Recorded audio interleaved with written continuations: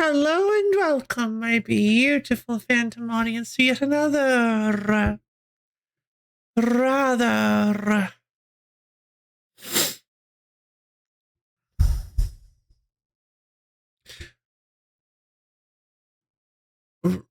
rocky lovely stream. How's everybody doing today? Hey, Borb. Some good opening music, yeah. Oh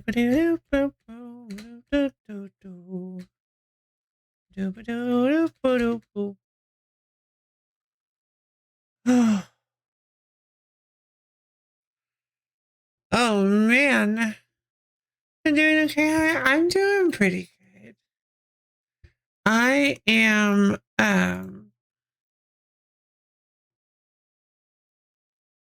actually in the process. Oh, excuse me. Actually in the process of redesigning this little space of mine, just a little. You won't be able to see it because it's the section of the room that's behind the camera, but it's so tiny it's imperceptible to you guys. But it's exciting.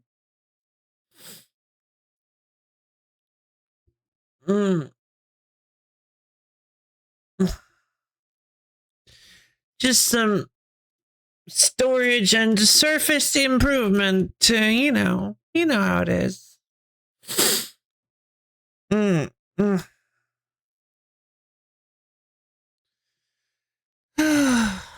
Okay, so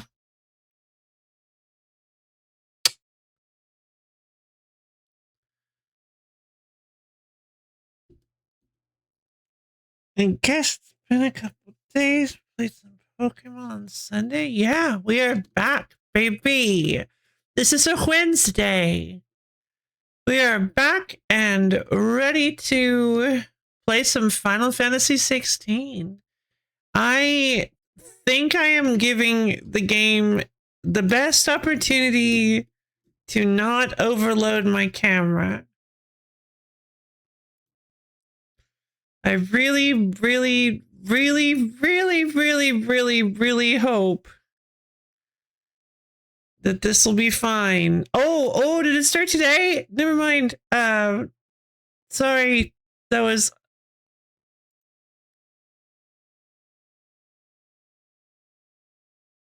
Oh, I guess it did start today. Ah, no, I think I need to do it today.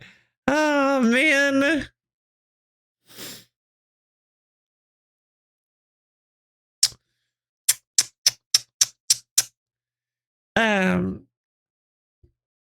There's a new temporary game mode that released for old school RuneScape called Leagues.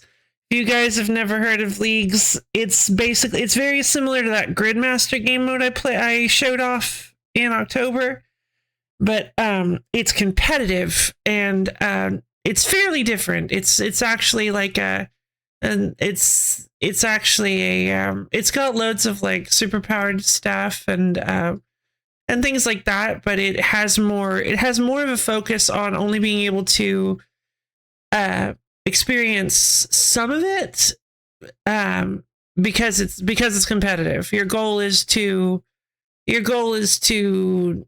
get high up in the rankings by utilizing the choices you have in front of you intelligently, rather than as like a community fun kind of like, hey everybody, let's have fun with these silly things, that kind of thing. That's why they called Gridmaster a community event and not a league. So, but the new one just launched today. It's so exciting. But anyway, I had a feeling it was going to be. I thought I remembered it being like around today, like it was going to happen soon. But yeah, no, it's today. League 6 Demonic Pacts launches today, or is launched today. So yeah, it's pretty exciting. So yeah, we are playing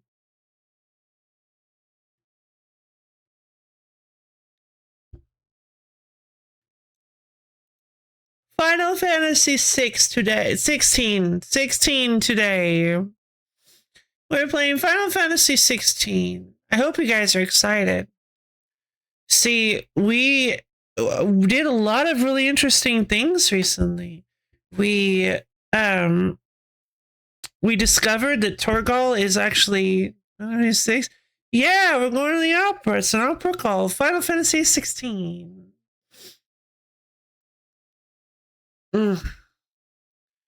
But we discovered that Torgal is not, in fact, a dominant, but is in fact just like a familiar of Jill, of Shiva's dominant. And don't worry, accessing all that iconic power has absolutely no negative effects on Torgal. Don't worry. Like, you thought the dog was gonna be ephemerally sick and in danger in the future from accessing this power? Don't even worry about it. It's completely consequence-free. Felt very strange. Torgal should have just been the 8th icon, Fenrir. There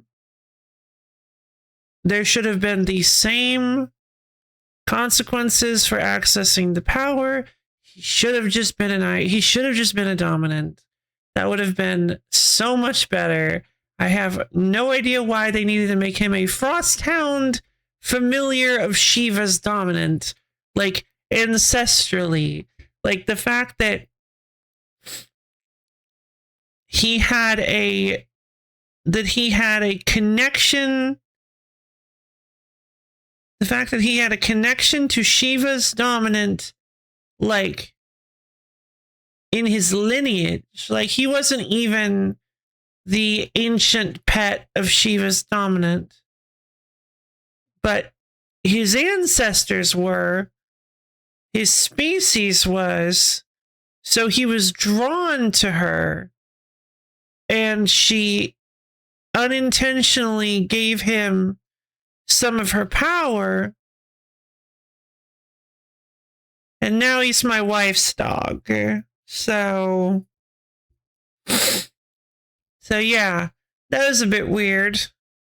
Bit of a weird of a plot point. But we also defeated Hugo Kupka. We took off his hands in an incredibly symbolic and powerful moment because God. Because Kupka's hands are such a massive part of who he is. I'm gonna do a bit more of a recap than I usually do, since it's been like a few weeks since we've played. I think it's been 3 weeks. So yeah, Hugo Kupka's hands have been such a massive part of this character. They're huge.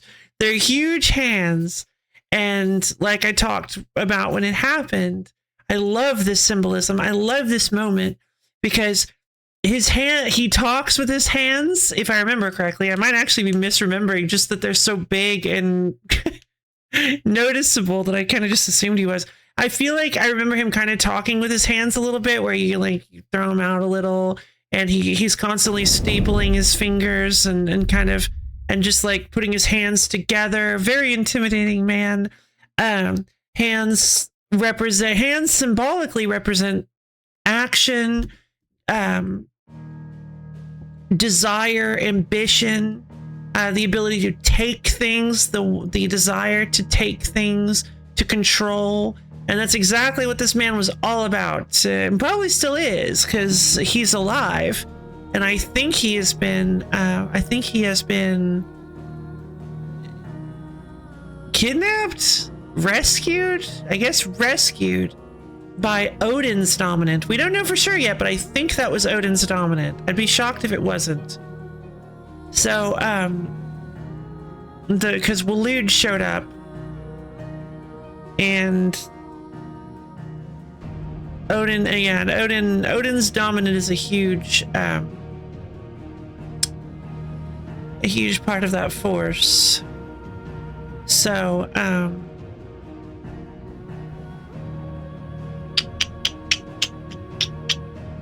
yeah, Odin's dominant showed up and knocked out and made off with Hugo after I cut his hands off, and absorbed a portion of his power. Still not really sure why absorbing Benedicta's Garuda caused her to lose it entirely, while Hugo could still shake the house, knock it down. Potentially, he was causing massive earthquakes. That could have just been his own power. He is a big man. He honestly could have just been hitting the ground and causing earthquakes. I don't know. He's like 900 pounds and 9 feet tall, all pure muscle. Like, this guy is ridiculous. I love him. He's so scary.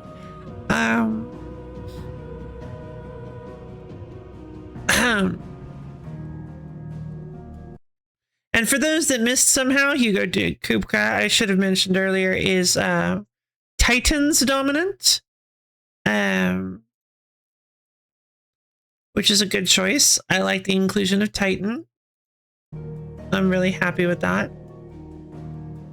Honestly, probably could have gotten away with calling him Golem's dominant, but like, I don't think anybody remembers that Golem exists. Or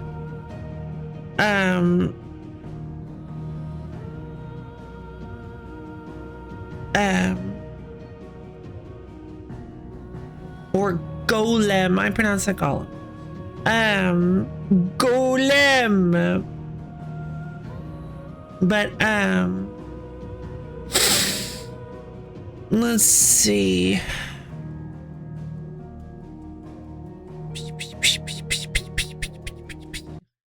I think that covers the main events. Honestly, I don't think we did anything after that.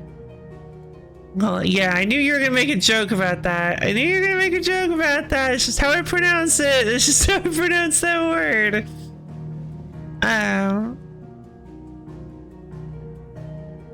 Let's see. All right, let's continue on.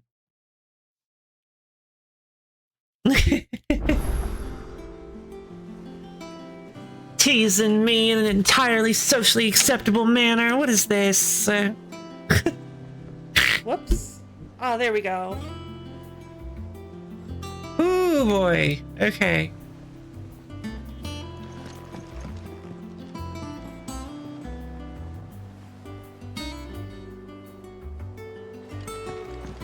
Alright. The little ones have been up to their old tricks. Oh, right. There's no run button. I completely forgot there's no run button.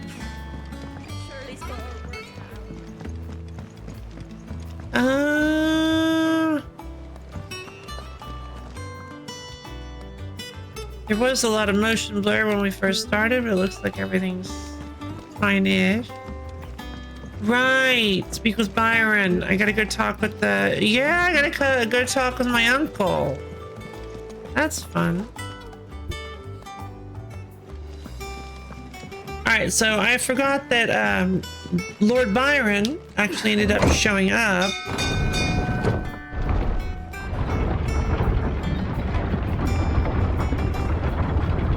I'm not really sure why.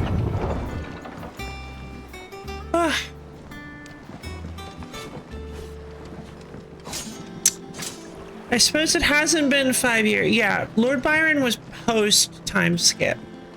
So it hasn't been 5 years since we've seen Lord Byron. Oh, fuck me. Never thought I'd see the dear Lord Byron Rosfield of the Seven High Houses came to tea. Oh, please, he's just Uncle Byron. What are you talking about? Lord Byron of the Seven High Houses. This guy's a total dork. Hey, Uncle Byron. Ah, my dear nephew. How I've missed you. How did you find this place, Uncle? Through the good offices of young Sir Wade. He really is the most helpful fellow. I mean, that is kind of a good point. How did you find this place?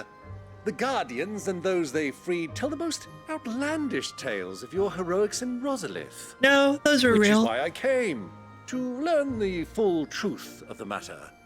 Sort the fact from the fiction, so to speak. You were working with the Guardians of the Flame to evacuate the people of Rosalith to Port Isolde. I was, aye. Then I have questions for you. Please, come inside, Uncle. Gladly. You there?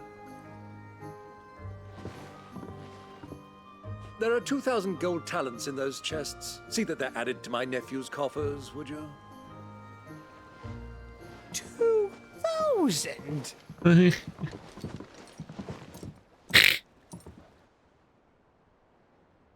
Ugh, I despise... And I'm afraid that is all I know. Wait, why did we walk into this?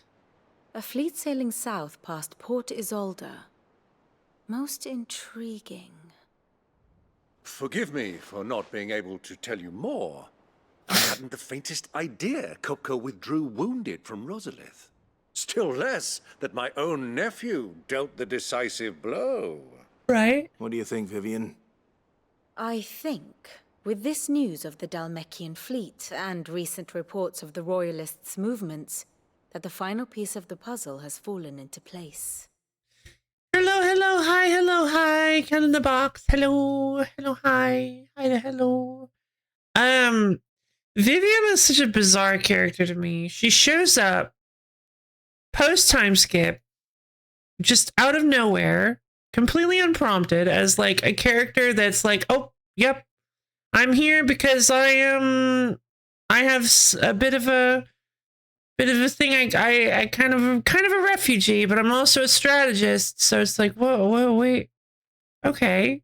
I guess I didn't feel that unnatural at the time, but the more she kind of like will show up and be a character that's specifically used to talk strategy, it does kind of feel weird occasionally that she's here. Hello, I've been here, but my phone was fragmenting so bad I had to... Oh, no! Poor phone.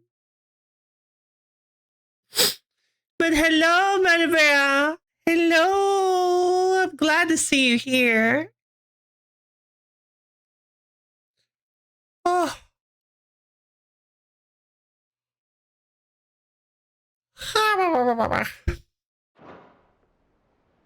Come here and I'll show you. All right, we get another state of the realm. It is known that Kupka's forces entered Rosaria via its unguarded coast. Indeed. So can the same be said of your visitors from Waloed? That is a good question. Certainly, her royal navy is famed for the efficiency with which it bears her knights from one battlefield to the next. And in the Einherjar, or Black Galleon, she boasts a vessel nigh as swift and every bit as feared as the kingdom's legendary cavalry. Why did you have to translate for that? a land apart, her naval presence being crucial to her ambitions beyond Ash. Yes, it seems safe to assume that the Royalists did indeed enter Rosaria from the sea. Rato. So then, had you a vested interest in Titan's survival, whither would you take him? Probably Why home to Drake's Fang. Yeah. A place rich enough in ether to conjure the magics needed to mend his hurts.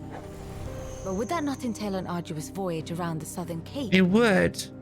Let us say So that wouldn't the you take him Royalists over land? did put ashore with a mind to spirit Kupka away from under your very nose. Could that truly have been their plan for him?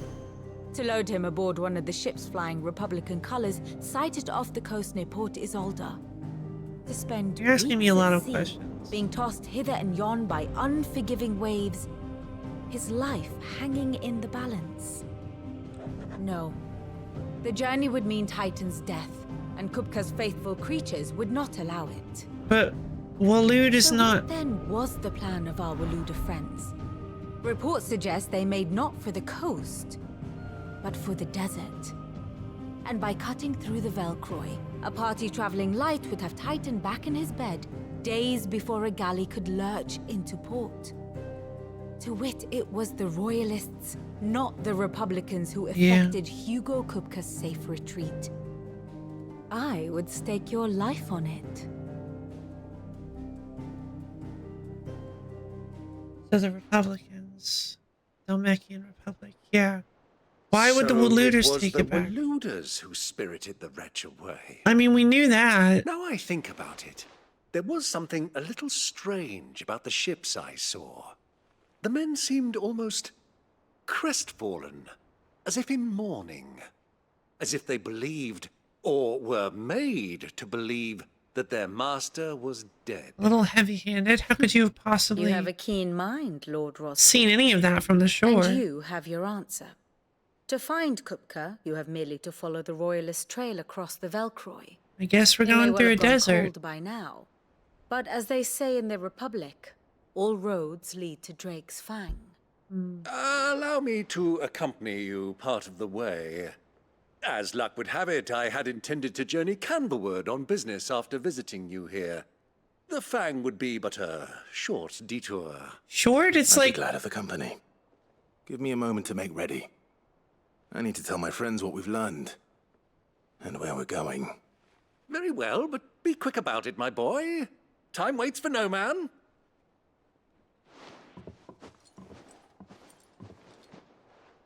her little smile. That was cute. Mid's finished outfitting her little workshop, I hear. With a little help from Sid, of course. Yeah, I did a lot of. Our new leader's no better at resisting her wheedling than the old one was.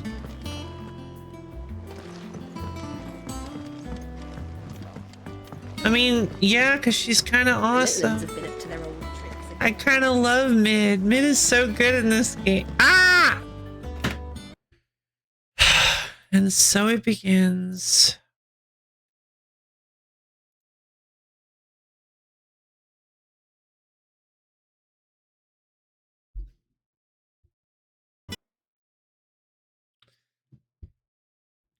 You know, sometimes you can just do everything right. You can reset your computer. You can make sure your ludicrous number of tabs aren't active. Sometimes you can do every single little thing right, and it still doesn't work out.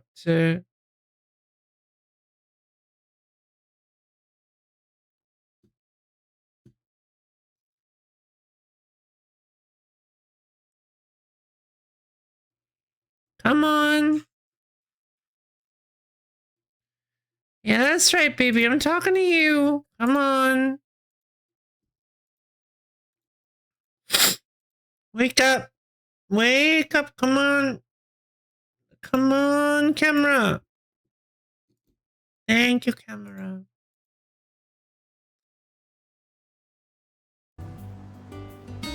Woo! Oh, mouse look.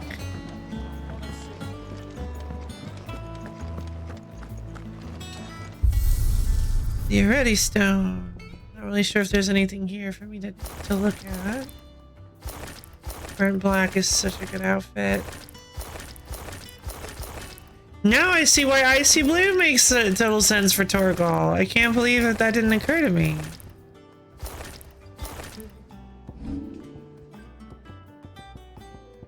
Oh, hold on. Nah. I need to go upgrade my weapon. Going to find and finish the job. That's right. We're safe here. We are. That could certainly be preferred. Especially as crystals become scarcer and scarcer. Perhaps we should ask what she'd need to build such a thing. Back, are ya? Hey, Blackthorn. I need to make the grindstone. And when he lifted his fists, beneath them was found naught but dusts. Sorry, dust. Economaki. Book of Barrows 730. Not bad, if I do say so myself. Yeah, Anything I else? feel that maybe this wasn't the best direction to take your super cool weapon system into. Because, like, it started by having weapons that you had to upgrade constantly and pour and funnel resources into. And now it's just, well, I just beat a new boss. Let's just go upgrade my weapon to the new boss weapon and be done with it. They did find a way to make it a little boring. So that's unfortunate, but what's the grindstone look like? Whoa, that's kind of cool. Doesn't look like it would be even remotely useful as a sword, but it looks kind of cool.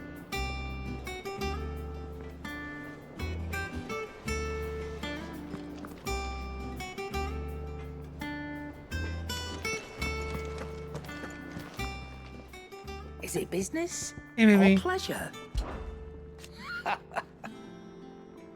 Ask about him. It is irrepressible, the word. That girl doesn't let anything get her down, that's for certain. Opposite. Quite the opposite, in fact. She's got a way of making every bugger else get up and dance to her tune. Father like daughter. I'd say it ran in the blood if I didn't know better. Aw. Can't wait to see what kind of queer contraption she comes up with next, so long as she doesn't try and rope me into building it for her. Fair enough. Try not to get yourself killed, eh? Will do, Aaron. Clive? Honestly, that kind of is like a major power move. Name your kid Karen, but spell it like Caron. And then everybody's like, how do you pronounce this? And she's like, it's just Karen. Like, oh. Okay. Summer storm, that one. Rolls in when you least expect it, soaking you to your skin and leaving your ring in your breeches. So, just like our old man. Keeps us on our toes, though. Oh, that's fun.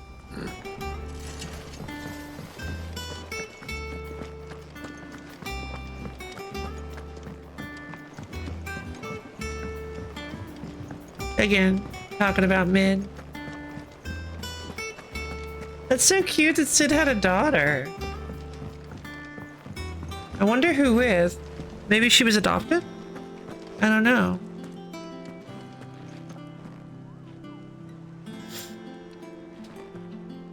Otto, Kupka's at Drake's Fang.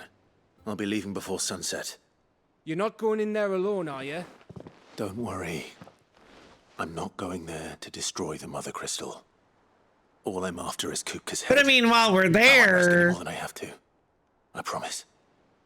The Lanza and the Fang are all Kupka's personal fiefdom. You have any trouble on the way, you ask for Rosina Dalamil. Some call her the Desert Hare. Ooh. Who is she? An old associate of Sid's. lonely Sids.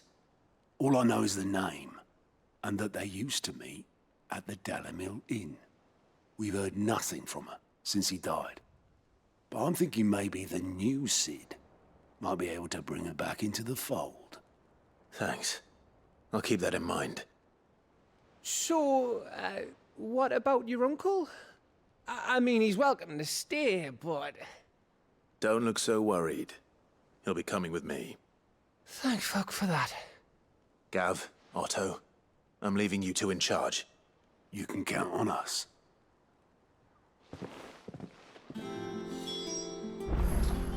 All right.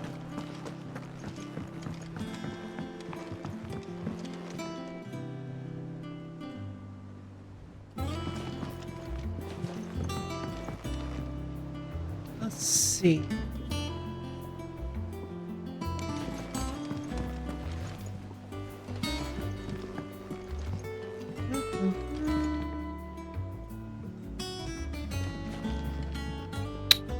I mean, I don't see any more side quests around. I think this guy will tell me if there are any around the world. Fancy a look at the list, do you? Yes. I'll ask about goats. Oh, same old. In it. All this got me reading through the reports coming in from our allies and picking out what problems need dealing with now and what can be saved for later. It was still early days back in the old place, so I could just about handle the job myself. State of the world now, though, I need Dee's help to sift through it all. And that's just the sifting. Actually solving any of these problems is a whole other headache. The curse breakers take the urgent stuff, but we're still stuck waiting for volunteers to handle the rest. If you ever find yourself at a loose end, well, you know where to find me.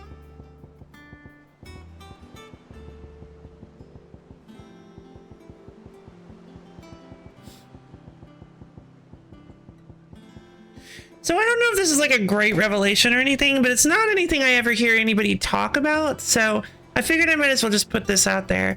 But I see so many people confused about the word in it, in that is used in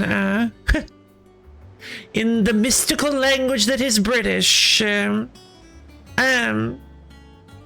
I've always just kind of seen it as a shortening of "isn't it." That's pretty cool, isn't it? You know, we do the same thing. Like, if you look at it that way, it's basically we do, like, Americans do the exact same thing. That's pretty neat, isn't it? Well, that's not good. Is it? Well, that's a little different, but looks kind of bad, isn't it? Strange word, isn't it? Mm-hmm.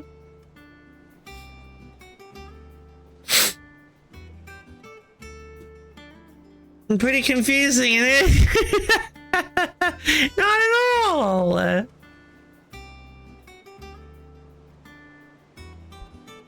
it is so easy to grasp.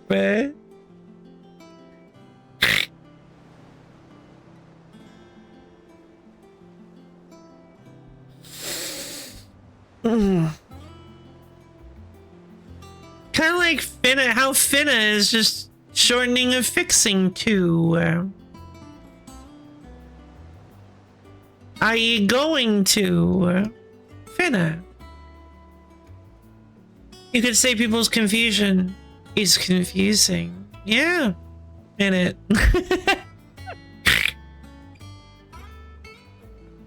Ask about the past 5 years. Yo, Fire Rabbit, how you doing? So much has happened since that night. Feels like a lifetime ago. But we'll never forget those who didn't make it. Kenneth, Martel, they're still with us in our hearts. And Sid? When I found out he was gone, I thought that was it for us. He's still with us too. With us, and in you. You took his name and gave us hope when we had none. You're at work, Fi. Oh no! In it. What are you doing on your phone? Is this an illegal rabbit? Do we have our first instance of illegal rabbit? That's exciting. What you doing watching Lo-Fi Lady at work, huh? Look at you being all against the rules. Bad boy rabbit. Aw, lame. No, I'm kidding, I'm kidding.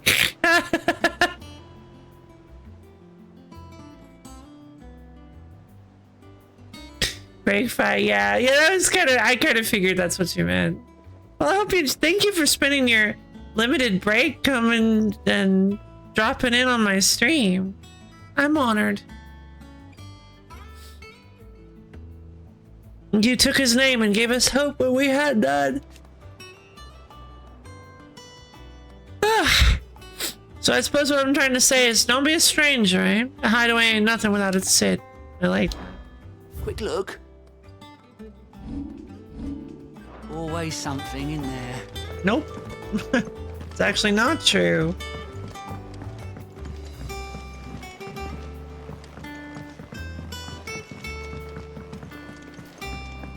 Canada requires 2 paid 15-minute breaks and 1 30-minute unpaid lunch. Oh god, must be nice.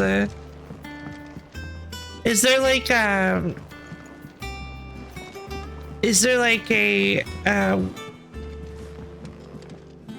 oh, bye Fi Rabbit. Okay. Thanks for dropping by. See you later. Again.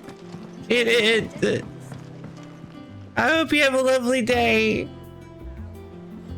Yes, I am purposely using it badly. Hey, Lord Byron. All right, Uncle. I'm ready to depart.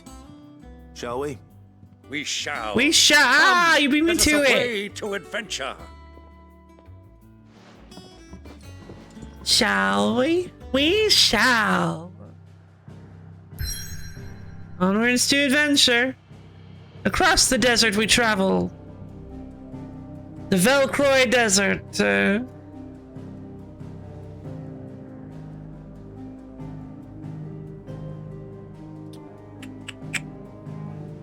It sticks to itself pretty well. It manages to keep itself together despite the forces trying to pull it apart. The Velcroy Desert. A vast arid sea of sand and stone that has been slowly consuming western Dalmekia since time immemorial. Off we go. Hope we don't end up having to go through a super difficult period. Yeah, same. And of course, we gotta get the desert music. Trademark.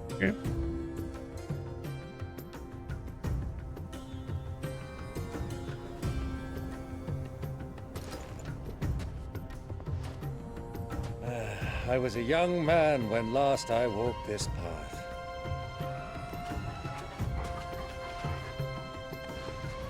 Hey, Torgal. Where's Jill, though? Trading post not far from here. The road to Drake's Fang leads through it. The trading post it is. Sounds like a good place to start. Always nice to have a stop on the road. Riddle of the Sands. Oh, that's interesting. Hey, Uncle, you ever see me fight? It's quite mesmerizing.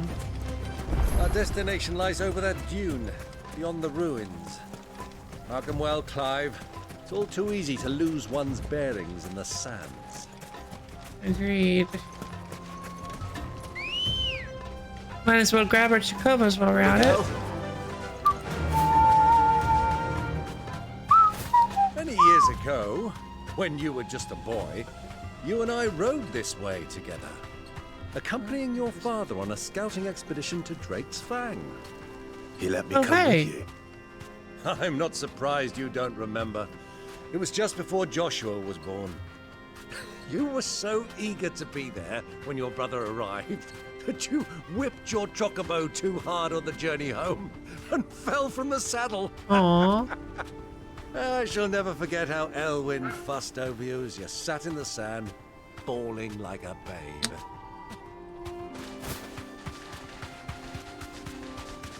I like that we actually have, like, I like that the most well-traveled road actually has Chocobo tracks.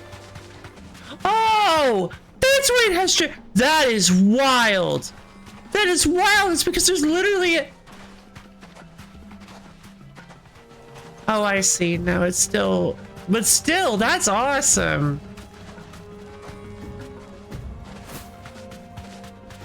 Who do you think those soldiers were in the inn? Thanks, girl. I'd wager. Not that they looked very friendly. Who was talking? Clive himself talked over the most important part of that conversation. Cook has finally made his move. Yes. I expect that's why there's so many soldiers in town, to deal with any Imperial reprisals. Imperial reprisals? What's Kupka doing? Oh, right, I forgot. Rosaria was technically under the Empire's control. Oh, this is so good. Look at all these footprints. Ah, there she is. The good old Dalamil Inn. Do you know, this heat has given me quite a thirst. Quick drink before we press on? I mean, we have to go there anyway to meet the Desert Hare, so... Old man, I'm not gonna stop you.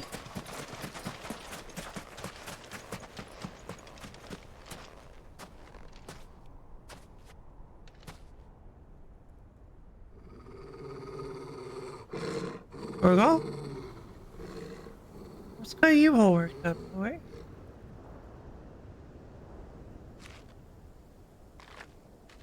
Look, there. Those are Ashen steeds. No doubt about it. Oh? And such a long ride from Stonehere. I have no idea. Our friends must be soothing their saddle sores in the inn. Shall we join them? I suppose we shall. Run along and play now, Torgal. Dogs aren't allowed inside. Yeah.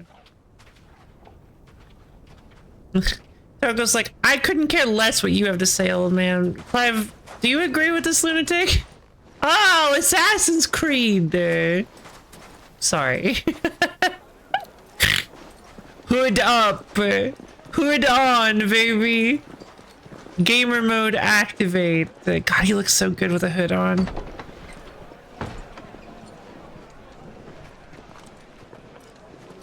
Really? Oh no, he was probably looking at the soldiers. Okay.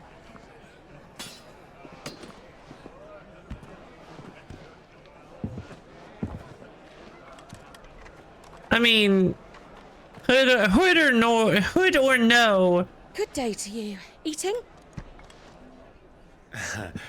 Sorry about my pal. He only talks when his mouth's full. What do you recommend? Well, if you're after something light, we do a fine chocobo soup with lentils and honey. 2 bowls of that, then. An ale. Right you are. Hey, girl! Coming! Your pal? Would you rather be my squire?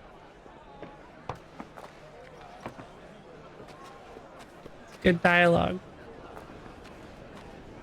Oh, you can cut the tension with a knife. I'm not quite sure. I mean, obviously there are Waluder soldiers at the tables. Why this long drawn out section?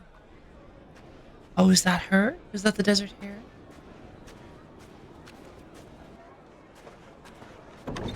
Or is she the Desert Hare? That's why.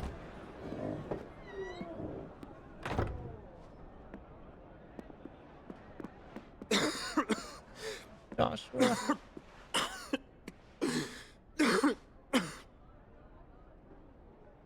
Yeah. Your Grace, it is plain you are not yet well enough to travel. If you would only let me take you to someone who can better attend to your ills. No, we must press on. Prince Dion has returned to his camp and will soon depart for the front. I must speak with him at all costs. Miss this chance and I may never get another. You do understand that? Yes, Your Grace. But you must at least agree to take your medicine. I'll fetch you some water. The fact that they're in the same inn. Ah, that's just so painful.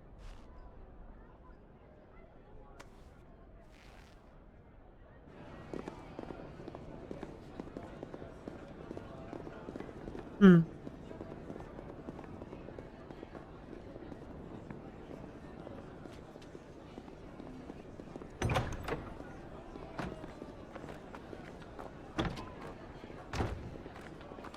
I like this. I don't think they've ever done anything like this before, and I really like it. These long sweeping shots showing them meticulously walking from place to place, giving you a good... Keep watch, they tell us. But all I see is sand. I hear they got our guest back to the Fang without any trouble. Oh. We'll be leaving soon enough. Why the Lord Commander dragged us all this way just to save that blockhead skin, we'll never know. Dominant or not, he's a bloody idiot. Uncle... That'll be Cooker, then. No. Well, let's get this down us. We've a long way to go. Hey, you.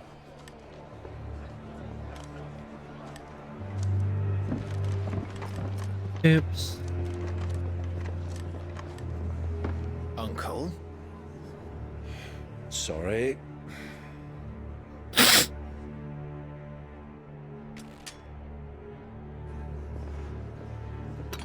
Oh. Oh.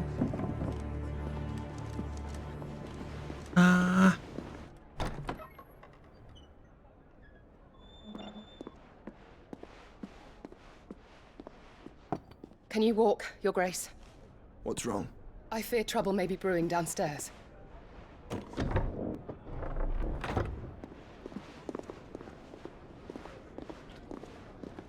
We only got her name once. I don't even remember it anymore. You two are travelers, are you not? Me and my companions are strangers here. Perhaps you'd be good enough to accompany us a while. Help us find our way. Sorry, lads, but we've got business in Camber that can't wait. Ah, I'm sure you could spare us an hour or two. An hour or two now. Friend. Very hammy. I like it. Ah, Uncle. Pretty impressive.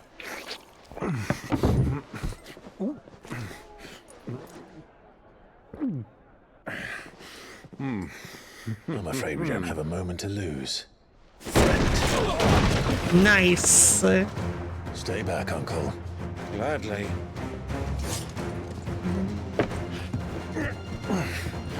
I mean, why carry the axe then?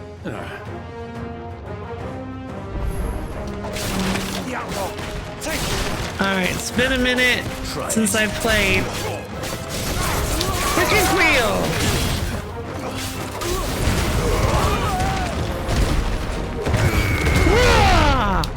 Bravo, my boy! Just like that!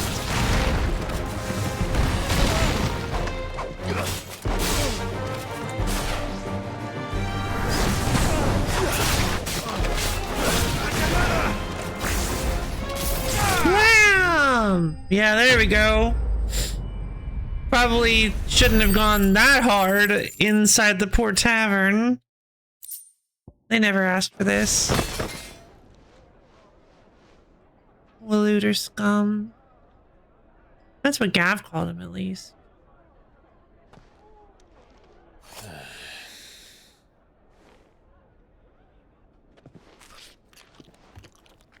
Oh. For your trouble. Oh. Yeah, that's a lot of money. Word of advice, miss. That soup could do with a touch more salt. Okay. All the other patrons are dead because of all those flashy special moves. Yay! No, actually, they evacuated. You could actually see them doing so before before the fight started. It was good scene setting. Is she not going to tell it?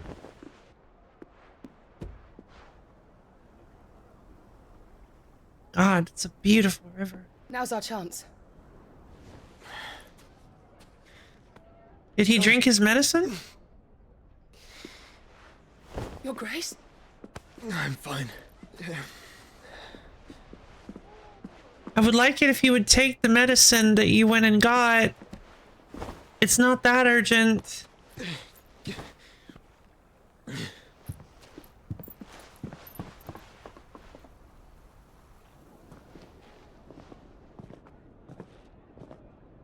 Like, honestly, it would have been really good if when she came in, he'd just, like, finished taking a sip of something. Like, he has a cup.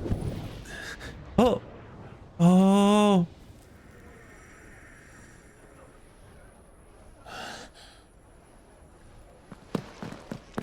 Clive? Oh, come on. Please let them find. Ah.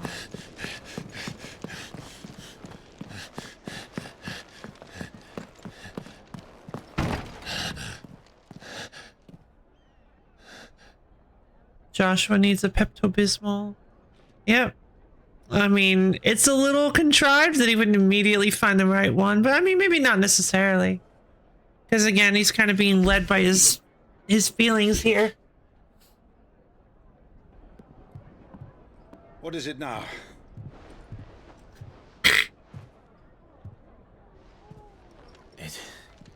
It's nothing. Let's go.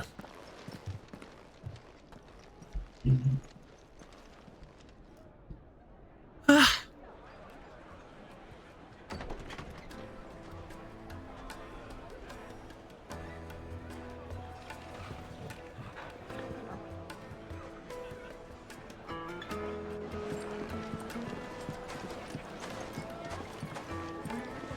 Just barely missed each other.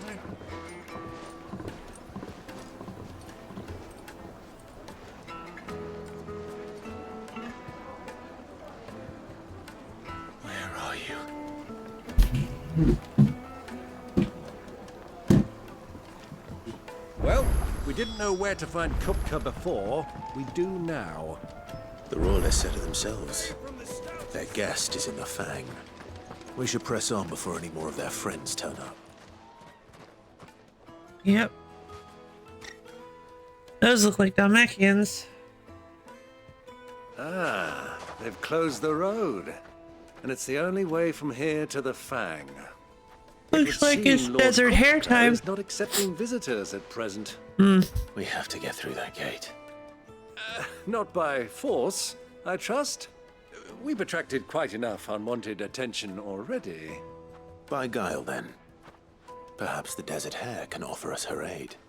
Rosina Dalamil, woman of mystery.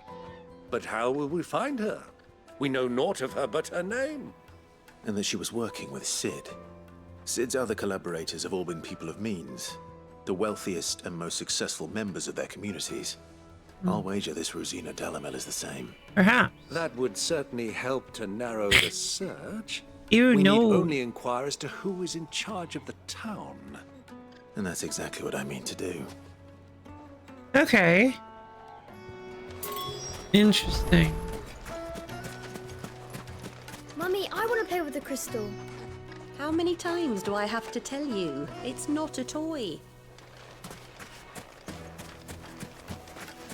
It is a very expensive tool. Light it for Gilbert's sake. You're a bearer, aren't you? I was a fool to waste good coin on you. And here I was, having almost just actually having forgotten about the whole bearer slavery problem. Anything I can help you with, travelers? Allow me. No. My good man, we represent one of the oldest and greatest trading houses of Port Isolde.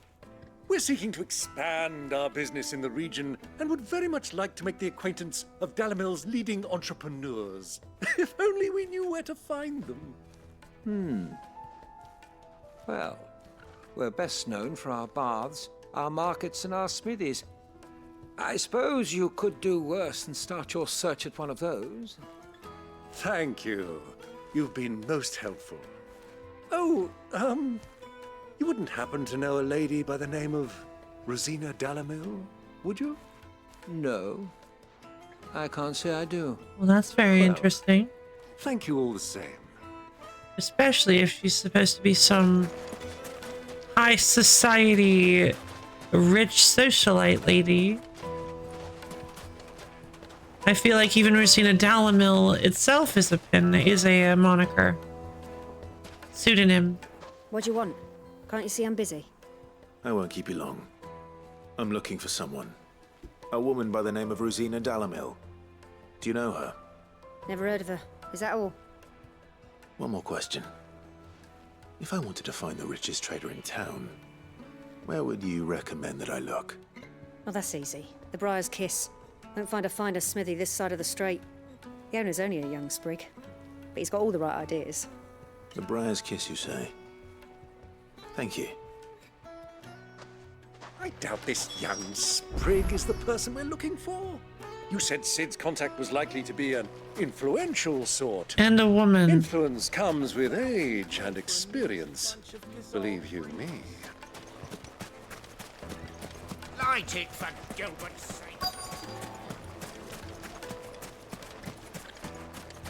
Let's see. Fisherman guy. No, riverboat captain.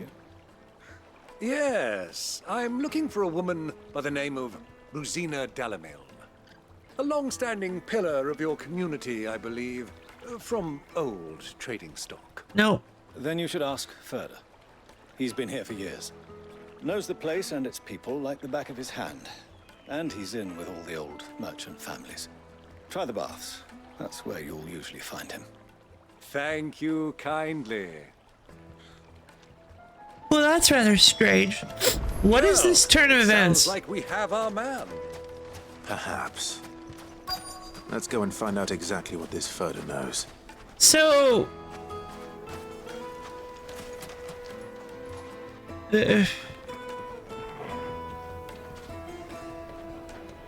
I'm a little confused. What is this turn? So we go and talk to somebody who says, hey, you should go check out the baths, the smithy, and the third place I don't remember yet. And then we talk to individual peoples who aren't in any of those locations who are like, yeah, this person is at the smithy. Yeah, this person is at the baths. And it's like, okay, why don't we just go to those locations? Excuse me. Are you Further? I am. Can I help you, travelers? I hope so. You've lived here for some time, is that correct? I didn't see the here. Rosina Dalamil. We believe she may be a trader of some renown. I thought Clive was just about to pull out. You've lived for some time, right? You're old. Are you old? You could probably help us then. And what business do you have with the desert hare? Oh. She was a close friend of mine. I was hoping she might be able to help me. Very well. Go to the bordello. I'll arrange an introduction. I kind of wanted to see the young sprig at the smithy. Trust him? No. Only as far as I think you trust us. So you're the ones who've been sniffing around? Yeah. I beg your pardon? Don't play the fool. Stick your nose in our business and you're likely to lose Oh, it. no. This is a bad idea. This is a bad... All right, I guess.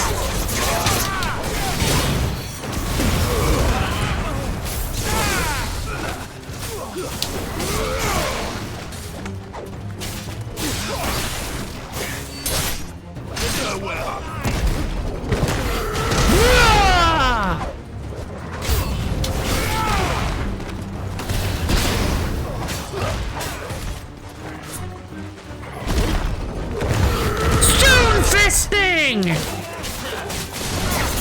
Wicked wheel!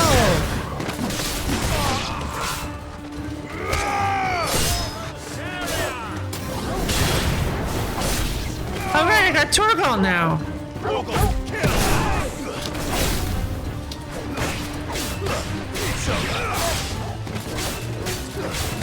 Level 28. These guys are so pathetic.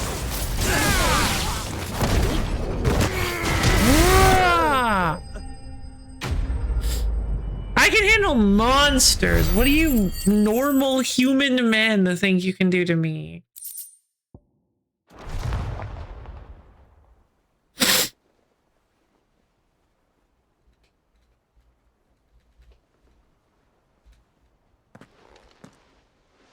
Who are you working for? Him or her? Him.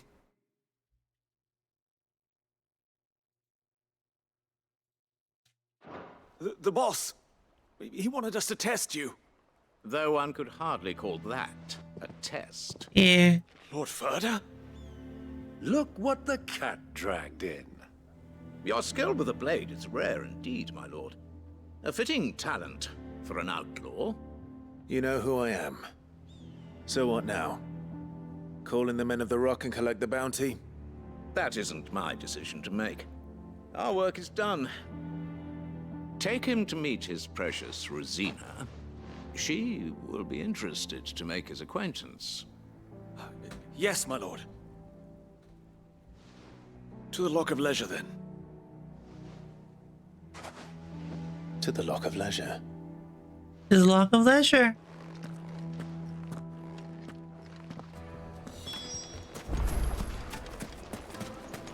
Plates and pots! Bowls and basins. Fresh bread, warm from the oven. Here, have a taste. Once you go flat, The most fragrant herbs in okay. the finest fabric. Does a person shy away from climbing Mount Everest just because it's tall? No. Same logic applies to trying to fight a man who can set you on fire. Actually, most people don't climb Mount Everest. Yeah. Is this the place? Ubor's Forge. The Briar's Kiss. Really? That's what they were setting up? So it was the young sprig. That's what I thought. 1 second, guys. I need to take care of something. I'll be right back.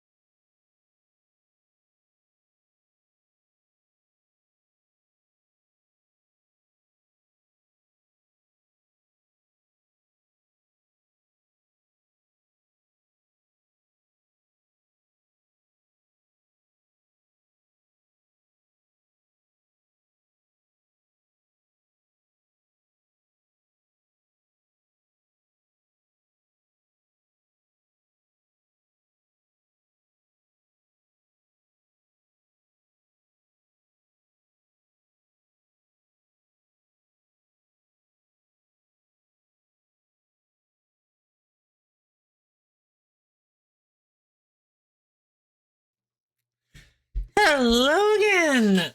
Blech. Yeah, so it was the young sprig after all. Yeah.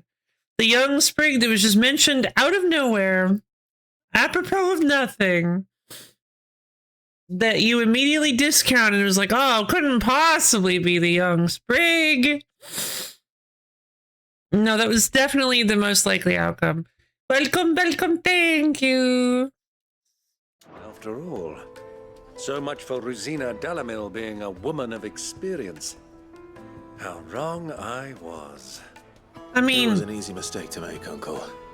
After all, it must have been years since Sid last saw her. Sorry, him. Whoever this Lubor truly is, he's clearly a man of means. I'd say he deserves our respect. Okay. See that he gets it.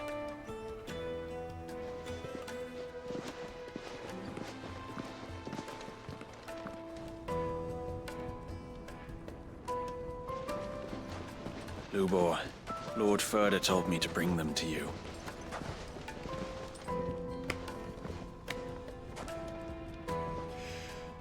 My boys tell me you're in need of assistance. Sid the Second? I won't waste your time. I need passage through the south gate.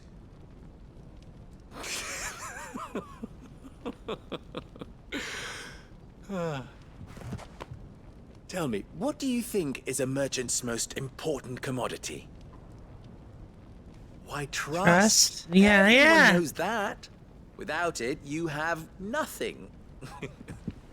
And nothing is exactly what you have. And so, for you, I, too, have nothing.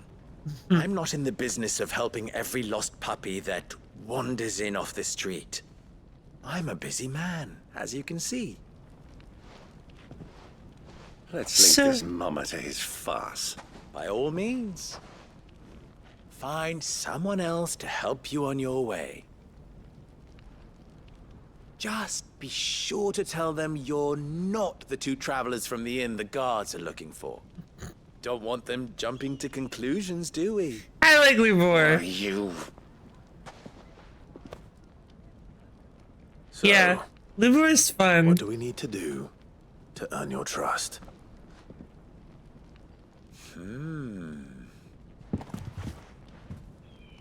I like this one. Willing to do whatever it takes to get what he wants. Ha! Men like you have a special place in my heart. Why, you ask? Because they get me what I want. Always. Fine. So what do you want? Don't tell me you're going to listen to this swaggering scruff. We might as well hear him out. It's only natural that an ally of Sid's would seek assurances of strangers. So,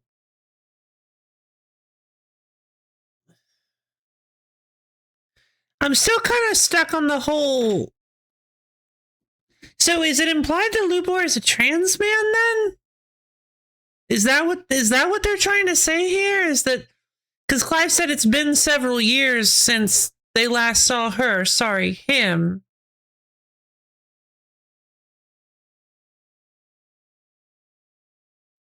And like, I feel like that's like really the only logical conclusion I can think of. Why would Sid, I guess maybe to disguise his identity?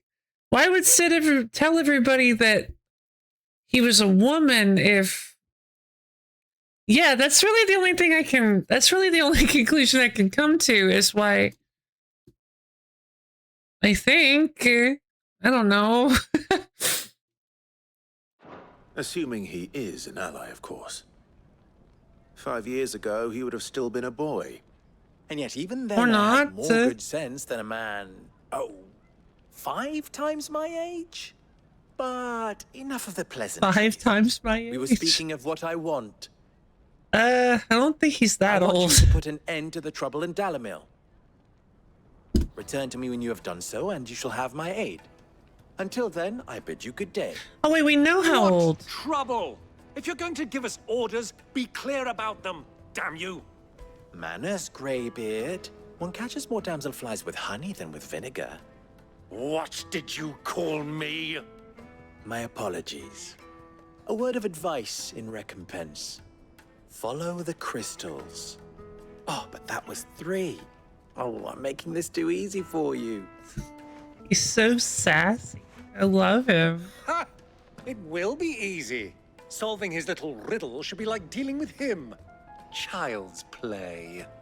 Let us divide our forces, Clive. I'd rather not drag this parlor game on any longer than we need to. Oh, please. All right.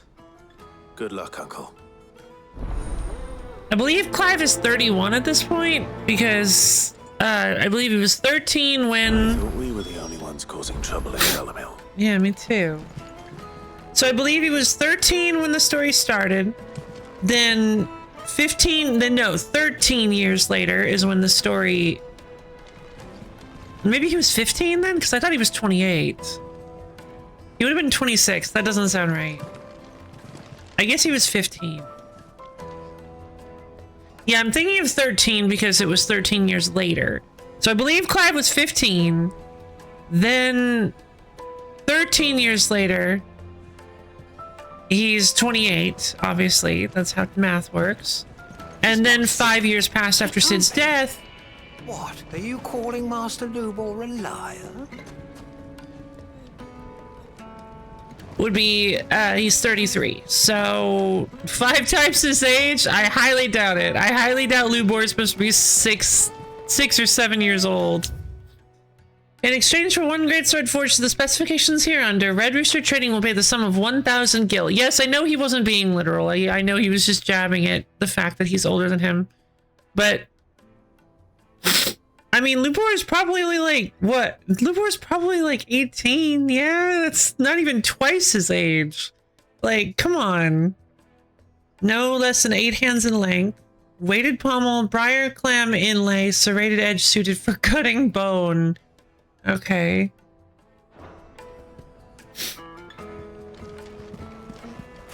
A great sword with a serrated edge? The problem with trying... No. The problem with a serrated edge is that you usually want to go with like saw-like motions if you're going to put a serration. But you should be just cutting with it, slicing, swinging it, not using it like a bone saw. Do you have a moment? No. Depends what for. Just a question. Delamil seems to be thriving compared to the other villages I came through on the way. Is there a reason for that? Well, we're a stone's throw from Drake's Fang for one. The soldiers guarding the Mother Crystal and the shipments need a place to spend their hard-earned gil. The men of the Rock throw their money about like there's no tomorrow. Is that so? Well, thank you. Don't let me keep you from your work any longer. Bird. A word of advice, traveler. You see pots like this around town, you leave them alone. Unlike where you come from, fresh water's in short supply around these parts. We store what little rainwater we get in these pots for, well, not a rainy day, but you know what I mean. Well, I mean, I wouldn't say fresh water's in short supply. I'm pretty sure we live in the middle of the ocean. Maybe not, but, well, no, we live in the middle of, cursed waters. Yeah, hey, Viral, what's up? When did you get so big?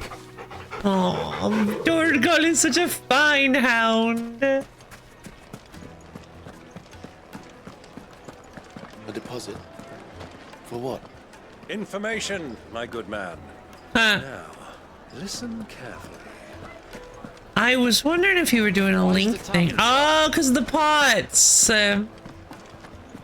Cursed water. You have no cursed water in danger. Needed to a silken softness. Like eating a cloud. You wouldn't believe how much. Why do people eat chocobos? Well, I hope you get. What can I do for you, soldier? Need that sword polishing? I'm not a soldier. Ugh, then be off with you. I serve the Men of the Rock and the Men of the Rock only. You have an agreement with them? Don't be stupid. I just know which side my bread is buttered. Don't want to be stuck under some pauper when they come knocking. With pockets deeper than Zemeckis and an urge to empty them. No, just leave, will you? Before you scare them off. Do you think they'll regret you? I need a new dress? If they pay anything like last time, you'll be able to buy a whole new wardrobe. All right.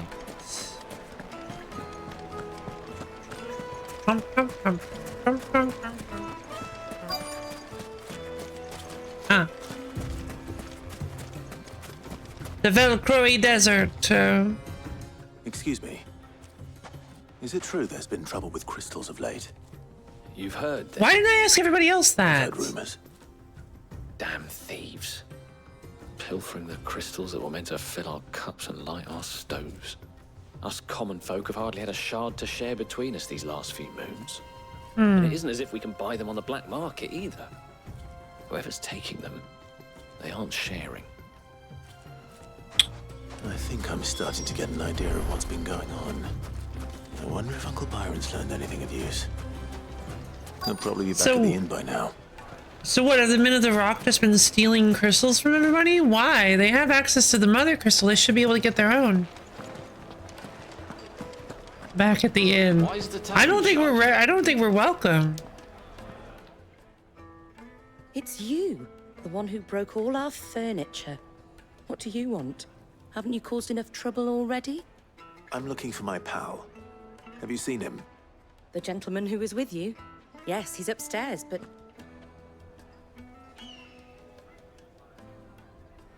Thank you. What? I'll go and fetch him. Oh, but he's okay, but I'm not, huh?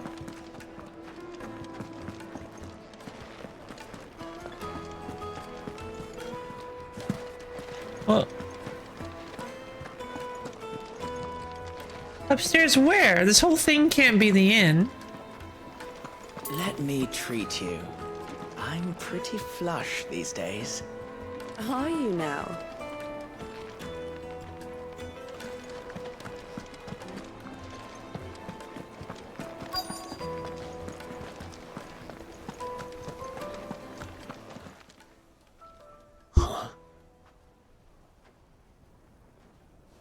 Oh. Will this suffice as a deposit? By the sands. That's a black pearl. One of the many treasures in my collection that I would be only too happy to part with, should you give me reason to do so. All right. I'm sure that we can come to an agreement, but not here. What are you doing, Uncle? I mean, he's clearly trying to bribe officials for information.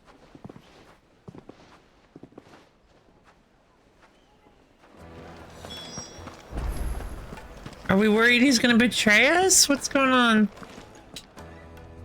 Care to explain why you're giving gifts to Kupka's men? Bait, my boy. One cannot catch one's prey without it. Yeah. And I do believe I've snagged us quite the quarry. I started by asking around the market. Yeah, that's what I Where I thought. might purchase crystals. I had no luck, of course. It's forbidden to trade in such Hey, things. random gamer night. But my uncharacteristic indiscretion Hmm. just happened to attract the attention of those uniformed ruffians. Not bad. They took me aside and said they could procure the crystal I sought if I proved I could pay for it. Huh. So the pearl was your proof? I thought they'd asked for more. A second-rate specimen like that would only fetch 500,000 or so. 500,000. A small price to pay for admittance to the underworld. But enough about my little act of subterfuge. What did you discover? That the supply of crystals has dried up of late. And some people seem to think they're being stolen. Meanwhile, members of Kupka's private guard have been spending money all over town. I'll wager those soldiers you've been talking to have been siphoning off crystals meant for elsewhere and pocketing the profits. I'll wager you're right. We'll meet with them then, just as you arranged, and put an end to the trouble Lubor spoke of. Ha! That preening popinjay thought this would be difficult. It just goes to show, one should never underestimate a Rosfield. We'll soon wipe that smirk off his face. I arranged to meet with the soldiers in a secluded corner of the Velcroy, far from prying eyes. Oh, dang, that's the perfect place for a spot of double dealing. Far away. I trust I can count on your support if things turn sour. Of course.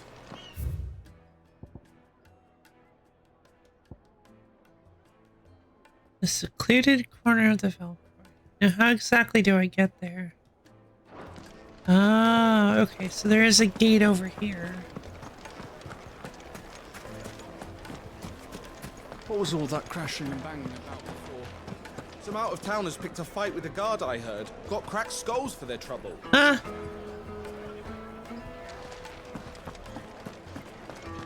Not exactly, but alright. Sure, tell yourselves whatever you need to. The Southern Velcroy Desert. Come on, baby! Ambrosia! Ambrosia!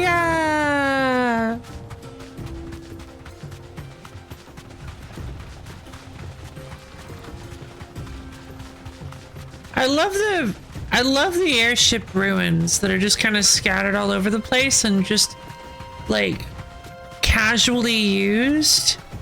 Like the fact that people were just hanging out in those airship ruins is pretty cool.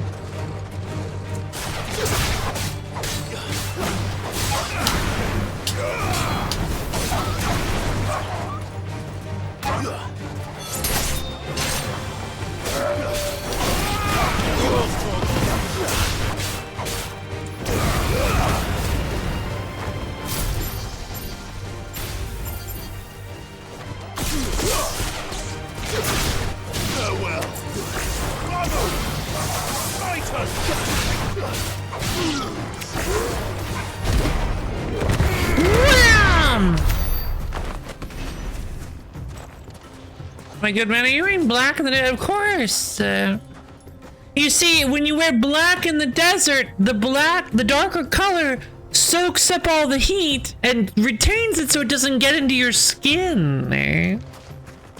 That way it cools you down more.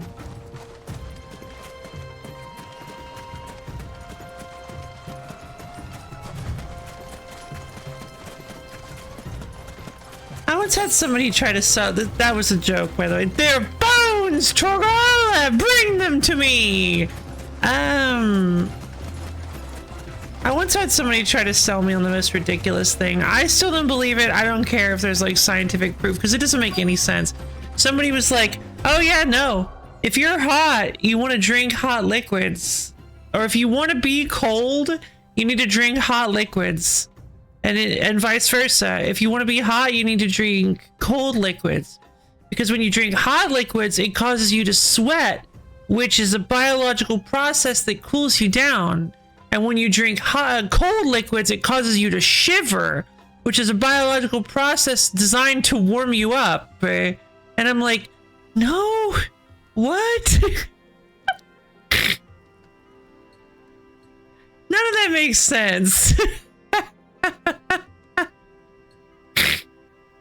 The reason you shiver is because yes, it's designed to warm you up.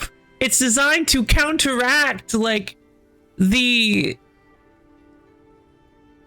it's not going to be strong enough to counteract like hot weather or wherever. It's not going to work. It's not going to work if it's the wrong temperature outside your body. Lafayette would never take advantage of our innate gullibility. You were talking to a disguised temperature fiend. Oh no! Never would I can't take advantage of your innate gullibility. I would never. It does make you look cooler at the cost of setting you on fire. I will admit it. I cannot believe Uncle Byron is a playable part, is a party member. Oh, hello. Okay, I guess we're here.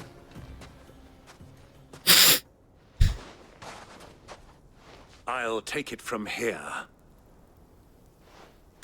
You sure you can handle this, old man?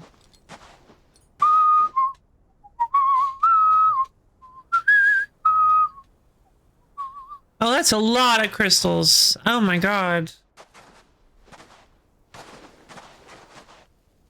I was beginning to think you weren't coming, my lord. You've brought your contribution. These Dalmatians are the worst. Silver and stones I could scrape together at such short notice. You brought the whole 500 talents. That was the price we agreed upon, yes?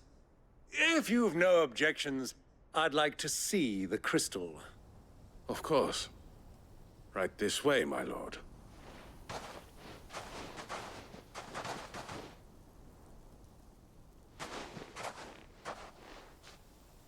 Not bad at all.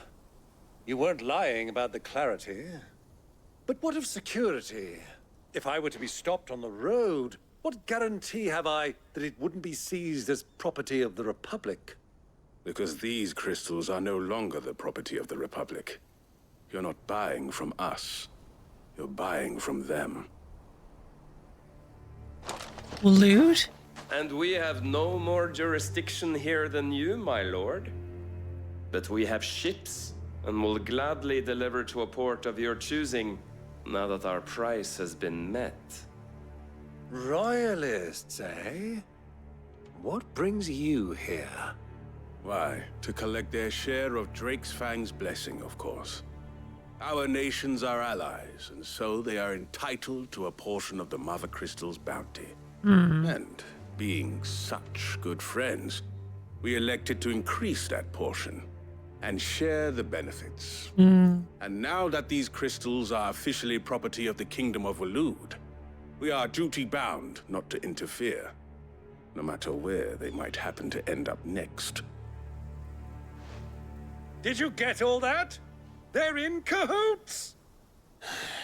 So it would seem. My lord, what is the meaning of this? It's a sting. Double-crossing dogs. They're not here to do business. Nope, we're here to shut it down. Kill them both! I mean, you can try.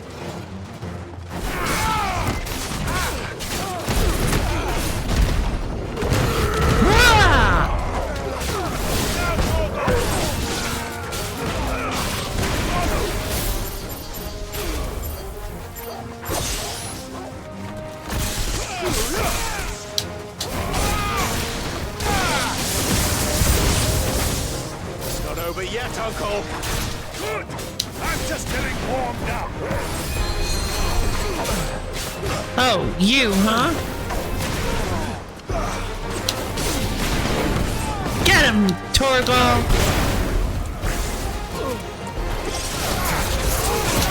Nope.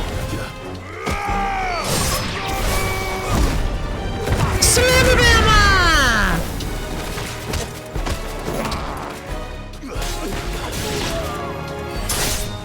Kupka's personal guard, Kupka's private guard. Hold on, guys, I'm coming.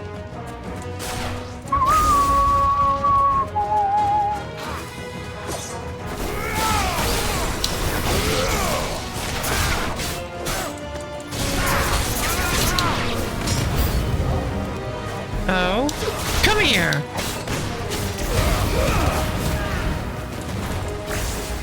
Bam!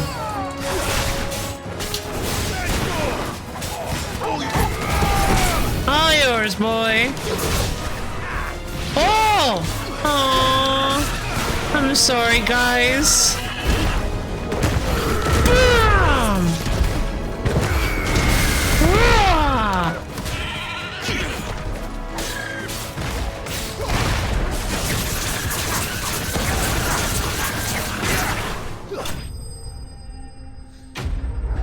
Poor guys. Poor little Chocobos. A sting, you say? Isn't he an Englishman in New York? Maybe. Alright, we got 2, 3, 2, 2, 3, 2. Not terrible. Well, I that know, wasn't too right? bad. How'd you like my performance, huh? I've often played the villain on the stage. I think I did the role justice. Don't you? You did pretty good. Greybeard, you were magnificent. The battle scene was particularly thrilling. Such a shame you didn't have more of an audience, but perhaps that's for the best. How long have you been watching? Since the Long enough to beginning? witness your uncle's sordid transaction. I hardly expected one so venerable to degrade himself so thoroughly, buying one's way into the confidence of degenerates. Ingenious. This was the trouble you spoke of. The men of the Rock taking crystals meant for the common folk and conspiring with the royalists. No, it wasn't, but thank you. Now it's over. Could you imagine? Indeed it is. The people of Dalamil had scarcely any means of redress against Kupka's men, let alone a foreign army. Very true. Until you two came along, that is. 1 second, you guys. I'll be back in just a minute.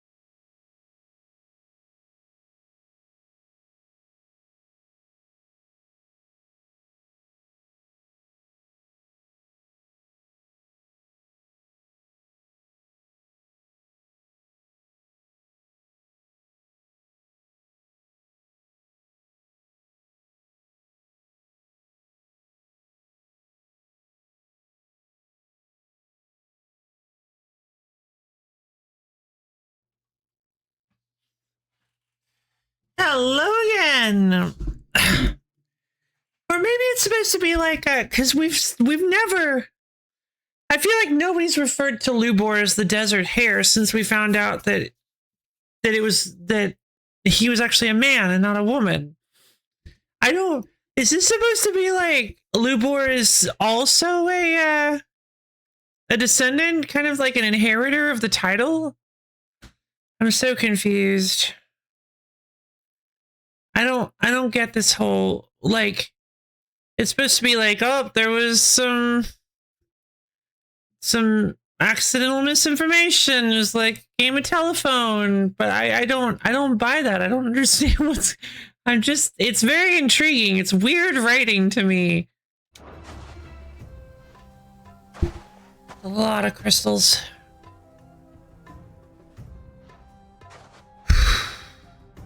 Well, we'd better get these crystals back to town. You won't mind waiting with them while I fetch a wagon. Was that a question or a statement?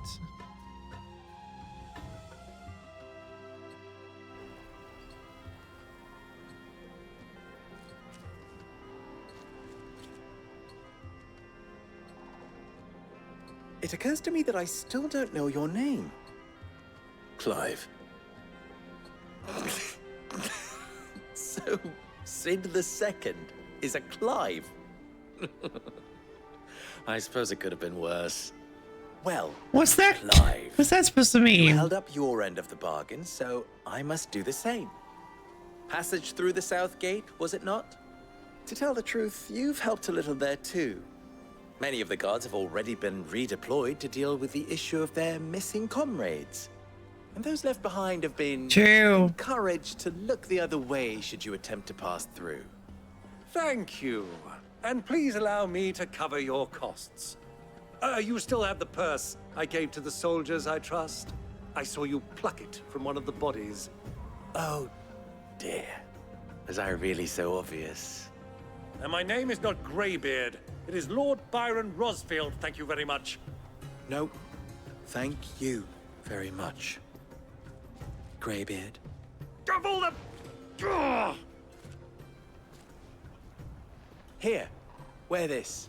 Knew it.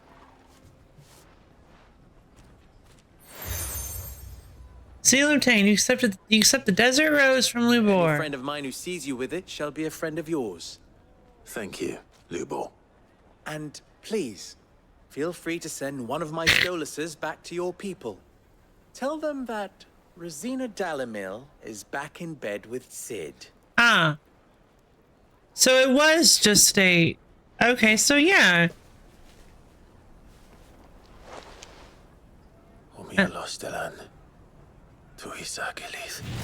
Oh, that's new.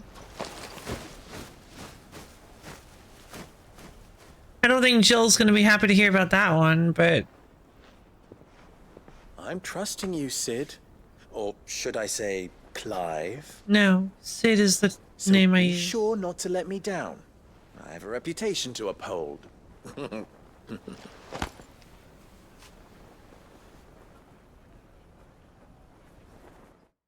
I mean, yeah, makes sense that... Well then, I wish you a safe journey south.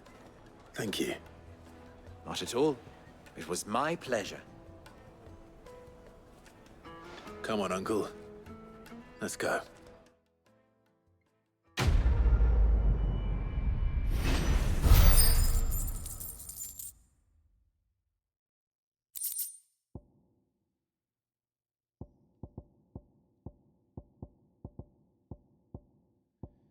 Okay, well...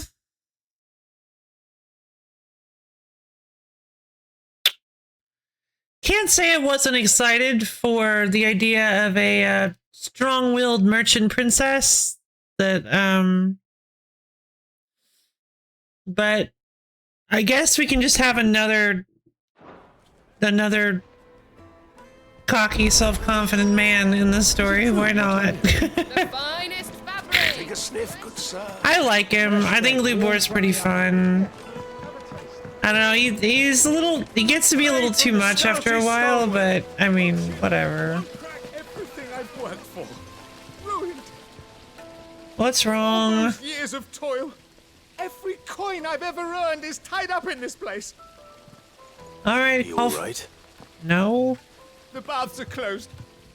Leave me be. On second thought, perhaps you are just what I need. Might your services be for hire? A little change of tune. Depends on the job. I'd have you save my business, the baths.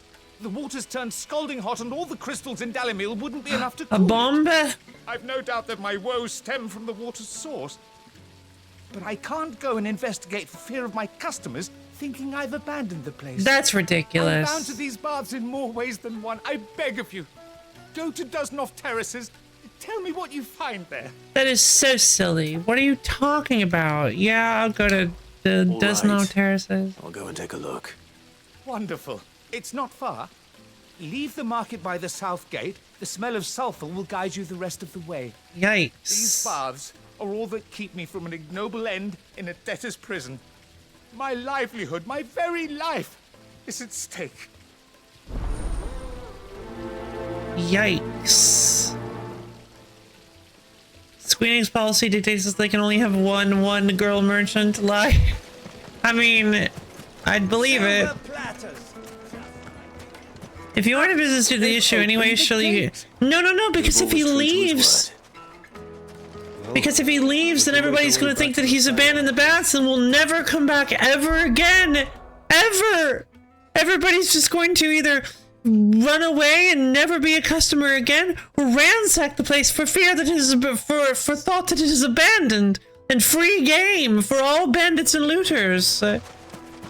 Please, I can't leave for even 10 minutes. I have fused with the walls of my bathhouse. We should get going soon.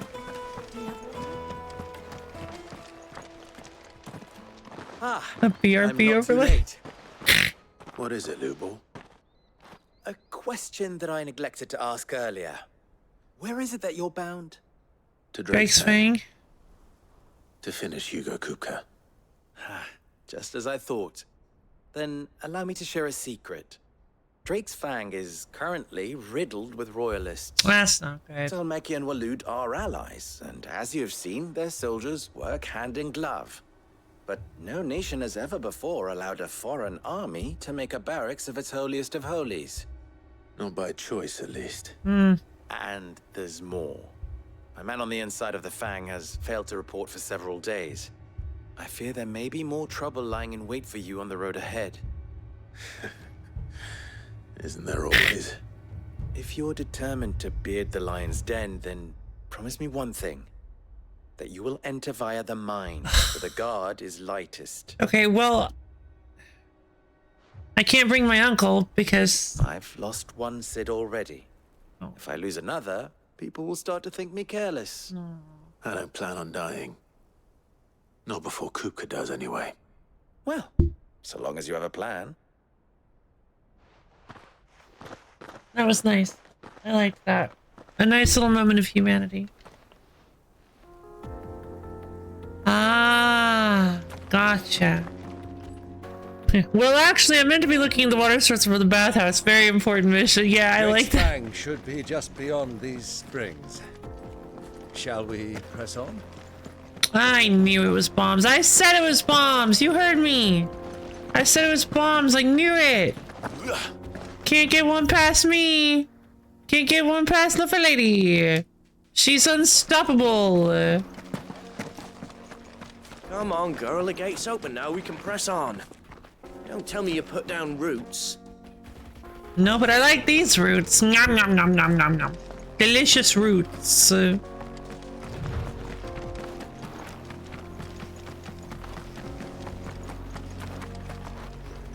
I do. Trader, are you? Seeking your fortune down in the golden sands of Dalimil? From mercantile stock myself, as it happens. Oh, God. Yes, I was born just down the road in Dravost. And like me old ma and pa, I've been wandering the world hunting Gilbard's blessing ever since. Reckon I might have found it, too. You've heard about the famous healing waters they got round these parts, right? Well, I'm thinking, if I can find a little pool of my own, dress it up a bit, lay on drinks and fancies and whatnot. Yeah? I'd have a license to mint gill. Ah, yeah. Soothing your aches and pains with a grape in your gob and a glass in your hand. There's nothing people wouldn't pay. Yeah, uh-huh. See, talk to you later. Gotta go lie down.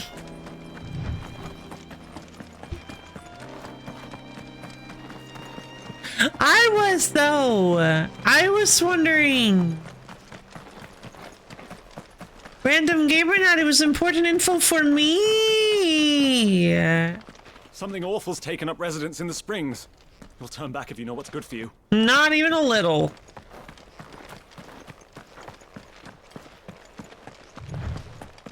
Reckless disregard for my own safety is my middle name.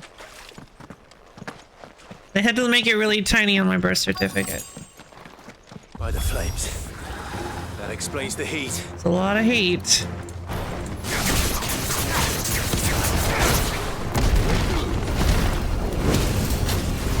Ow! Wicked wheel! That's not gonna do anything. The sand is too white, I can't see my darn arrow.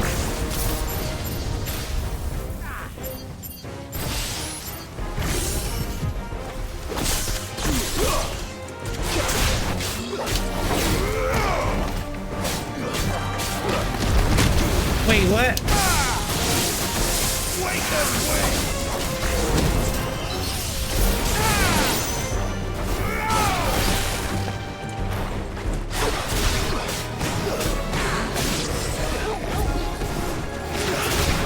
Bath bomb! That's pretty good.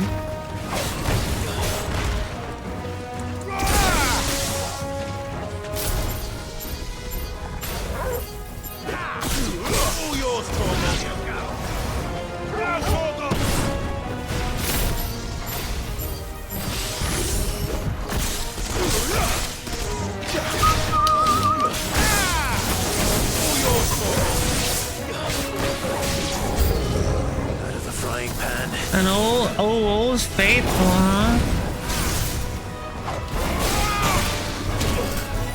Ew. That's better. My bones, Torgal! That was wrong.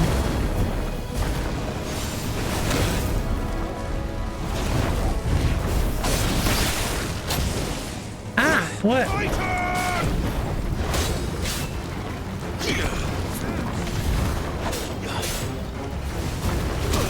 Ah! Can I block this? Ha-ha!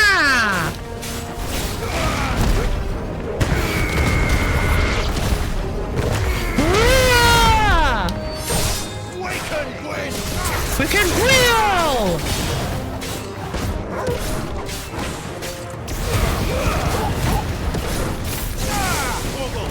Get him!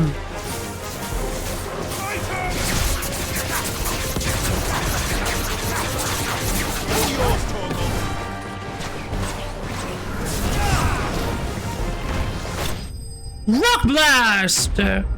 Lo-fi reckless disregard for my safety lady. Yep. Twitch wouldn't let me make my name that long, so I just had to go with Lo-fi lady. Let's cool things down a bit. Let's hope it's enough to keep the baths from boiling.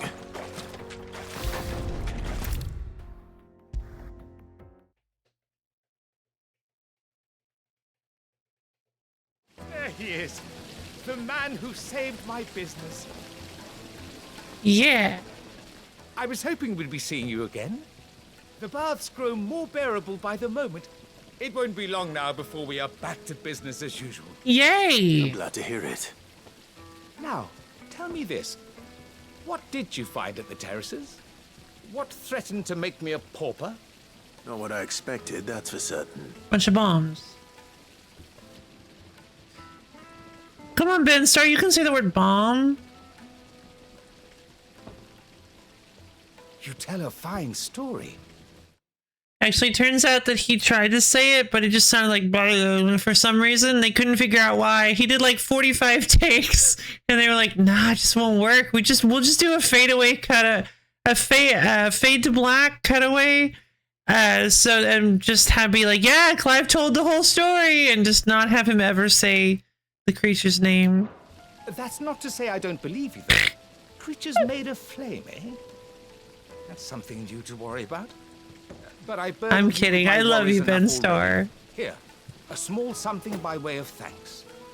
Right. It's high time I got back to work. With a little luck, the day might yet be salvaged. Yay! Hello, meow. Hello, goat. How are you doing? Hot water. The breath of the inferno. Cool. And I got a scarlet type. Good to hear. We're just kind of doing some... Keep the darkness from your door. Anything I can interest you in? Good question. Do you have any restoratives? Any cures that I may be able to rely on? An excellent choice. Thank you very much. Fare you well. We should get Fare you going soon. well. Do you have water?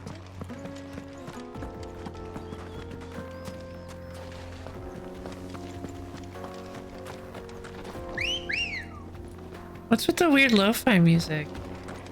Come on. Doesn't feel right at all.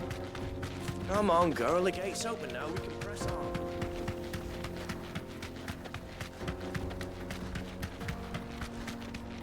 I mean, it's good. I notoriously like lo-fi music, but... 3 desert roses.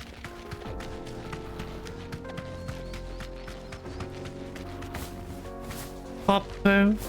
Hopper.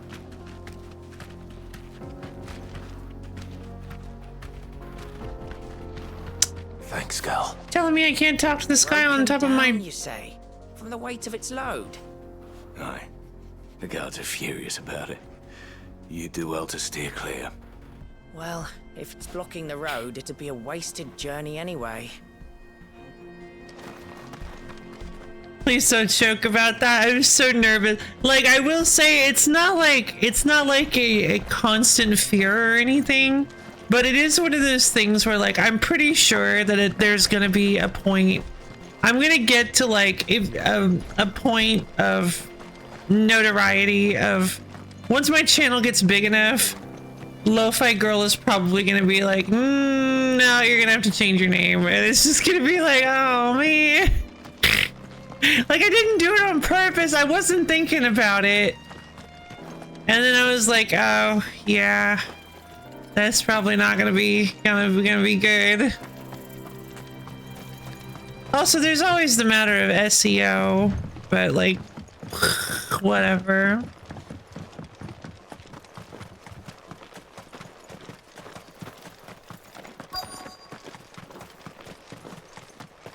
Make for Drake's Fang. Here we go.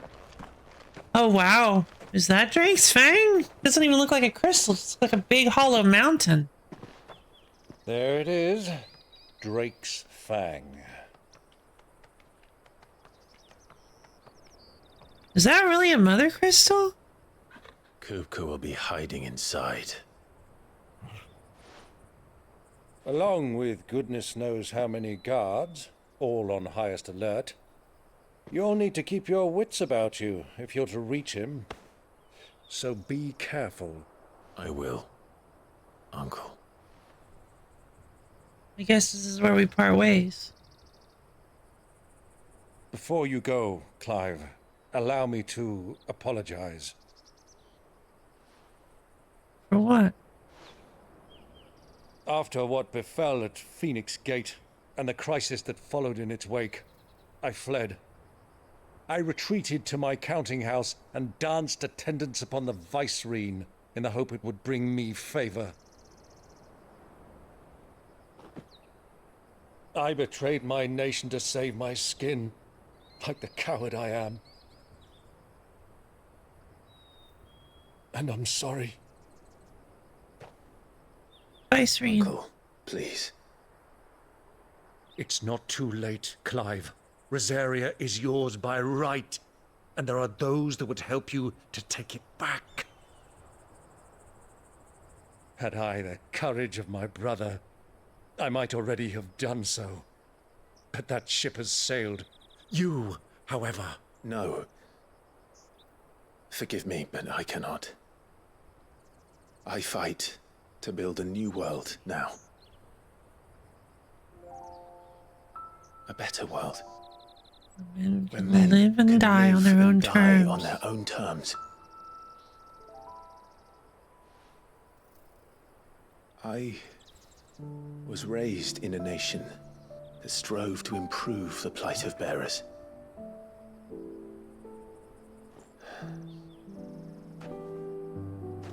Only later did I realize that spark of freedom did not arise by chance, but was kindled by my father.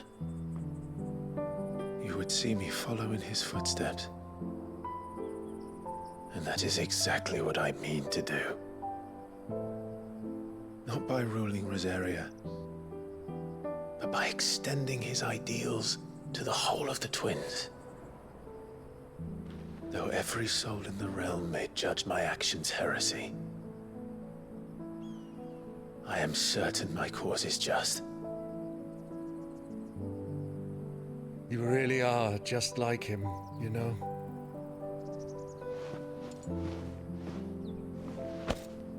Thank you, Clive, for coming back to me. I am proud to call you nephew.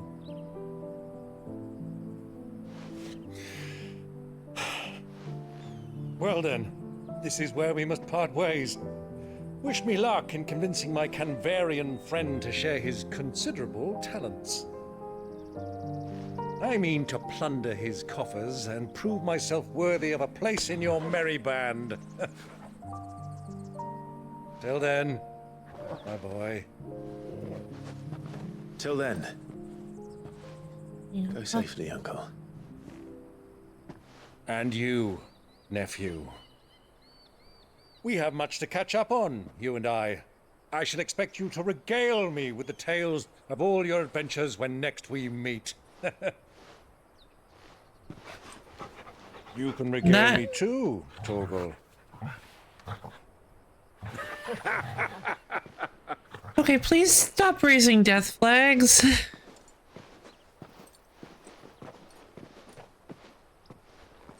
I'm coming for you, Kupka. Off we go.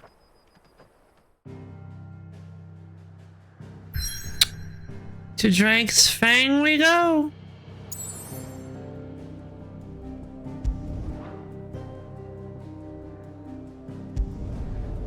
Okay, so there is a side quest of the Delamillion. Interesting. This is no good. I was hoping to get out of the heat for a little while. Is it true what I'm hearing? The men of the rock were cutting off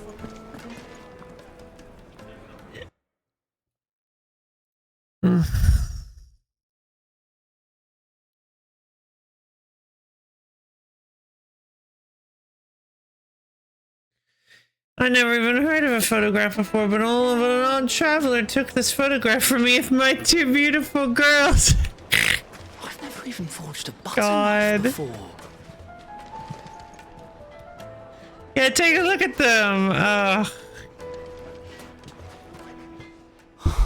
Perhaps Forge Master Luba's having fun at my expense. I wouldn't put it past him. Hello, Expando.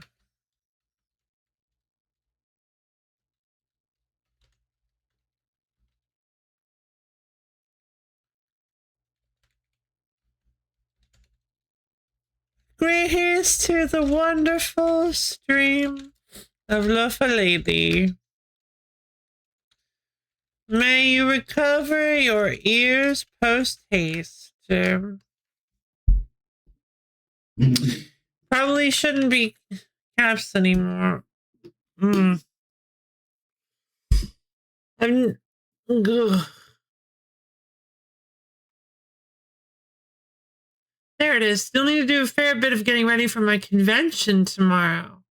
Your convention, the board game convention. The board game, right? Oh my god.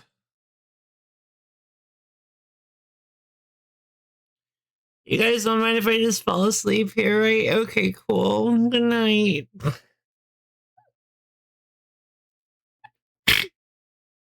Okay, goodbye, everybody. Good night, everybody.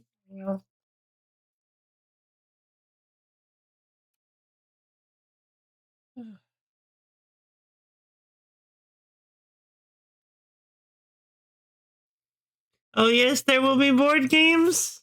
Good.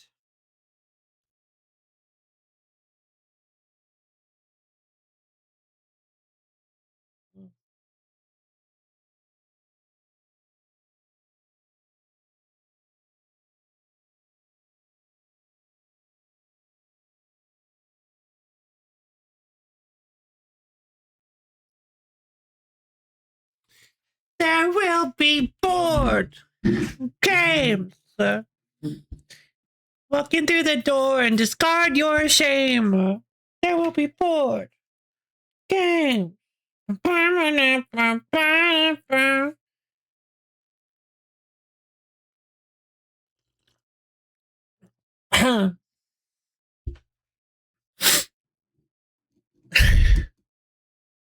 You might not want to play Talisman, it's real long. There will be board games. I'm gonna go in like, would you like to play a game? I like that.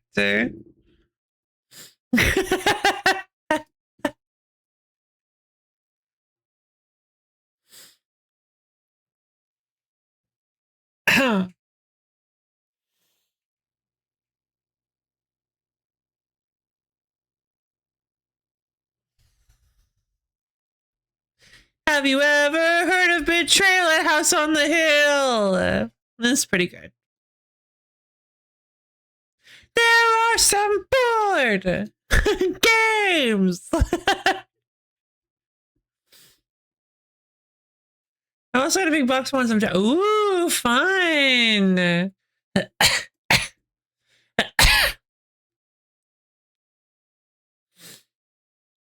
Mm.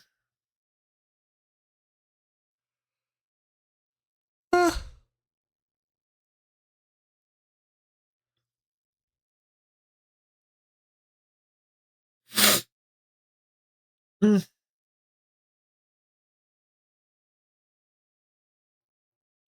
It's been a while since I've had to astrally project and lay my head on my desk.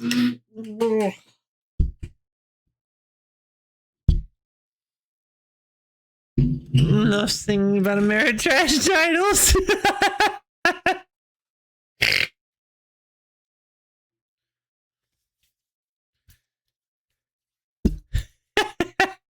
Wait.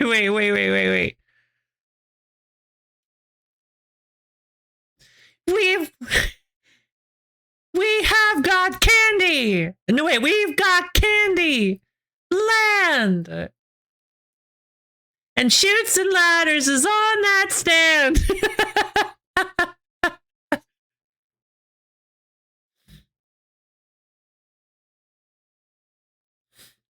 We don't have war because it's not a game and I'll hear no more.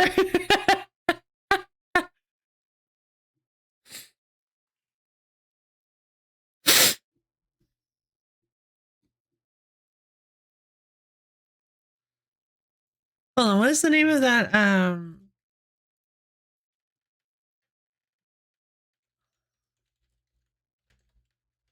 What's the name of that board game?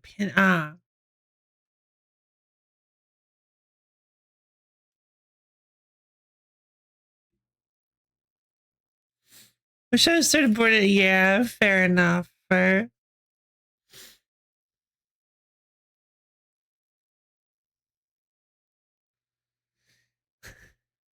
We've got oh, hey, have you guys ever heard of pandemic? No? Well, that's a shame. Well, that's a board. Shame, guys. Board shame. Because, like, board game. I've loaded way too many board games into 3 bags. Yeah. Wait, are these the cell bags? I think, no, or cell, you said cell box. And it's besides the to sell box. There we go. There we go. Okay. Fair enough. Probably should have kept reading. Yeah. Wow. So, man, you plan on, oh, you plan on playing a lot of board games, huh? That sounds like fun. Oh, probably shouldn't have done that. Hold on. Oh. Thursday to Sunday. That's wild. Yeah,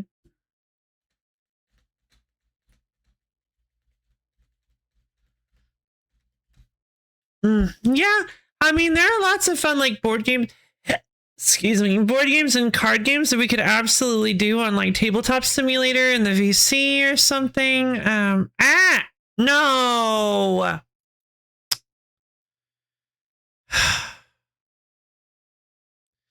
Well, I don't know if it's still on. I don't know if it's still on, but my drivers just crashed. Streaming this game is a bit difficult. It's a bit of a pain, not gonna lie. It may take a few.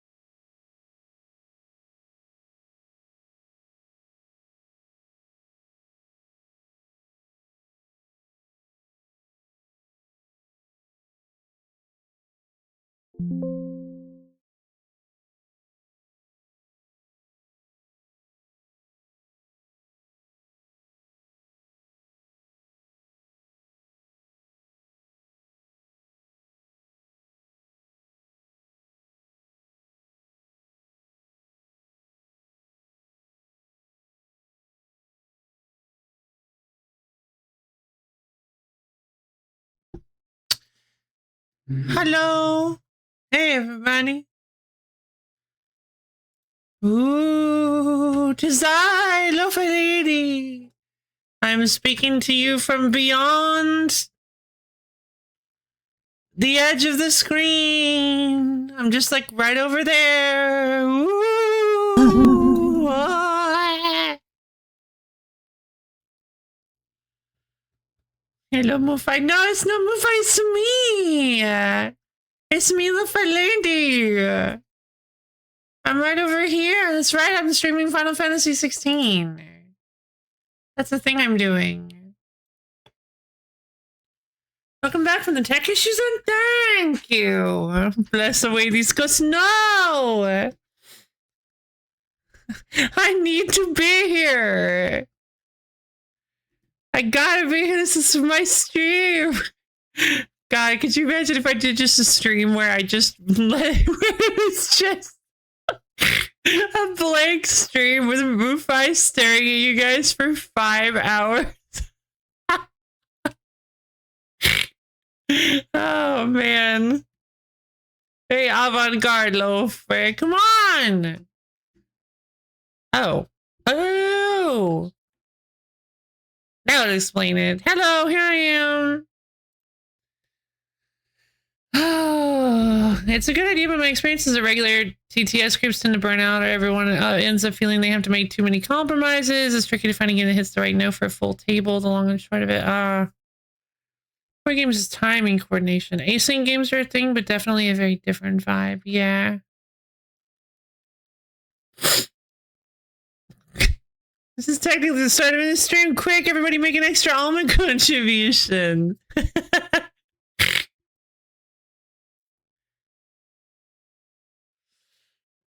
Ugh. But go think the sacred bowl of oatmeal is appeased. Thank you.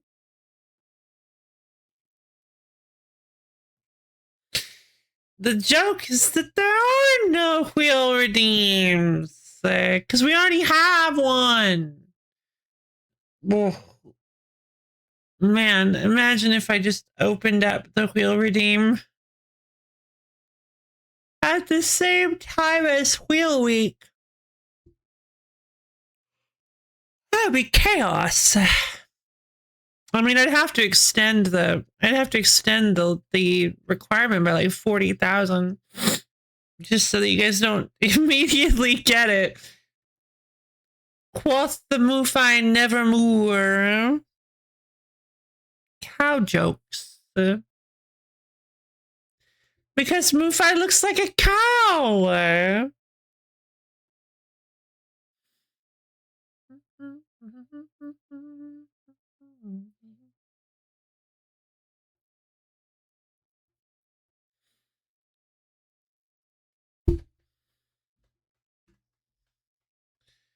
Alright, I'm gonna have to reboot up Final Fantasy 16. Moo is literally in her name to be. That is true. That is true. Actually, you know what? I'll give you that one because you're right. Her name is Mufai.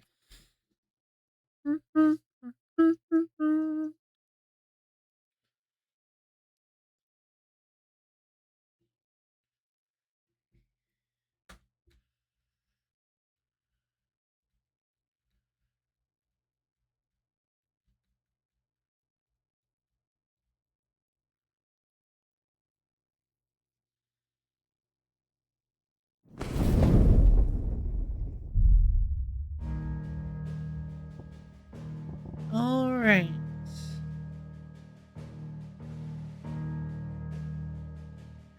The title screen being Ifrit versus Phoenix is very odd to me, as well as being potentially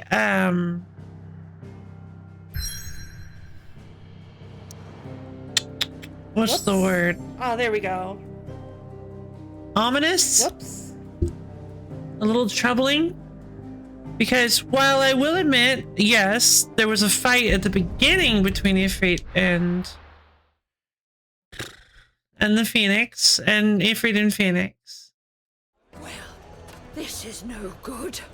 I was hoping to get out of the heat for a little while. I was hoping to get out of the heat for a little while. Before.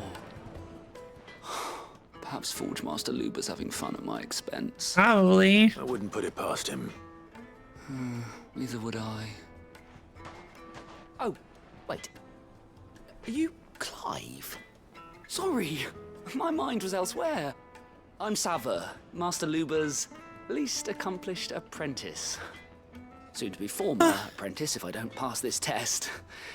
Maybe I'm just not the resourceful type. People are buying up weapons faster than the Briar's Kiss can forge them, and here I am, unable to make a decent bit of kitchenware. He wants me to make a carving knife, one that embodies the spirit of Dalamil. Whatever that's supposed to mean. I don't suppose you have any idea what he's on about, do you? I'm afraid not. Never mind. Thought I'd ask. It was that or pack my bags. I could give you a hand, I guess? I could give you a hand if you like. I know how busy the Briar's Kiss has been, and that Lubor needs all the capable hands he can find. I'd be a fool to refuse. So, where do we start? Good question. If I'm honest, I've never made any kind of knife before. What have you made? And then there's this little riddle to keep in mind. The spirit of Dalamil. Nothing is ever simple with that man. I know, I'll dive into the bandit. Oh, wait, don't do that. Puzzle. We need information. The more the better. You're right. There's no point fumbling in the dark, I suppose. Now, who to speak to first? Well, there's plenty of folk in Dalamil who use knives for a living. There's the butcher, of course, and any number of cooks. They're bound to have an opinion or two about the tools of their trade. All right. I think we have a plan. Let's get to it, shall we? I'll talk to every cook I can find. You speak to the butcher, and anyone else you can think of. Ugh. Good luck. Oh, I didn't know. Someone says something useful.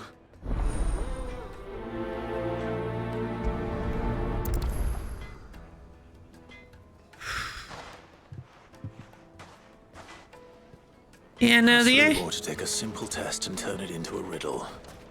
I better get to it. Yeah, no, the idea was not. Oh my god. I didn't mention it, but I had an absolutely heinous night last night, and I don't think I gave myself enough sleep. I've got some tea here.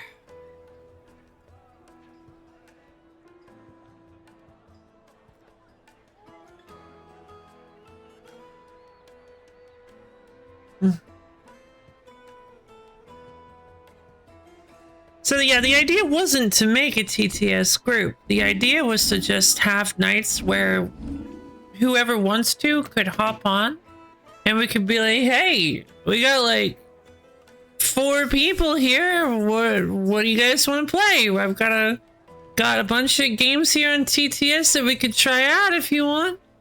Or I could just, yeah, that kind of thing.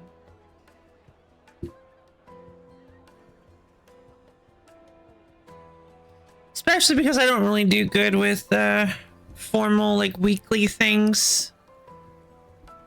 Time for Pokemon Master Trainer! Oh, yeah?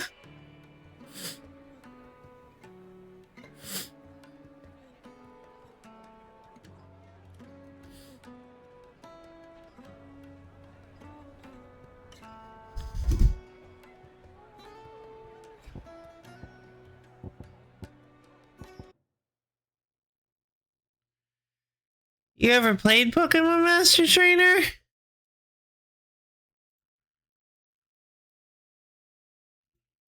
Oh.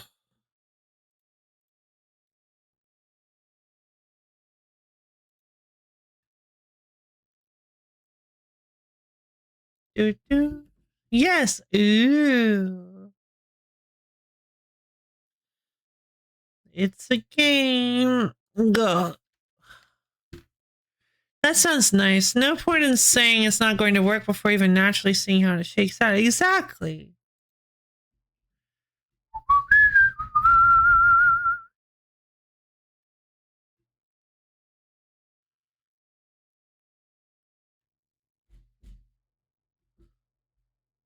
Trogdor the board game. Yeah.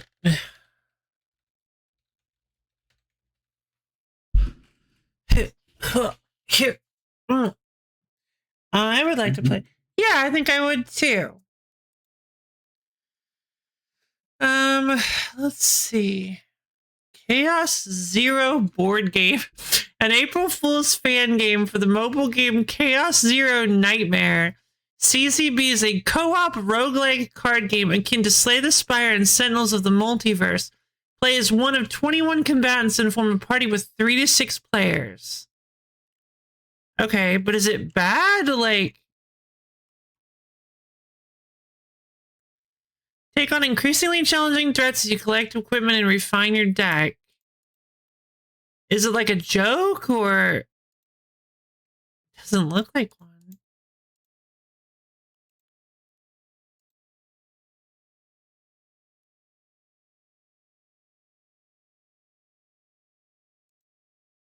Over 700 cards. Pretty cool. Mm.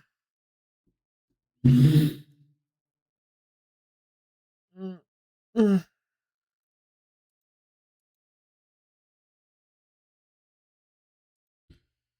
I wasn't meaning to say it's doomed to fail. I was just saying how it's mixed me. Yeah, okay, fair enough. Fair enough.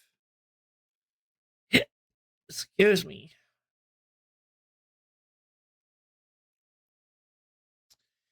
God, there's so many board games.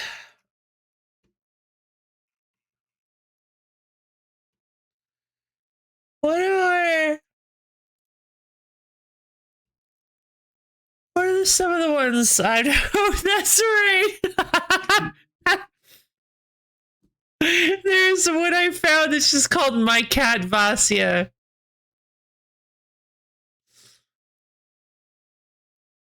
It's just their cat turned into a model that you can just spawn into the game.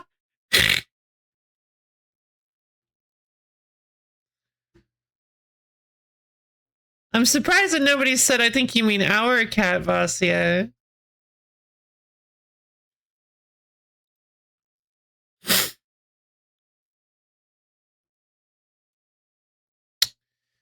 Let's see. I actually really enjoyed playing the Fallout, the board game. It was actually way better than I was expecting it to be. Let's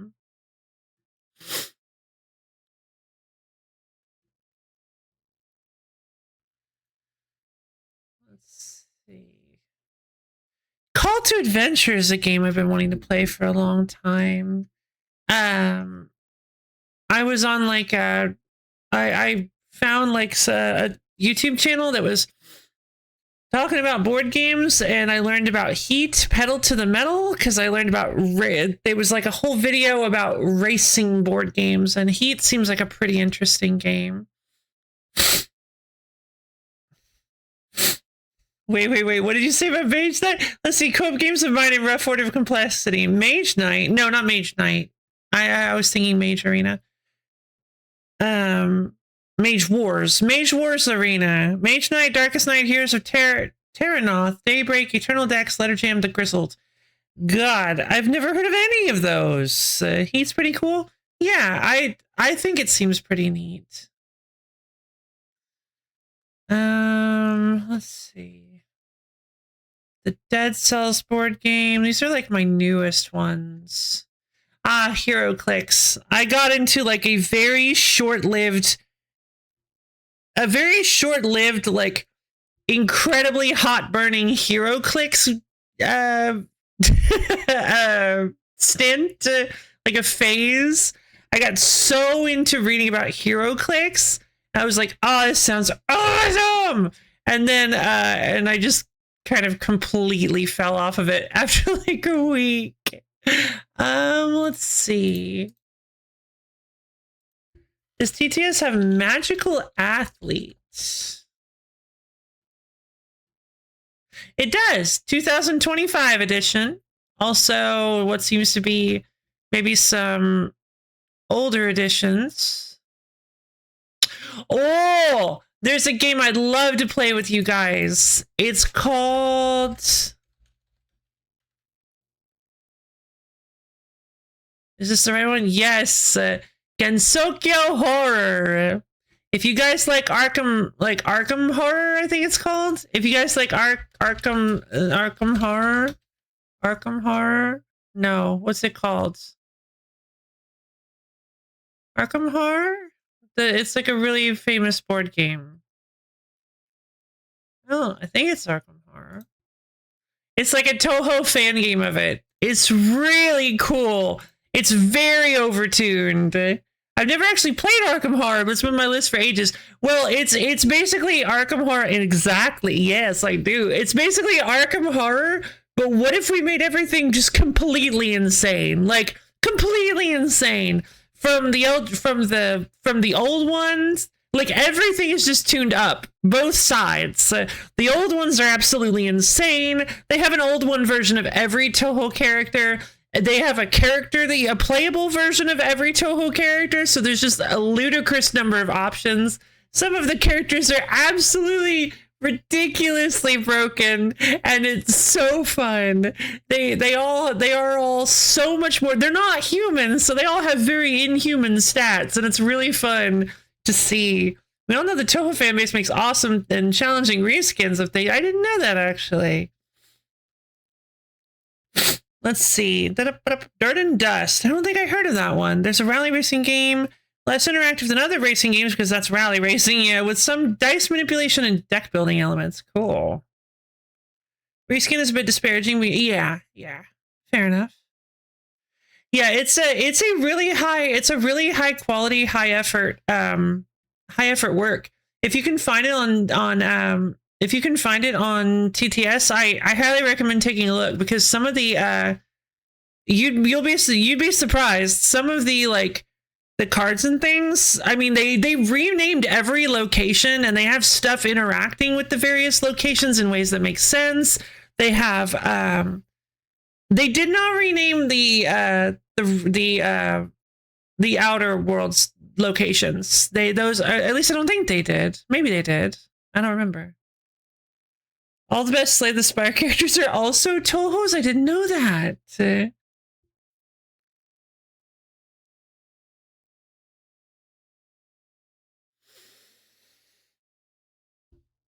Oh, whoa, we should play Magical Athletes. A roll to move, but they fixed the drab concept of moving a guy around a board by making everything comically asymmetrical and turning it into a drafting game. You can be a guy whose leg's so big you can always just move 5. You can the big baby. Big Baby's physical pawn is so big that nobody can get past. There are like 20 to 30 of these. That sounds so funny. I love that. Okay, yeah, Magical Athlete sounds silly. Mage Knight with more than 2 players would take ages anyway. Puppet Dance Performance, Artificial Dream in Arcadia, Fantasy Maiden Wars. Yeah, Puppet Dance. I've actually played Toho Puppet Dance Performance on the stream ages ago. That was it actually made it to the. I believe it actually made it to the final 5. You might have seen. I believe it was actually in the top 5 of 2022. Ah, geez. Why didn't we cover any of the rest of my projects? Ah. Well, that bites. I didn't save the Stream of the Year awards spreadsheet. Oh. Well, I can go back in and fix that. It'll only take me about half an hour. Yeah, Marissa's a classic Spire mod. She's got mechanics of boosting cards with extra energy, generating and playing random cards, creating burden cards in hand, and hoping to exhaust them for bonuses. That's pretty cool. Seems pretty neat, actually. Let's see.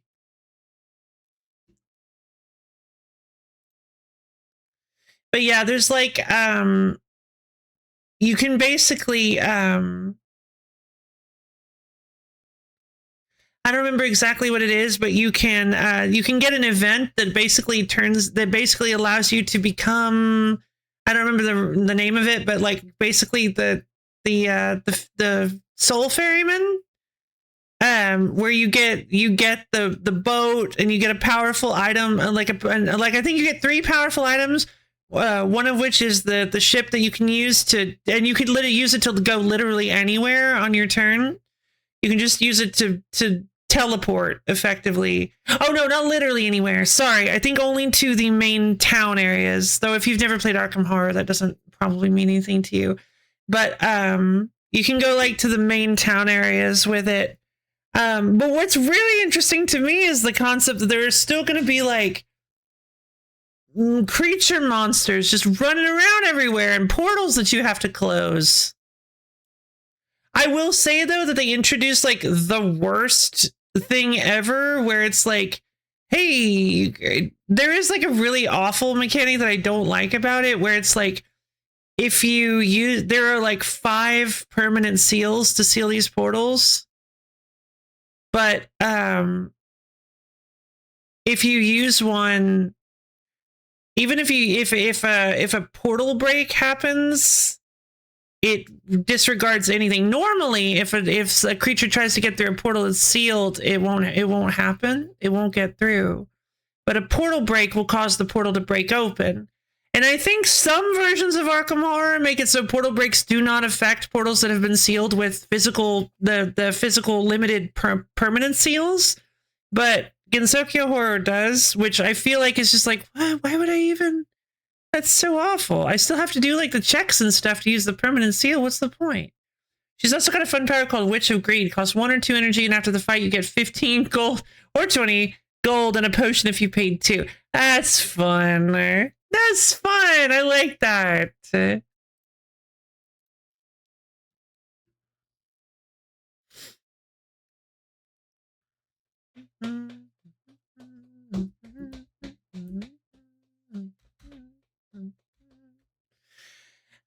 I tried the Monster Hunter World board game, but it was really, I'm sorry, it was really bad. Now, I don't know if I was playing it, like, obviously you don't want to play Monster Hunter.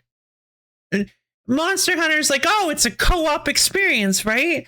But you can still at least play Monster Hunter solo in the video game. Whoops. But in this board game, the way one thing I really don't like about it is that it kind of plays similarly to, well, no, how it works is like you do your thing and then the monster does its action. However, the monster does its action based on based on where you are.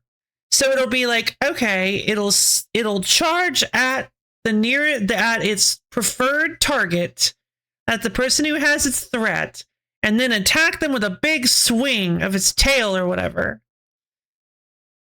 But its target is set when it begins the action. And you can, so if you roll to the side,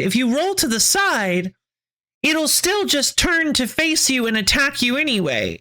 There's no way to dodge out of the way of the creature's attack. The dodge roll is completely useless. Like, outside of maybe some specific attacks where it only moves like a couple spaces and then swings, you can like dodge backwards, but the arenas aren't that big. I found it incredibly unsatisfying to try to do anything solo, like to try to actually interact with this creature. Like it, yeah, exactly. Yeah, it's just the Dark Souls board game I felt like did it way better, because the Dark Souls board game, they will sometimes turn in different ways. But they will oftentimes set their action. Their action will not involve like too much rotation and stuff towards you. So there is a way to actually be safe from the attack when it happens. So, or to like dodge out. Actually, I think you can dodge out of the way. You can like dodge with a reaction card. I'm really shocked that you can't use like dodge reactions in the Monster Hunter board game. I don't know. I just was really, really disappointed with how unsatisfying it felt. I do really like the gameplay is split into 2 phases. The first phase is where you're going through this choose your own adventure story where you're trying to track down the monster, and you get various bonuses depending on how well you do, like depending on what choices you make. It's actually a pretty cool section of the game. you're just interacting entirely with a booklet and doing choose your own adventure stuff. And I find that was really fun. But when it came time to actually like fight the monster, it was like, I guess. Have you heard of Leviathan Wilds? I have not heard of Leviathan Wilds. Let me take a look and see if it's on Leviathan Wilds and Shattered Peak expansion preview. Okay. It's basically co-op Shadow of the Colossus, though you're helping them. Oh, that's great. Oh, wow. The board, like, oh, it looks like the board itself is the Colossus. That's so fun. So you're just climbing all over this thing. Ah, I love big cow, big bull. I love this. Oh, boat crab. Oh, this looks amazing. Jellyfish swarm. This looks amazing. This looks amazing. Ah. Thought of it because it does have, like, you see the attack before it happens and you can scurry out of the way. I like that. I like that. I like giving the player a chance to actually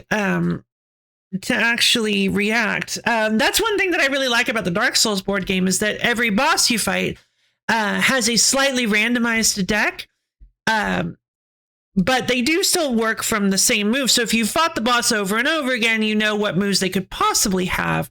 But here's the best part. When you finish their small deck of moves, when you go through the whole thing, you take the discard pile and you flip it over. You don't shuffle it. You flip it over. So if you were paying attention, you know what their pattern is. You know what their attack pattern is now.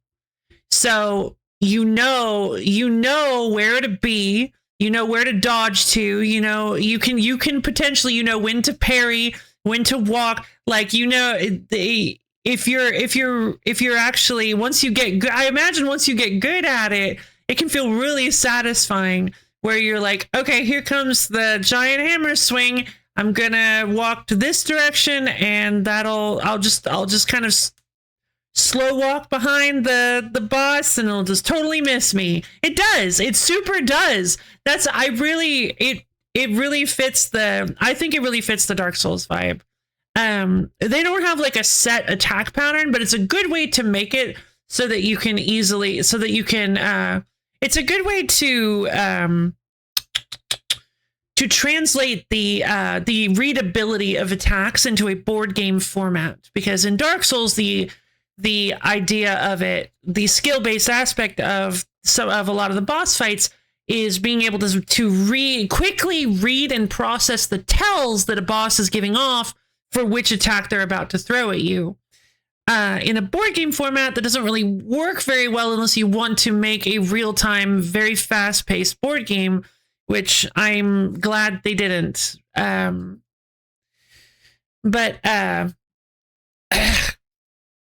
But yeah, so instead they made it so that there was a parallel yet still spiritually satisfyingly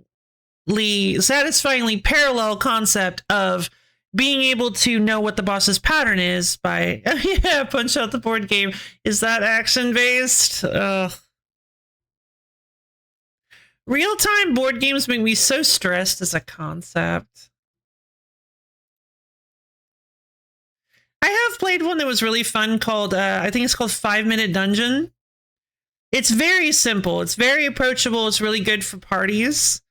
You pick different classes that have different standard cards of like, the wizard has blue magic card, except everybody has like all sorts of different ones. It's not just the wizard has blue and just the rogue has yellow, cleric has yellow or whatever. Oh, I don't think it exists. Yeah, no, that would, yeah, fair enough. Basically you have to go through a gauntlet of enemies that require you to play specific combinations and colors of cards. And so you're playing with your allies, and like it's like slapjack almost. It's fully real time. You have a little 5-minute hourglass that you turn, and you guys have to be like, I've got blue. Okay, moving on. It's like really, really fast paced. It's a fast paced co-op action board game, real time board game. And it's very, very intense. It's very easy to lose too. You'd think you have enough time, but sometimes you just don't.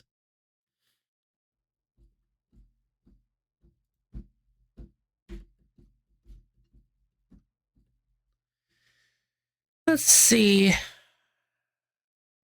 Yeah, there's a fan-made board game called Genshin Tarot, which is a Genshin Impact fan game that's actually really, really good, where it is a it is also co-op. Most of the games I am interested in are co-op. I don't really like competitive board games very much. I'm just not. I'm an extremely competitive person, and I don't want to be, so I don't typically enjoy heavily competitive stuff very often. But yeah, Genshin Tarot is pretty cool. You make a team. If you know anything about the game, it's kind of a similar concept where you make a team of 4, I believe, and the deck is made out of the abilities, the basic attack, the skill, and the ultimate of those characters. And so you can, and it uses an energy system. It's all very neat. Not endorsing Genshin Impact, but I will endorse Genshin Tarot. It is very, very good. Let's see. Yeah, The Witcher. There's the original Genshin Tarot. Sakura Arms, I never actually got around to playing, but I've heard Sakura Arms is pretty cool, so I wanted to check it out. I do not endorse impacting your shins. Yep, especially not your Genshins. One card game. I have like 3 separate instances of Sakura Arms. What is that all about? Oh, Bullet Heart. Bullet Heart is awesome. Bullet Heart is great. I've talked about it before. It's very, very intense. I've played a little bit of it like years ago as solo, but you can do competitive, you can do co-op. It's great. Let's see. X-Wing is fun. It's like a little miniature wargaming thing with Star Wars ships. I don't even recognize this. Aeon Trespass Odyssey. Oh, awaken, dreamer! The fearsome Hecaton has breached onto the Argo, the mighty city ship you awaken on. Dive into the Balaneon pool, connect the mighty titans, and stop Hecaton before it vanquishes the last hope of humanity. Ooh. After the battle, learn how to navigate the Argo, get to know your crew, get to know your ship, and get to know yourself as you traverse through the Learn to Play with additional samples of in-game narration to add even more to this epic journey. The Odyssey begins. Well, this sounds kind of exciting. Wonder what that's all about.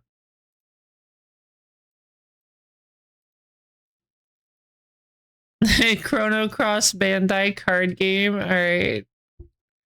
That's interesting. It reminds me a little bit of Vagrant Song's Bindle system. The game has a stack of resource tokens that you can acquire, and the game's boss ghosts use the same bindle of tokens to dictate what actions they take during their turn. So you can manipulate what the enemy is capable of by holding on to certain resource types to change out. Oh, that's cool. Oh, that's pretty neat, actually. So it's kind of like blackjack, card counting.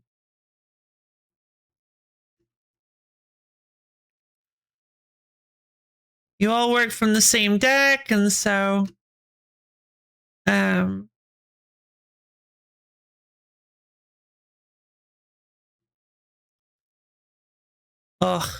there's a role-playing game called Poké-Roll. It is a Pokemon Mystery Dungeon RPG. If I felt like it is a pen and paper. If I ever felt like I could actually get into and keep a group going Man, I think that would be if you could find somebody who was really good at who could really resonate with the world of Pokemon Mystery Dungeon. I feel like that would be an incredible experience. But I also feel like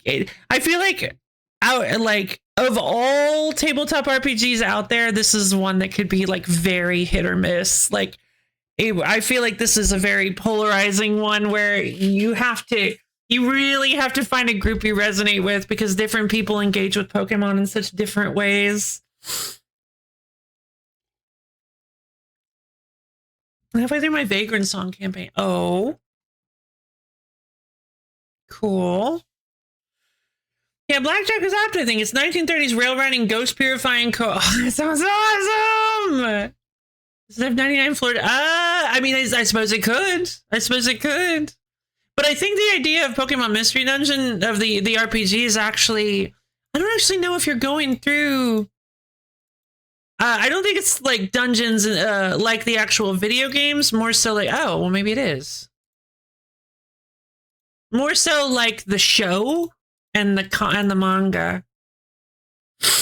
I like it, but it's definitely a bit rough at times. Not recommended with 4 players. 3 seems like a good balance. Fair enough. You can't have a mystery game, dungeon game without a 99 floor. I suppose so.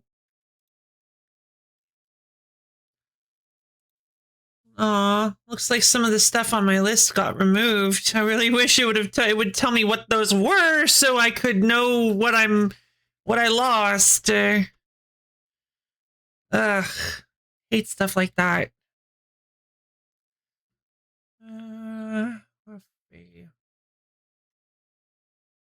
Lots of card games. There's a really cool like mech fighting game that I really wanted to play with somebody called Critical Mass. It seems pretty simple, but also still pretty interesting. You've got like the parts of your mech that you're interacting with, and I think you like divert energy to the parts, which allow you to do various things with them. Pretty cool. Basically, the boss activates after every player action, and the targeting conditions frequently have them smacking the same player repeatedly if they're not moving. Oof. Yeah, Sword and Sorcery has a similar system where if you have in order to determine how enemies move, you after every player's turn, like each player only gets one turn per round, but after every player's turn, you draw a card from an event deck, which could lead to multiple enemies activating multiple times per round. The game is so unbalanced in favor of the enemies. It really is. It's just like, sure, technically you guys, the heroes, are stronger than the enemies, but not always. Not always. And when it comes to the big boss enemies, they get an activation like every round regardless, I believe. I don't remember if you draw an event card for them or if you just straight up.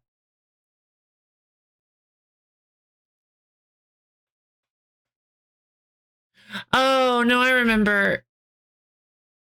It's a little different because normally... No, I guess they do work the exact same. It's just that, like...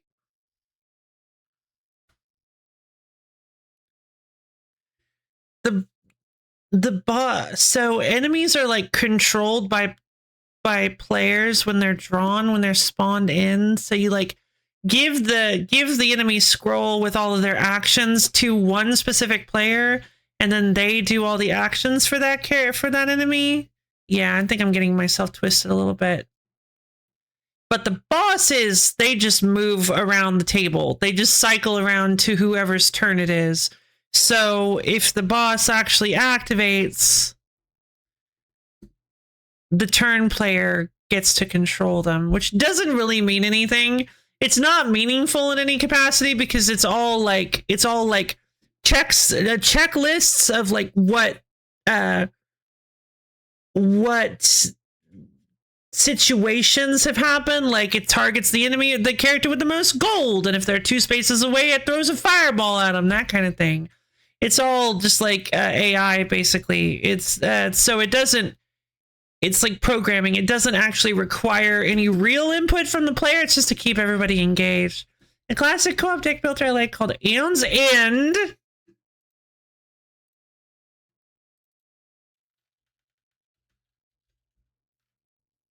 Yeah.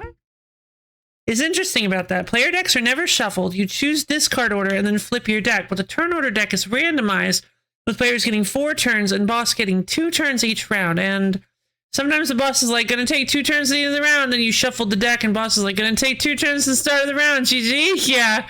I actually own the digital version of Aeon's End. I struggle really, really hard with that game. It is really difficult for me to play.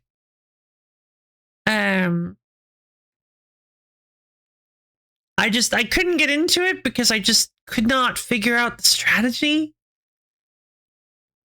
It's just very, yeah, if I remember correctly, there's a timeline at the top of the screen. Oh yeah, there's a timeline at the top of the screen that shows you who is going next, and it's randomized. I believe the idea is that you throw the character coins in a bag and you pull them out one at a time to see what order they're in. So every round, you know who's going in what order, but it's all randomized every time. So like you said, they could get 2 turns at the end or 2 turns at the beginning and just swat you down. It's got a really interesting mechanic where you have where you guys are basically rift mages, and in order to cast magic, you have to cast magic inside of rifts. And these rifts start out with I think 2 or 3 out of 5 or 6 open. I don't recall exactly. Breaches. They're called breaches. You're breach mages. I think the trick is, unlike most deck builders, buying better currency cards is not.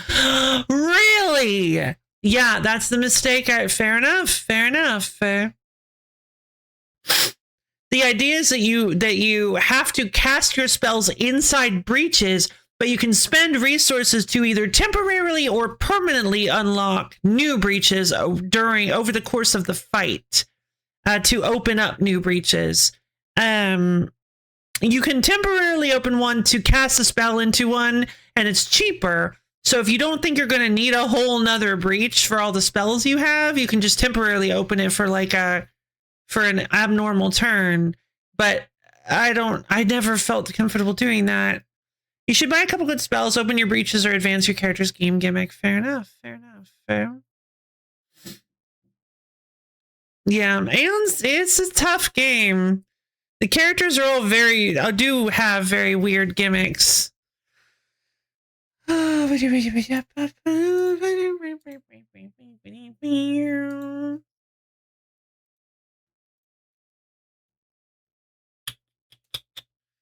There's that game. Runebound 3rd edition. I believe. I don't remember why I saved this. I think because the 3rd edition has a solo game mode, but I believe Runebound is incredibly long and complicated. Like, insanely long and complicated.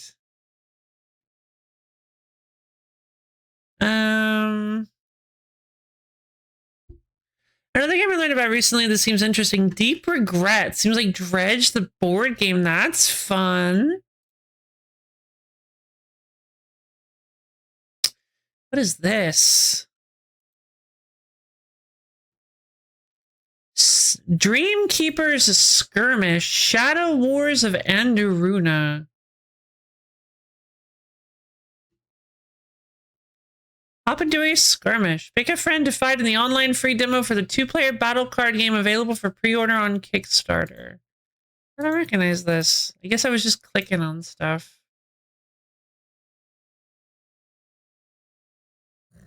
Yeah, no, I was definitely just clicking on stuff. Anti-Monopoly. Let's see. First and goal. Listen, you guys can laugh at me all you want. First and goal is awesome. It's football game. It's football board game. First and goal is awesome. It is extremely luck based. It's all just you're rolling dice. But I believe there is an element of strategy, I think, because I think you get to pick your plays. And there are certain play, like it's very rock, paper, scissors, because certain offensive plays work better against certain defensive plays, simply because of how the dice work. And it's very, very, it's kind of like a really cool game to read about, because it's just very, very interesting the way they structured everything. Fishing board game, but the fish are scary, and this is an unhealthy career choice. Yeah, it sounds like Dredge for sure. Boop. The zombie side is super cool. Like everybody loves zombie side. Oh, Mage Knight! I have Mage Knight here. Oh, this might have been the one actually. I think this is the one actually that. Yeah, I think it was Mage Knight. See, I believe there was a playtest copy of Mage Knight at my LGS a long time ago, and I was like, "Oh, I want to try playing this." And they're like, they're like, "Word of warning, this game is a lot." They're like, you're gonna need, it's like you're gonna want to set aside a pretty hefty chunk of time to figure out how to play this. We couldn't we couldn't do it. I believe that's what they said actually. It was like, you're free to learn to try to learn how to play it, but we gave up.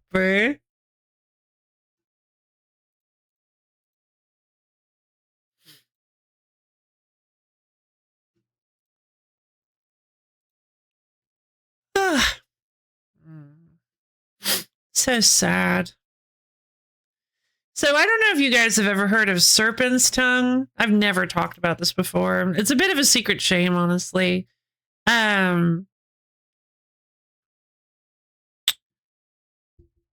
played enough that it's mostly internalized, but I've got some reference sheets. I use some sheets. Oh my god.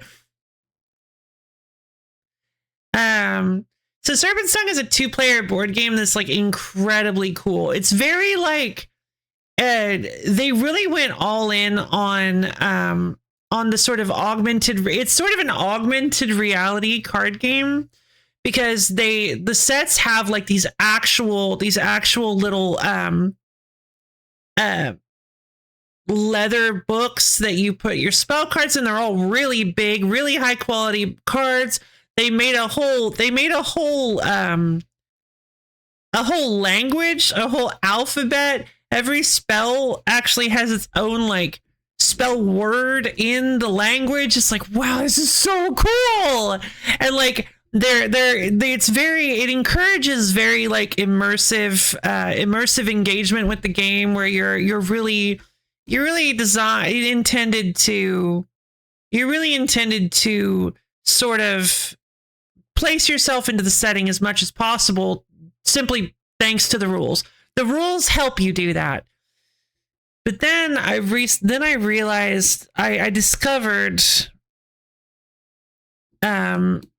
years later that it hadn't occurred to me that there were no artists credited on the cards.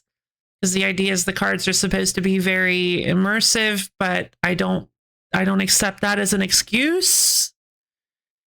There were no artists credited, and there were rumors starting to come out that some of the art on the cards seemed to be pretty similar to some people who had no idea their art was being used on cards. And that made me really, really sad, actually, because yeah, I haven't dug too super much into it, but it does seem like Serpent's Tongue may have actually plagiarized, just straight up stolen the art for its cards. And I didn't even know it was a thing you could do. The interesting Mage Knight is the 5-pound cheeseburger of board games. Yes! Consume! The interesting thing about Mage Knight, for better or worse, is that combat is very deterministic. Your hand of cards versus the enemy tokens is a math problem. That's fun. I love math problems. Math is great. That's a cool way to run a company here.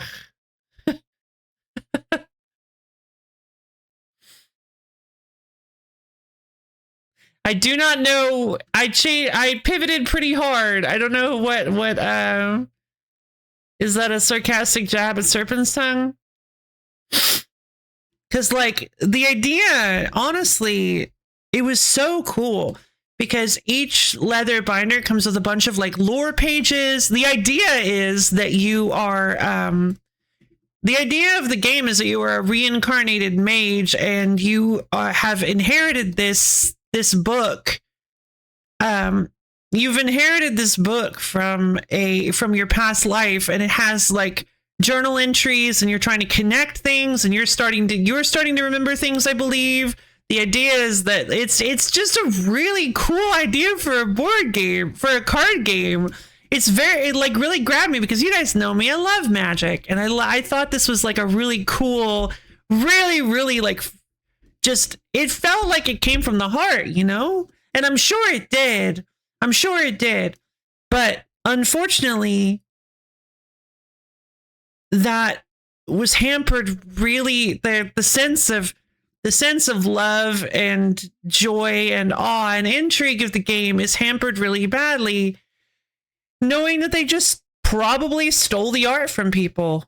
And that's really, really depressing, actually. So yeah, there you go. I've never told anybody about it before. Hope you guys are happy. I learned about a really neat sounding small box legacy solo game recently. It turns out it uses AI art, so I won't ever be playing that, I guess. Yep, that's fair. I learned of this because I was it was actually kind of the inverse. A lot of people were using the art for one of the harmony spells as in the Galaxy Brain meme, and because I was young and stupid, that was like, guys, it's Serpent's Tongue art. That's really not cool. And then I learned that I don't think it belonged to Serpent's Tongue either.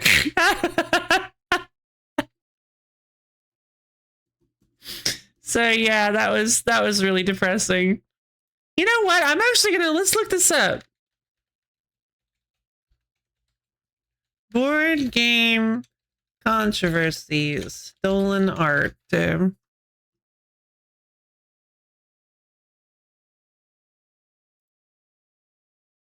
Let's see. Massive ripoff from the Serpent's Tongue card game. I think there's an issue with posting it because it's coming to my attention. The Serpent's Tongue card game uses like half of my gallery without my permission. They even show my images on their cards around on this YouTube video. God, that's so depressing. Why would you do something like that? They do credit me sometimes with Eric Shoemaker, which is not even my real name. Yeah, you'd think you'd get in touch. But yeah.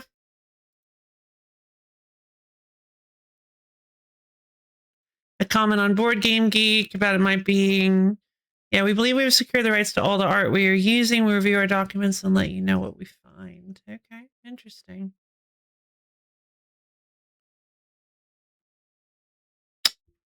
That's profoundly scummy. It is.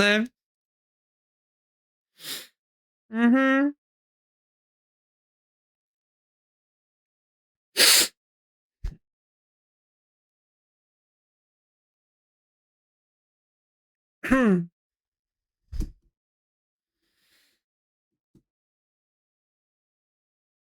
Yeah, I'm stuck at this like really aggressively irritating midpoint of like not ever wanting to play the game again or even think about it, but also not wanting to sell it because getting the game itself was such a task and such a massive point in my life that was like that I don't know, it just stinks. It like really sours the memories, you know? But also like I don't want to just get rid of it. I don't want to just like throw it in the trash or pawn it off on somebody else. Game didn't do anything wrong. It was the people who made it. A little moral quandary for this morning, you know? A little moral quandary with breakfast. Delicious. I mean, the crime has been done. Yeah, it has. It has. One of the cool things about the game was that they were also releasing these things called inscription packs, which they're basically just booster packs. I didn't think of it. It's so funny since they didn't call them booster packs. I didn't really think of them as booster packs, but that's what they are. But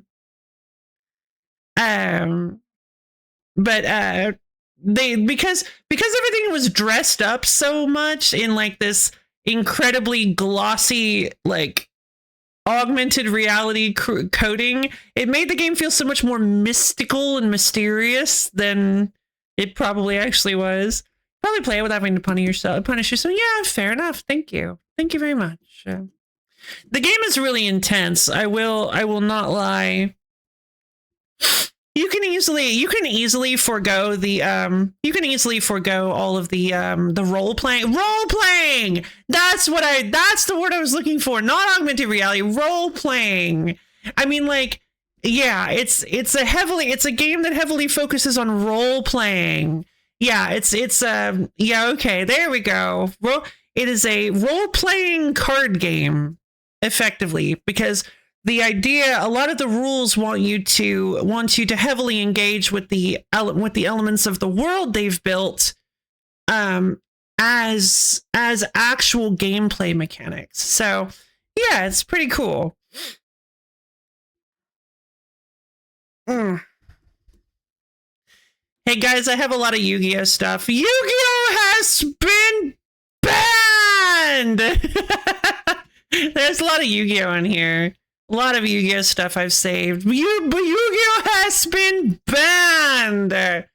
We cannot talk about Yu-Gi-Oh. We cannot think about Yu-Gi-Oh. We cannot save stuff on Tabletop Simulator from Yu-Gi-Oh. Although I guess I can't stop you.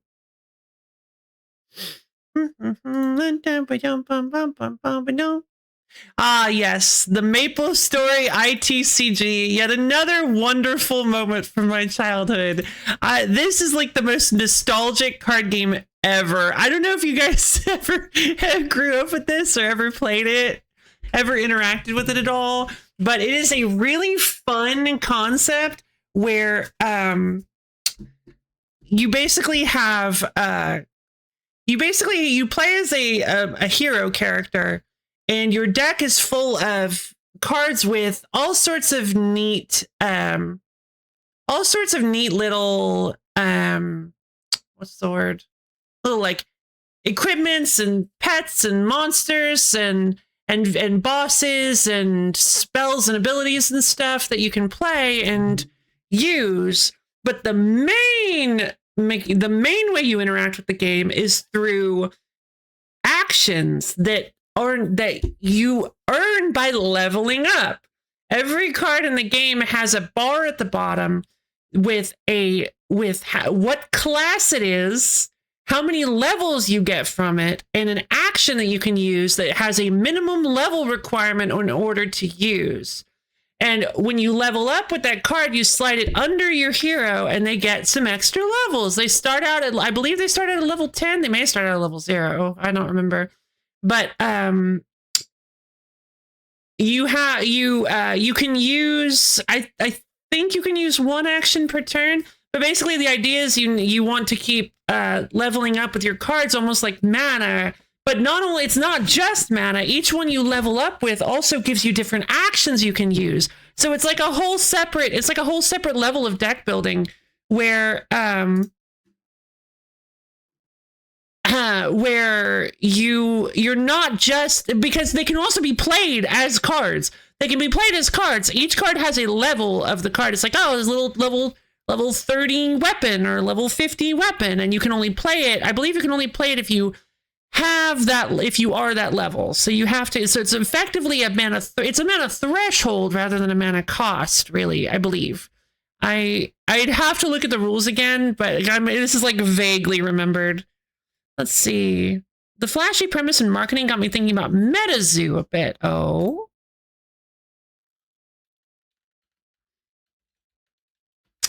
But it's just so fun because it's got all these like recognizable people, monsters and bosses and characters and stuff from MapleStory. Love MapleStory. I grew up with MapleStory. MapleStory is awesome. You know, if you don't look at any of the monetization practices or anything like that.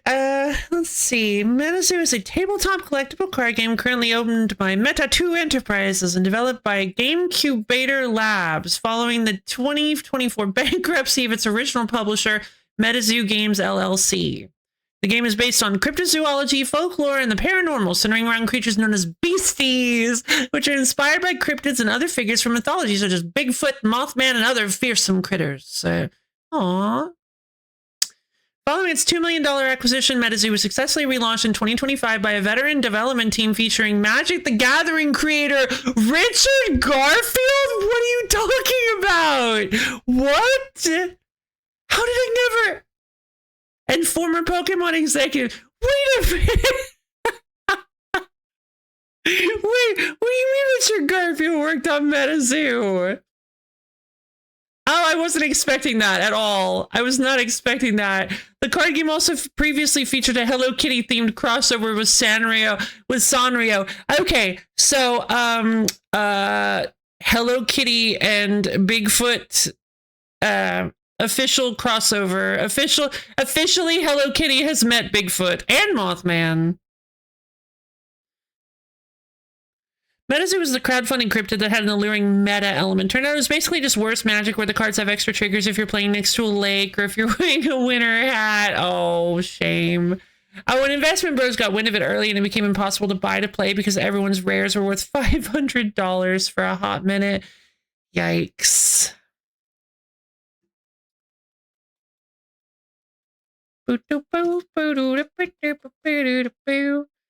In its original iteration, MetaZoo was often compared to the Pokemon trading card game due to its cartoon-like artwork. The gameplay resembles more that of games such as Magic the Gathering. That sentence was bad. Like it just missed like one article. You should have, in its original iteration, while MetaZoo was often compared to the Pokemon trading card game due to its cartoon-like artwork, the gameplay resembles more that of games such as Magic the Gathering. Like many trading card games, the goal of this iteration of MetaZoo was to reduce the life points of all opponents from 1,000 to 0. 1,000, huh? Maybe who knows? The game featured fourth wall effects, which incorporate the real environment of players into gameplay. Examples include avoiding damage by drinking when playing the Cactus Cat card, taking damage if near a radio while using the Metal Man of Alabama card, and reducing damage by screaming while playing the Jersey Devil card. When the original publisher was still active, experienced players could become metazoologists or volunteer tournament judges by taking official tests to prove their knowledge of the game's rules. They could become metazoologists by taking out the previous officials. You keep what you kill. Following the 2025 relaunch by GameCubator Labs, lead designer Richard Garfield completely overhauled the game's mechanics, shifting away from the original life point system and fourth wall gimmicks. The revamped game transitioned into a lane battler format focused on accumulating victory points. Players now pilot their deck using a central caster leader card located in a dedicated caster zone. Instead of attacking opponents directly, players strategically deploy creature cards and aura resources across 4 distinct lanes to build influence and control the board. Winning lane battles or securing uncontested lanes scores points towards a predetermined victory threshold. The updated gameplay style has drawn comparisons to more strategic card games like Disney Lorcana. Huh. Neat. My focus groups say players prefer small numbers, so my game will have players start at 0.001 life. I like it. I feel like I remember hearing somebody talking about that, actually. Maybe it was Cam Sandwich, but I remember there being like somebody talking about large life totals versus small life totals. It's like picking at something in my brain. I can't remember what that was.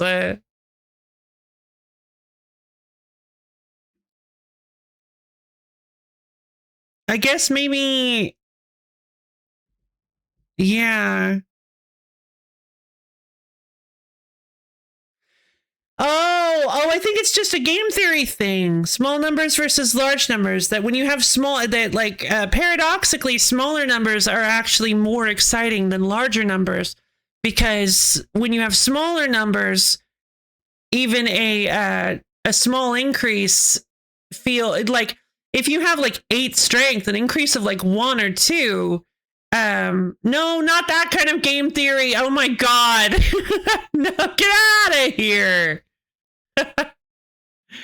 A small increase of numbers is more satisfying because it's like, it feels way more impactful. Or, I mean, even a small increase with big numbers, but even if it's the same proportional increase, you have like 800 strength and you get an increase of 200 to like 1,000. It's like, I guess even that's small enough that it still feels kind of cool. Wait, maybe it was damage numbers? Maybe it's I think it's damage numbers. God, I'm having to like sift through. You guys ever just walk into your brain and there's just a pile of garbage and you think you can see something, you could think you can see the thing you're looking for, and you're just like, come on, get out of the way. We're just having to sift through a pile of garbage here. That's what it was. I think it was the damage numbers. Once they're so high, once they get into like millions of points, it starts to just become completely unrelatable. It's like, whatever. I can't even conceptualize damage numbers that high. Like, I guess it's a big number, whatever. But when the damage numbers are lower, like 10, 15, 80, that kind of stuff, it's easier to be like, yeah, it was a good chunk of damage. Finally, I got there. I did it. I remembered. We did it, too. Yay!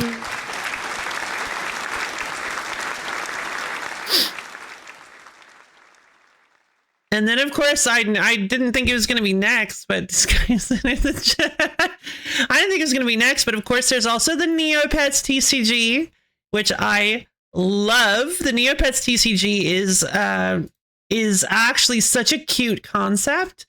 You have Neopets that have various scores in, what are the stats? Strength, agility, magic, and intellect, I believe. And how they work is that the arena, it's basically supposed to be like the Neopet Olympics, and the game arena is separated into four different arenas, I guess you could say, based on the that are named after those 4 skills. And you play Neopets that you send into the arenas to do contests of skill.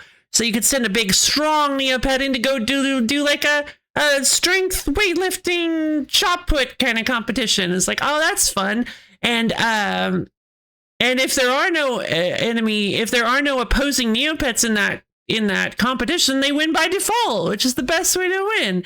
And then, not really, but and your goal is to win enough competition. When you win a competition, you can I don't remember the actual term, but cash in a card from your hand as an item prize, and you get the amount of Neopoints equal to the value in the bottom right of the card. So there are certain items that are just like, they don't do anything, but they're like valuable prizes that you want to cash in. Some things actually have special effects that trigger when you cash them in as prizes. It's just such a fun and adorable concept for a game. It is no longer active, of course, but it has quite a few sets, a lot more than you'd think it would. Darn, I completely forgot about sorting those cards. Oh, right. Yeah, we have talked about Neopets in the past. I thought we had, but I couldn't remember for sure. Neopets rules. Neopets card game does, at least. I mean, Neopets, the Neopets actual website is up there in the nostalgia zone with sites like Millsbury and or Pop Tropica or whatever that was called. Just like, and I guess Miniclip too. I think Miniclip was a little later in my life than like Neopets and Millsbury. But God, I loved those websites.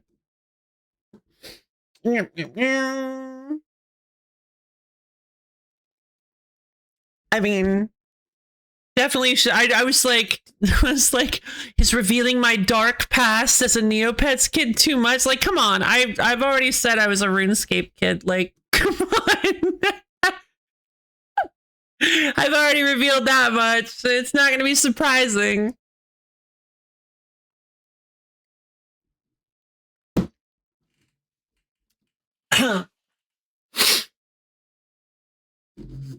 Venn diagram 100%. Yep. Neopets kids, RuneScape kids, just right on top of each other. Not even true. That just happened to be me. I loved all sorts of. I mean, I got to take care of little babies. I got to take care of my pets. And I got to play little mini games, and you could feed them, and you could take them out to games, and you could play stuff with them, and you could have fun, and you could spin the wheel of monotony. Oh, the wheel of, you guys remember the wheel of monotony, right? I'm still waiting for it to stop. It's only been like 25 years. It should stop any second now. They really greased that baby up. I'm not gonna lie. I don't know how you get a wheel to spin for that long. I was playing Slingo. What on earth is Slingo? Spin that wheel! I'm asleep now. Spin my wheel of monotony. I was like, it was so funny because the wheel of monotony really got me, because I was like, you go to the, slots bingo. Okay. You go to the, that is kind of a some reason, isn't it? What on earth is that all about? The player receives a 5x5 bingo card, sometimes called the Matrix. Then they have up to 20 spins to spin the 5 reel slot and match the number on the reels that correspond to their card. Okay. But, okay, I'll get back to that in a second, but back to the wheel of monotony. Why does our wheel do that? Oh, yeah. Why doesn't our wheel take 18 hours to finish spinning? Because it won't let me. There's a limit to the setting. I'm not kidding. I tried to go... I tried to see how long I can make it take to finish spinning, and it's depressingly low control. I wanted it to take forever, you know? I mean, just like once as a treat. It'd be really funny.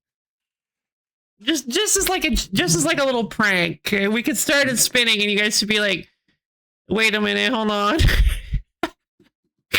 5 minutes pass. 10 minutes pass. But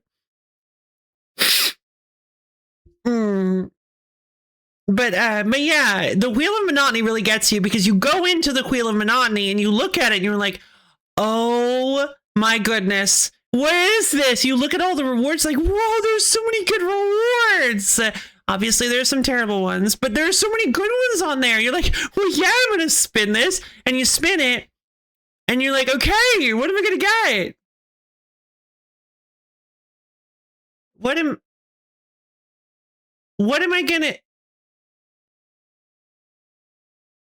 I gonna get? It doesn't.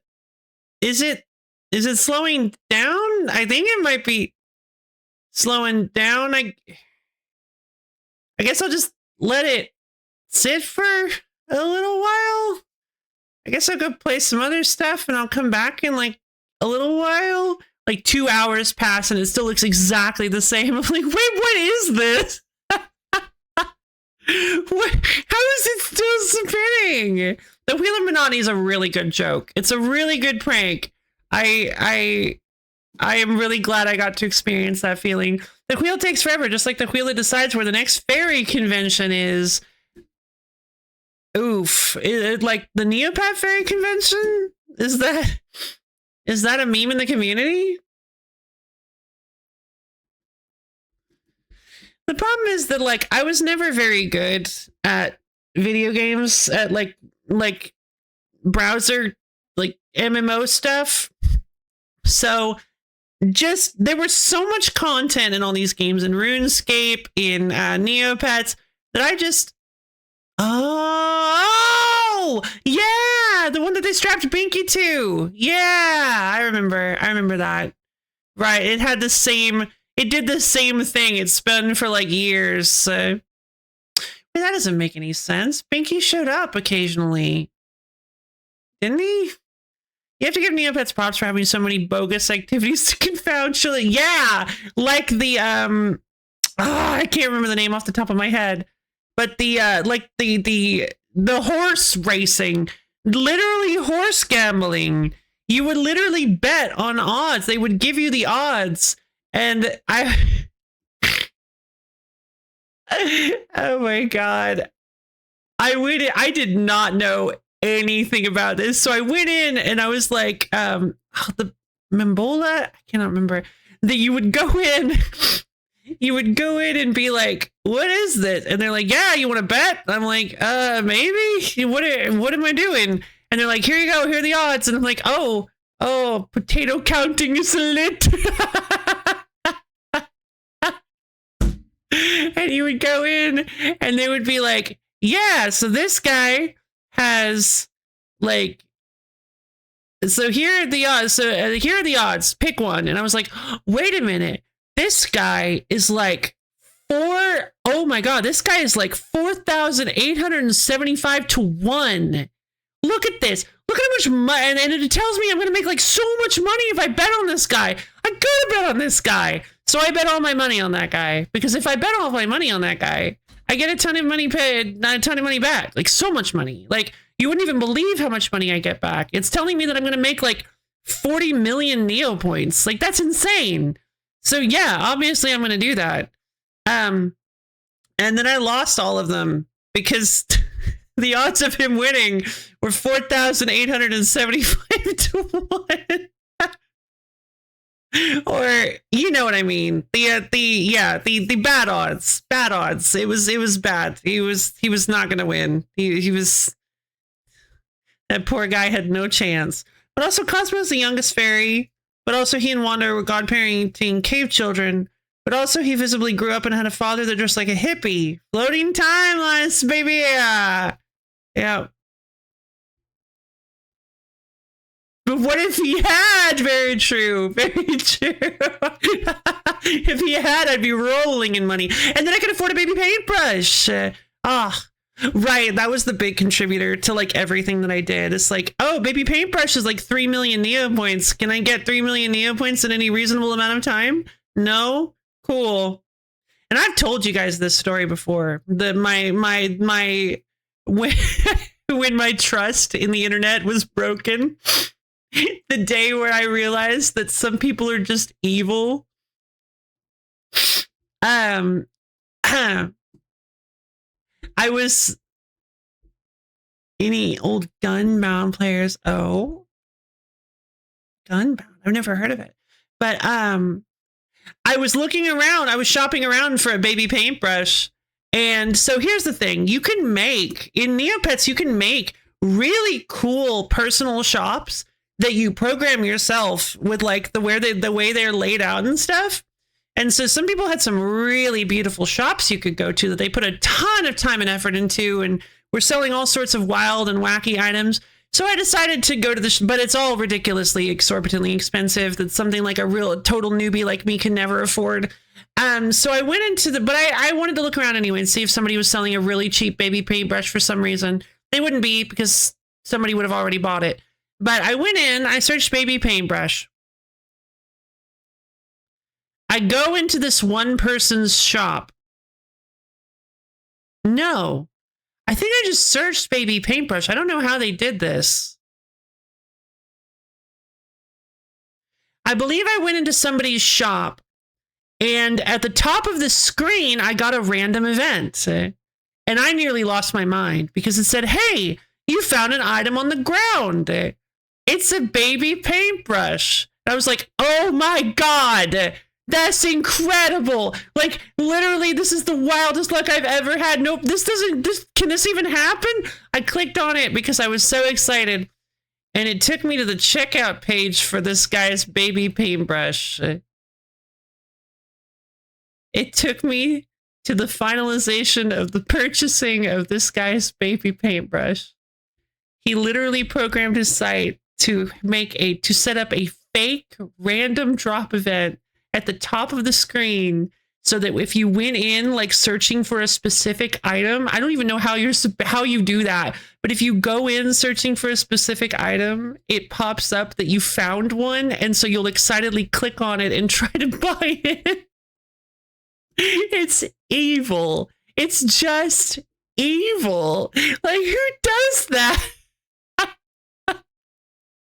That is the day that I learned that people could lie on the internet. Gunbound was a Korean scorched earth style artillery game, typically 4v4, and it had like a dozen different tanks you could pick. Ooh, fun. You buy every time to pick your stats, but I always played on the no stats server anyway, so you could just play fashions. Fun! Oh, I like that. I like that a lot.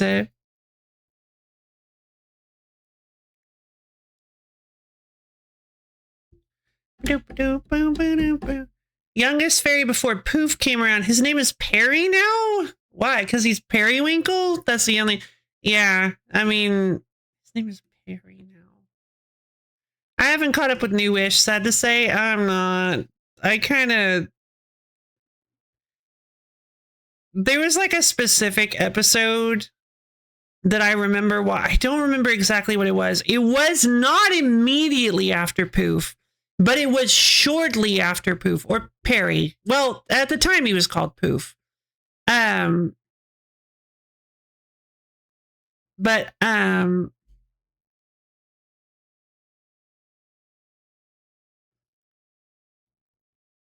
I guess if Perry, yeah. So it was very shortly after Perry showed up. And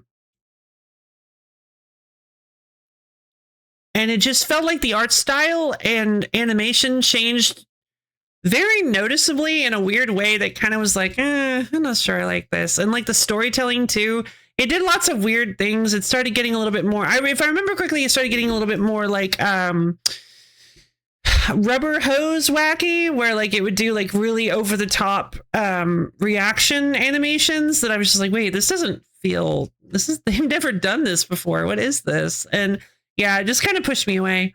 Last I knew, they added in some premium currency powers that you could use in the no stats servers, and kind of said, what?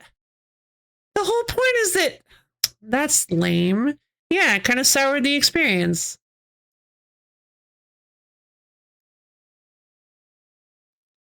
That's really awful. What is this Legacy of Dragonholt? Gather your band of heroes and journey to the edge of the Terranoth. Wait, didn't you say something about Terranoth? Wait. You mentioned a Terranoth. Is it like, I wonder if it's just a coincidence or if this is actually like an offshoot of Terranoth.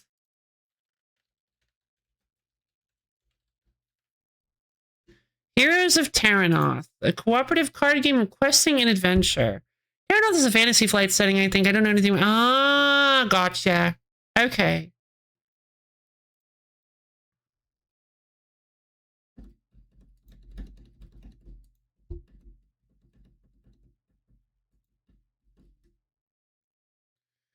The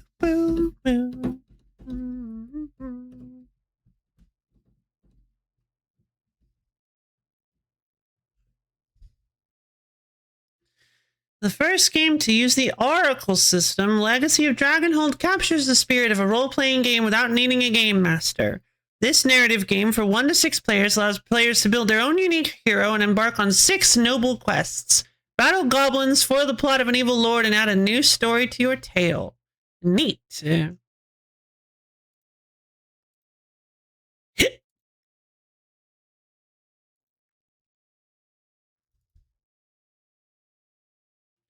Sounds kind of fun, you know, from a conceptual perspective.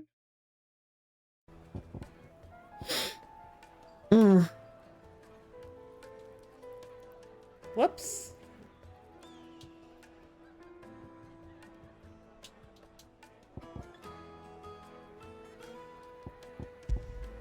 Oh, there we go. There we go. That was weird. Alright, I gotta speak with some townspeople. What I'm hearing? My carpets have pride of place in Castle Dasbog. You too can live like a lord. Lots of like fragrant herbs and spices. new castles and towns being mentioned. Pleasure. Welcome, sir. What can I do you for? A question, if you don't mind. I need to know what makes a good carving knife. You a blacksmith or something? Something, I suppose. Fair enough. Knives, is it? First and foremost, it's got to hold an edge. Most knives will make it through fat, no problem, but sinew dulls cheap steel in no time. Give me a blade which can slice through anything that crosses my chopping block, and I'm a happy woman. So a knife that stays sharp. Makes sense. Yeah. I mean, that would be durability. That would represent the hardiness of the townspeople. I can see that as being part of the riddle.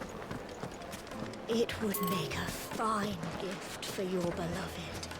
She'll look at you in quite a different light, I'm sure. Crystals, jewelry. Fresh bread, warm from the oven. Fresh bread, warm from the oven. Plates and pots! Bowls and basins! I'll be asking for you again, my sweet. Then see that you stay a little longer next time.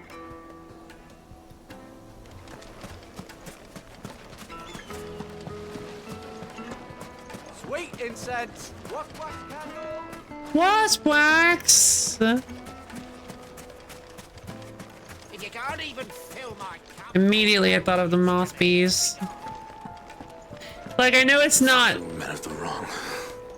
Anytime they pull their snouts out of cookers' trough is when they want to... Okay, so... Genuine cactuar needles imported from across the sea. Just one prick and your little sparrow will sing.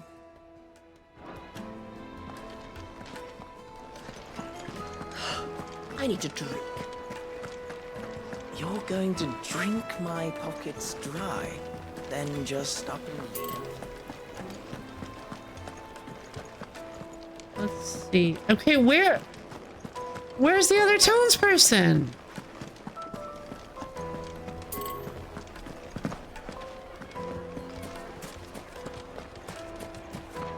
Is it true what I'm hearing? Is it true what I'm hearing? Is it true that we've had this conversation like 8 times already? Yes. Where?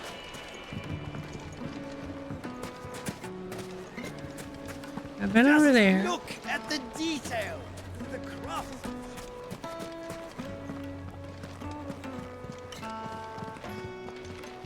Won't you come and play, Hanson?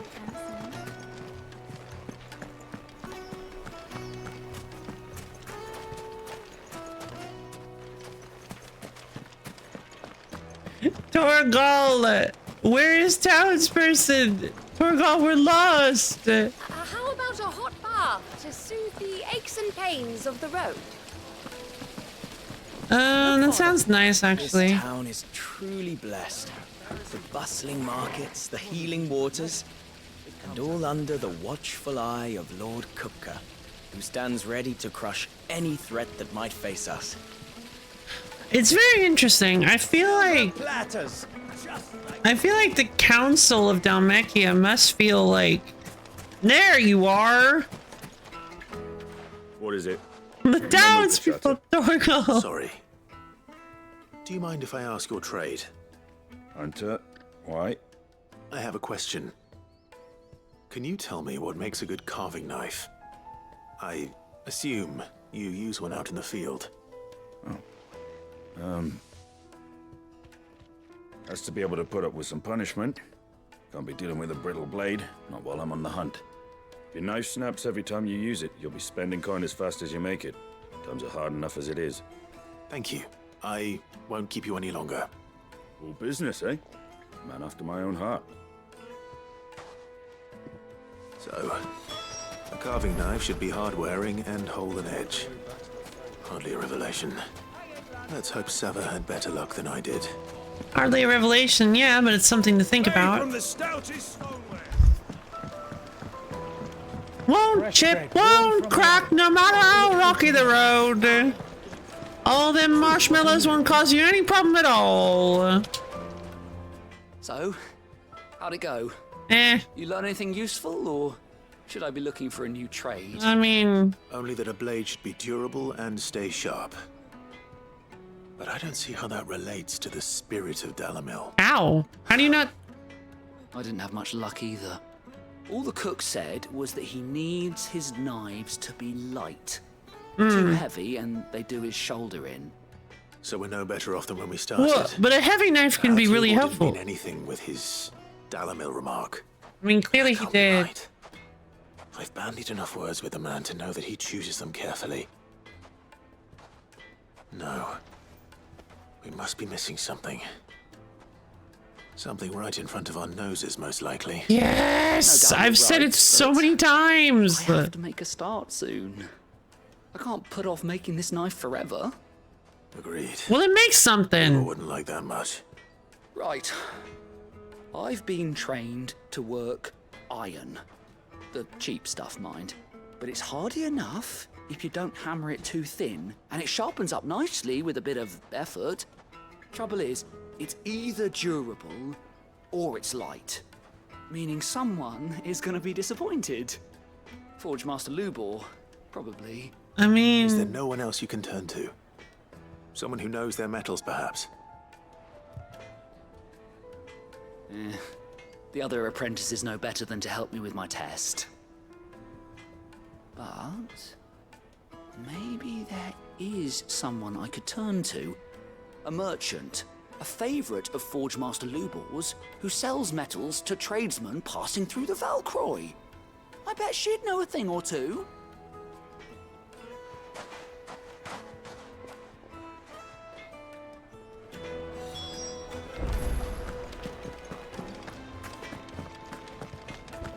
Hey guys, I think we're actually about to get another lady merchant. To be fair, we've had loads of lady merchants. It's just that, like... Oh wait, hold on. This is not the right way. It has to be over here. I'm surprised there wasn't a... Hold on.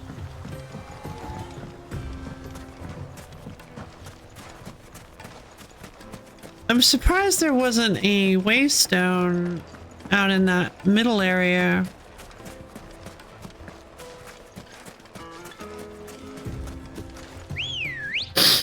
Come here, baby. Good girl. Ease me. Off we go!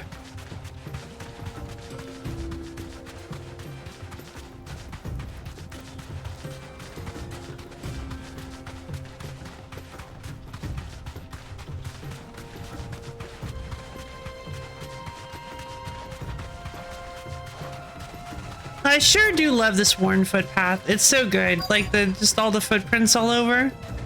Fantastic, fantastic idea. Ooh, so bright.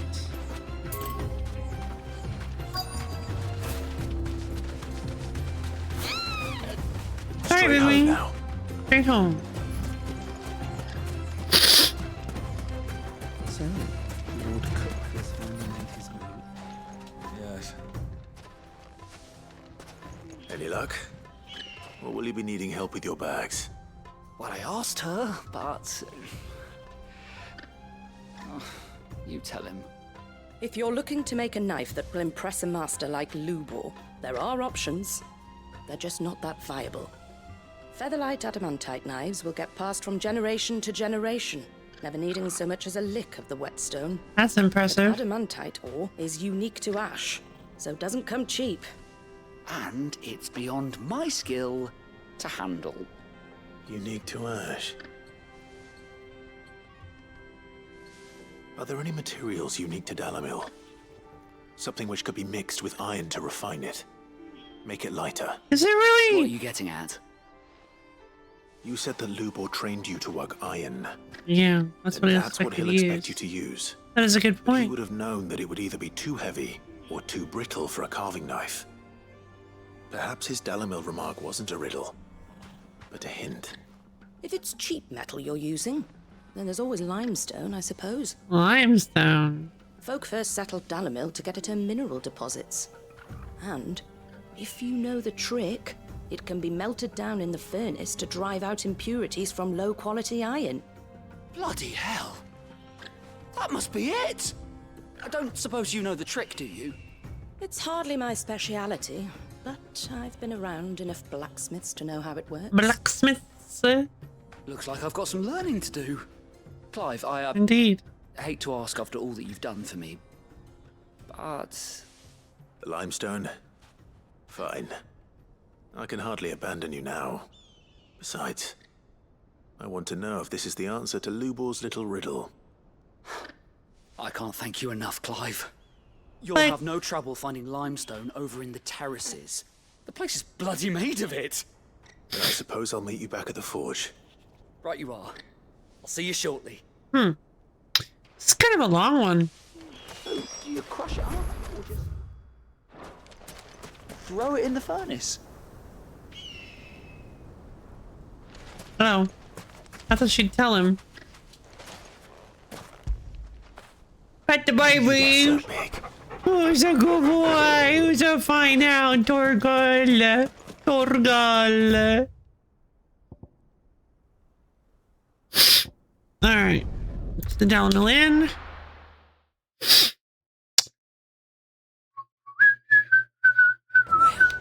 This is no good. This is no good. I'm old. Good sir. Trust Fresh me. bread warm from the oven. Here, have a taste. Lights and pots! Oh, no, baby. I am very tired. I was not expecting to get hit with, Get going soon. with the eepies this hard today. Ready, go? Like, I slept pretty well. I guess I just didn't sleep anywhere near long enough. But you know, it happens. Be safe.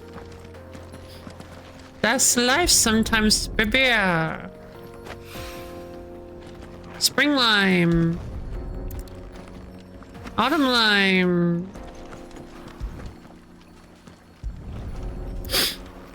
Winter lime. I'm kidding, it's all Looks a lot spring like lime. another. But hopefully this is what Seven needs.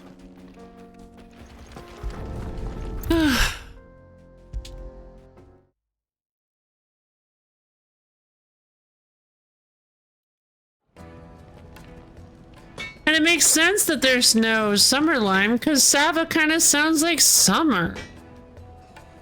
Sava. Summer, Sava, you know? They're so Wasn't sure how much you'd close. need, but I hope this is enough. Here's 3 spring lime, a brittle white stone that grows in the restorative hot springs near Dalamil. When dried and milled into a fine powder, it can be added to molten iron to purge the metal of impurities. You are one of the good ones, you know that. You and that merchant both, she's got quite a gift for teaching that one. Now, time to see if limestone is the secret weapon we were hoping for. Probably.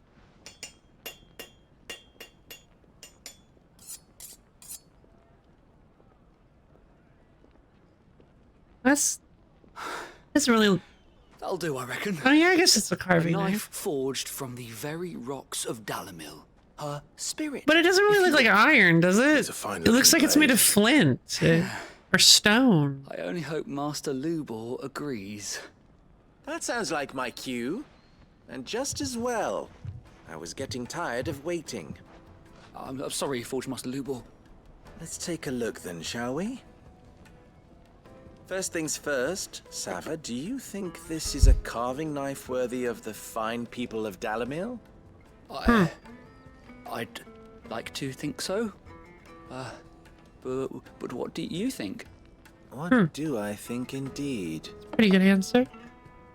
It's sharp-ish, but it won't last long with hard use. And it's heavy, heavier than it should be. You might not think it just to hold it for a moment, but sell that to a cook and you'll never hear the end of it. It looks like someone paid a visit to the terraces. The limestone was a step in the right direction, granted, but one that still leaves you short of the mark. And I was so certain I had it all worked out. I don't know who you found to teach you that little trick, but it certainly shows initiative. Next question. How much do you think I would charge if I'd made this? Well, if it took you even a fraction of the time it took me, I would say you could demand a heavy purse. And who would be able to pay that? The butcher? The hunter? The cooks over at the inn? Dalamil is home to humble traders, not wealthy lords and ladies. Rule number 1 in any business, Sava. Yeah, know your customers. Yes, Forge Master. This is just about passable. But only just.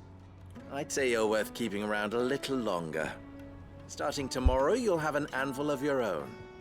I will. Thank you. I was wondering, what would you do if you were asked to forge a carving knife? I'd do what I always do. Ask who it's for. If it was for the butcher, I'd make sure it holds an edge. Yeah, there we go. I'd make it tough as a titan. For the Yeah. cook, light as a feather. And for the nobleman, I'd make it cost an absolute fortune. Absolute fortune. That's pretty great, actually. Yeah, that's a good point. I can't believe I didn't think of that. All right. That's a really good point. Congratulations are in order. I couldn't have done it without you. So much for the Forge Master's riddle, though, eh? The spirit of Dalamil had nothing to do with limestone or anything much. No, at it all. did. Meaning, I had you run around for no good reason. No, it totally did. Pass your test. That's all that matters. You'll have a forge of your own in no time. And when I do, The spirit of Dalamil is I'll craft you the entrepreneurship. finest carving knife you have ever seen. Is knowing its people. No, I mean, I feel like a lesson was not learned here. I feel like there was a lesson to be learned. And he's like, man, Master Lubor certainly did a lot of talking and not a whole lot of explaining that riddle. And Lubor's over outside the door like, oh my god. Alright, what? Really? He didn't listen to a word I said. In exchange for one great story, yeah. Wait, hold on. Some 1,000 gil. It's not even really that much. Alright. Time to head to Drake's Fang.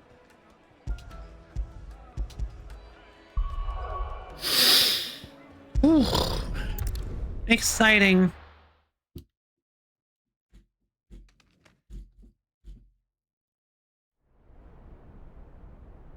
Ooh. Yep. He's got metal hand. I figured he would have prosthetics or... I figured he would actually have magical prosthetics. What are they still out? Ooh, that stinks. What has that gutter rat done to me? Well, it's probably phantom pains, buddy.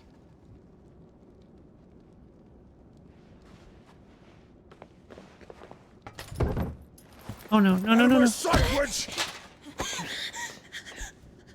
There he is. I'll kill you, Rosfield! I'll rip out your heart! I'll tear you limb from limb! Peace, Hugo. The table shan't hurt you any longer. He sought to humiliate me. Me! If you hadn't interfered, he would be dead! You would be dead. I believe you would have triumphed had the battle continued. Titan would have ground him into dust! And how would he have done that without his head? Shut up!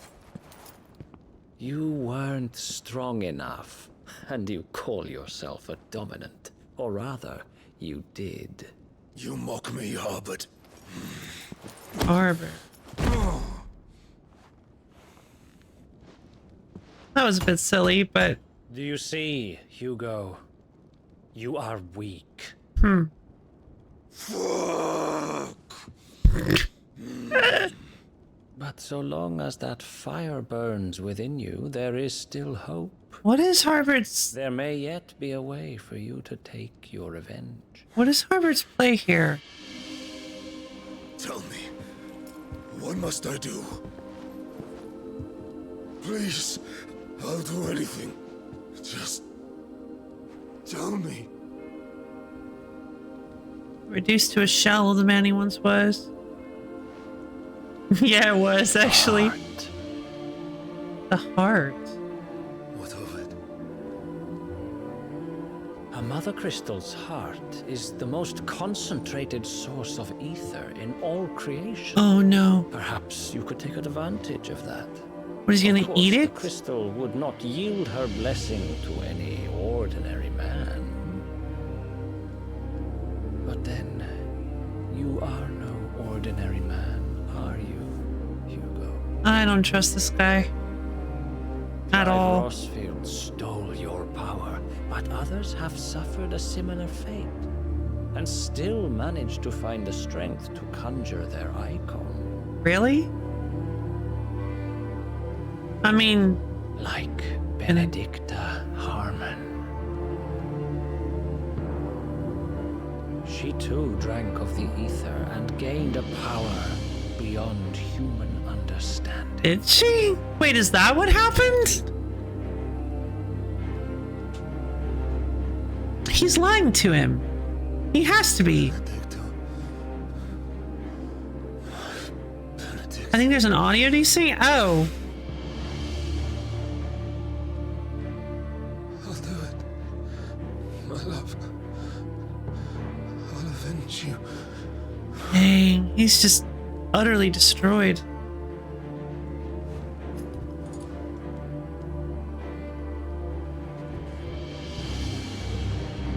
God, I love this. Run along now, Hugo.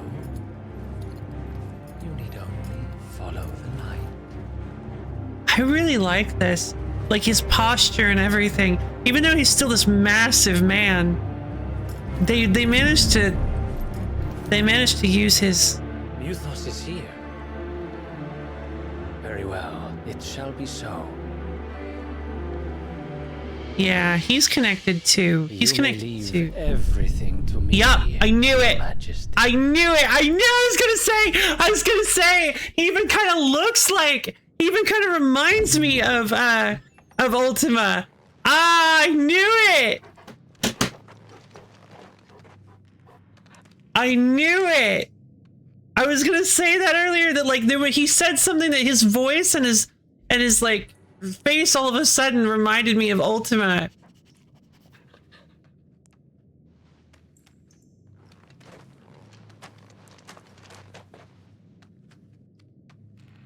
That's exciting.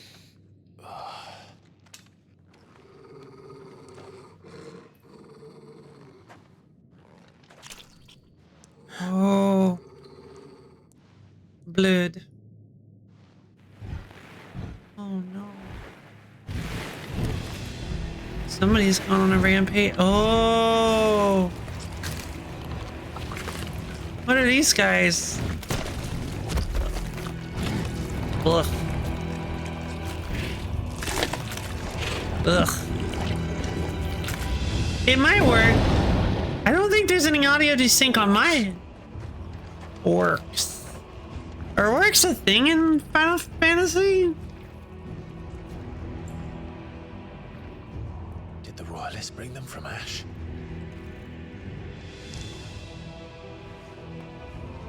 Okay, so Waloed is like hyper evil. Into the darkness. Are the beastmen part of the Waluda army now? How the hell did that happen? Wait, is this a stealth segment? I don't remember being able to crouch at will. Oh, never mind. They spotted us.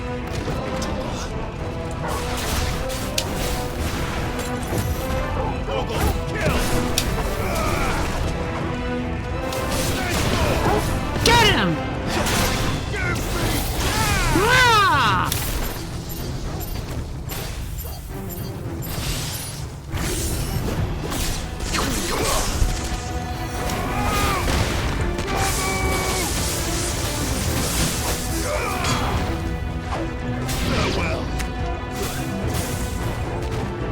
Come on! Get some! I do like the shield counterattack ability from Titan, but honestly, I am actually starting to kind of miss the Phoenix shift. Abilities. Could I perhaps master these two? I could actually.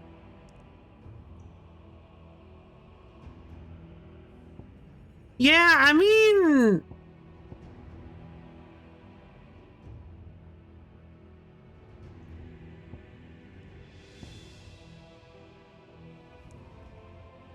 The,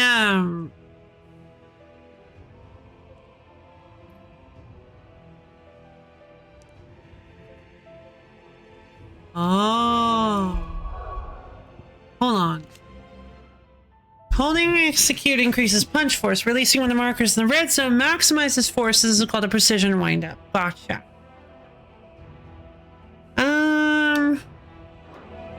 Alright.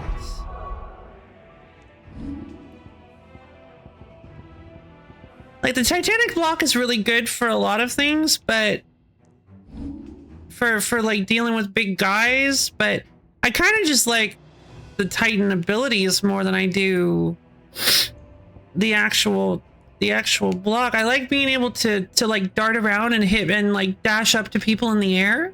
I kind of miss that. So I think I'm gonna master the Titan abilities real quick.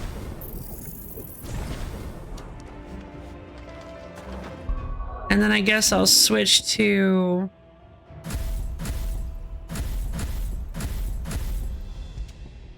Phoenix.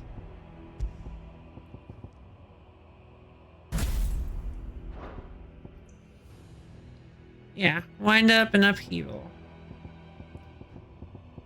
Perfect. We'll play around with that for a little while.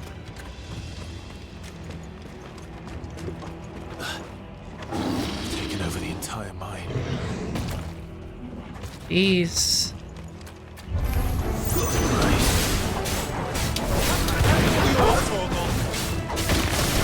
Freaking wheel! Fire spin!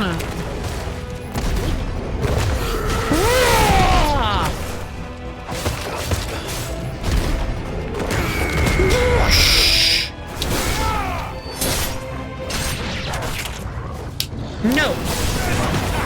Got him!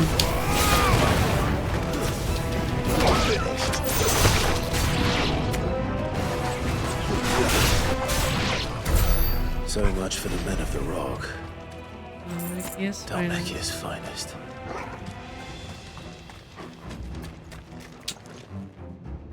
Oh, Clive switch pull!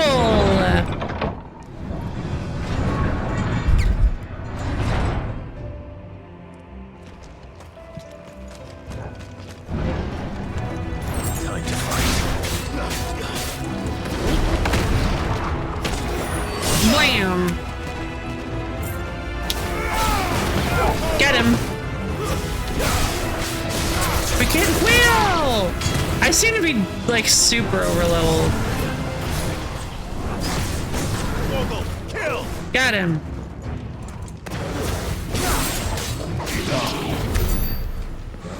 Easy.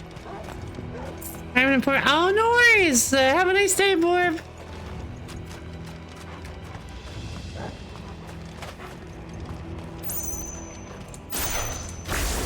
Oh, I never noticed that it's that they actually have the names listed: Fire, Arrow, and Thunder. That's fun. Thundara, cool. So the charge magic is Thundara. It's Fyra, Aurora. I wonder if I ever get the chance to do Aga spells. I don't know how that would work.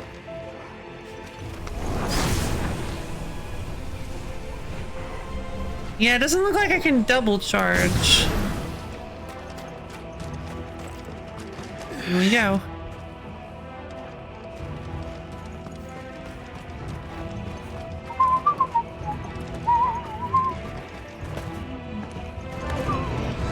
Animals, you should never have to dash. Fire spin!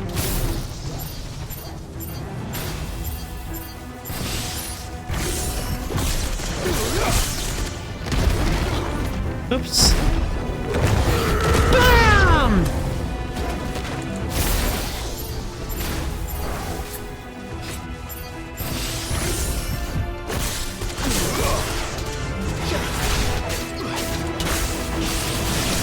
Chicken wheel!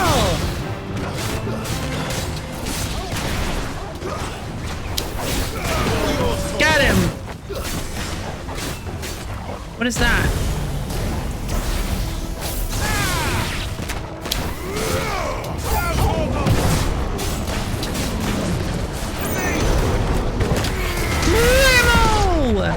That was like a one-shot kill. Whoa!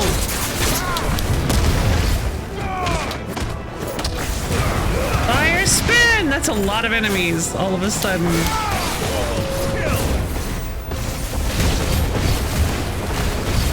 Whoa, why? Oh, because my attacks are charged. Wait, what is going on?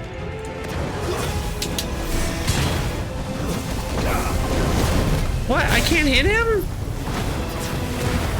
No. Hold on. How do I lock on? I want to hit that Orcish Mesmerizer.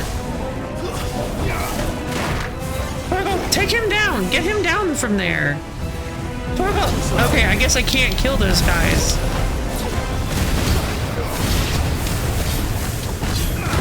So full of dinner. Oh, yay! Dinner! Alright. Cultural upheaval. Pretty funny. Where to next?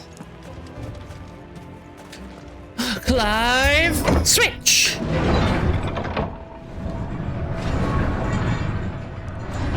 What was your dinner all about? If you don't mind me asking. I hope you enjoyed it. Sounds like you did. I mean, you don't have to be like, enjoy it to be full, I guess. You could have just been like, well, down the hatch it goes. Somebody set 4 gallons of spinach in front of me. Hold your nose, here it comes. Won't be going any further this way. Honestly, it's been ages since oh yeah. So I never really thought about what spinach tastes like. I guess spinach is fine. It's a bit grassy. It's wild that I haven't had spinach in a lot of years, and I could still remember. If I really think about it, I can remember the flavor. Clive, push. This is boiled spinach, by the way, not fresh spinach. I love fresh spinach. Fresh spinach is the best. But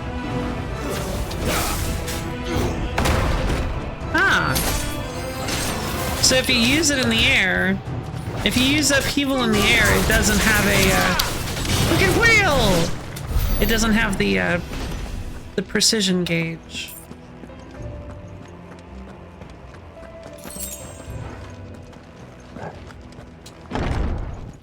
Hello? Jeez. Oh boy. Big man. I won't be sneaking past this one. How did they get in here?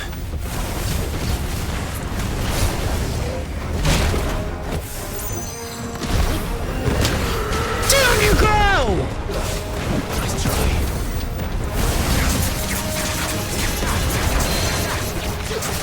Come on down, big guy. Wham! Yeah, that's right. My bones, Torvald!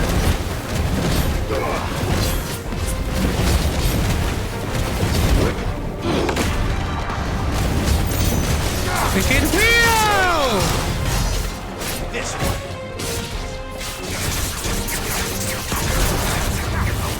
Darn. Ugh. To me, boy. All yours, Torvald.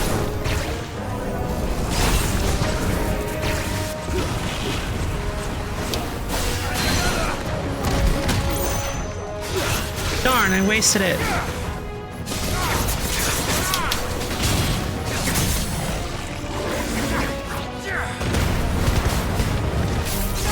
Explosion! Upheaval!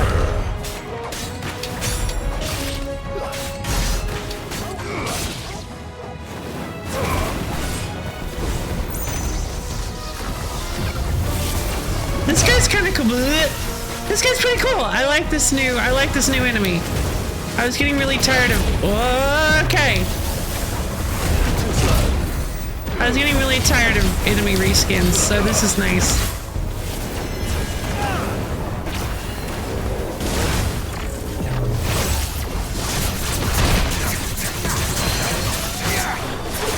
Come on down, big guy. Heal me, baby.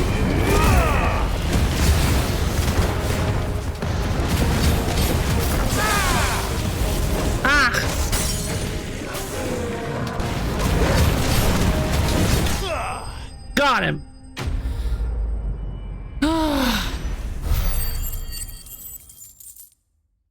Yeah, I think I miss, I think I'm already missing, the stone shield. Would have been nice to have for that fight.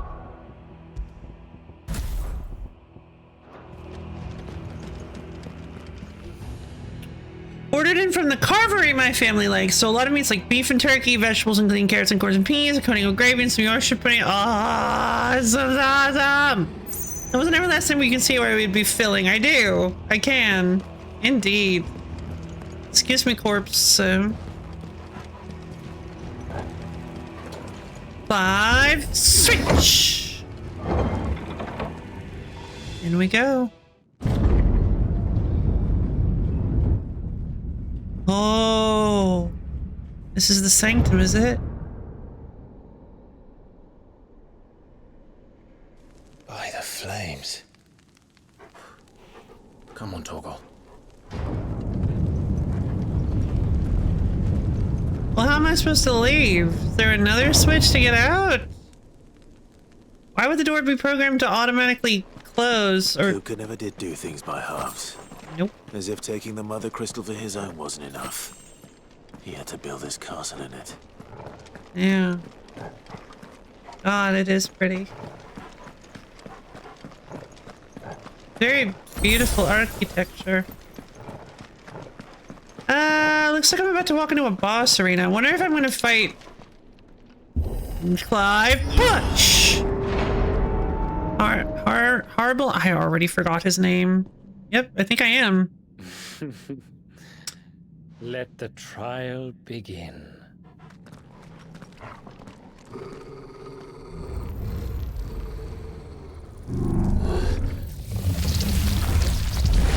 Yep.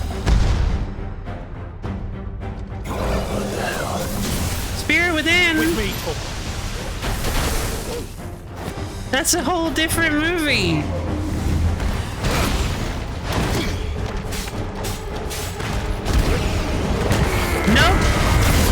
What? Okay, that's not good. Undertaker.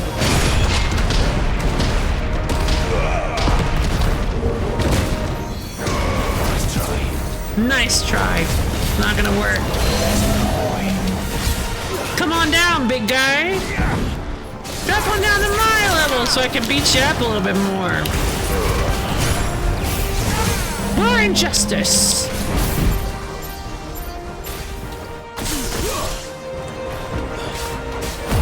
Oh, I need healing.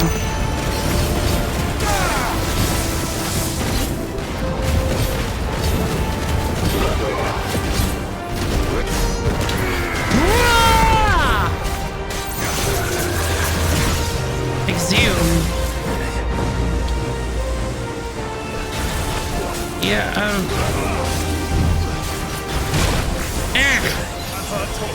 I'm hurt, Torgal. Whoa!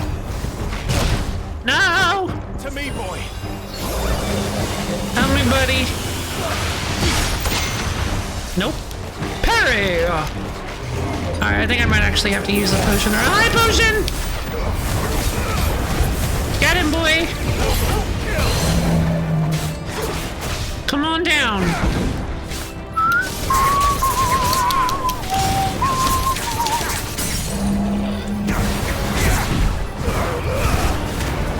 Another cyclone pile drive. Upheaval. Big fist.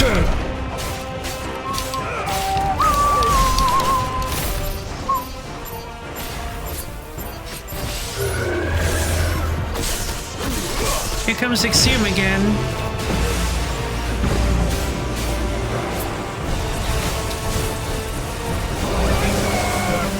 Ah, Spirits Within again.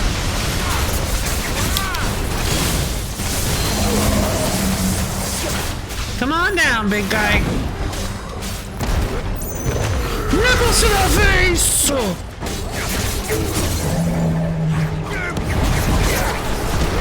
Farewell. Blam! The Undertaker vanquished. Easy. Easy, easy, baby. The Favor of Lightning Thunderstorm. Okay, well, I don't use that anymore, but it's the place I hype up. Let's see. It's the place I hype up the most and tell friends, partners I would insist on taking them to if they ever visit. Well, that is quite some praise then. Me? I'm already half Torgal. What? That's impossible! Nobody can be half Torgal! It's such a, like, obscure reference. Let's see, Seems we're expected. I suppose so. Let us go in then. So this is the power of Muthos. Muthos.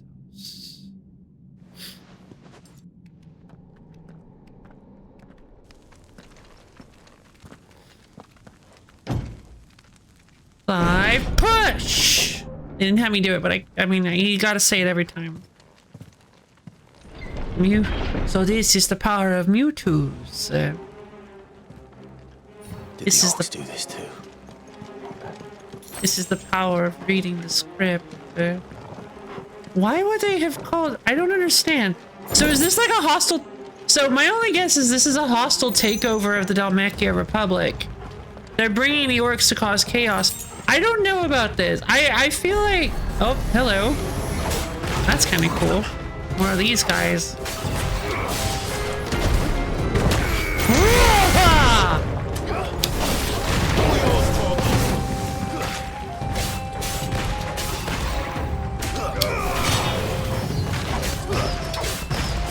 Wicked Wheel!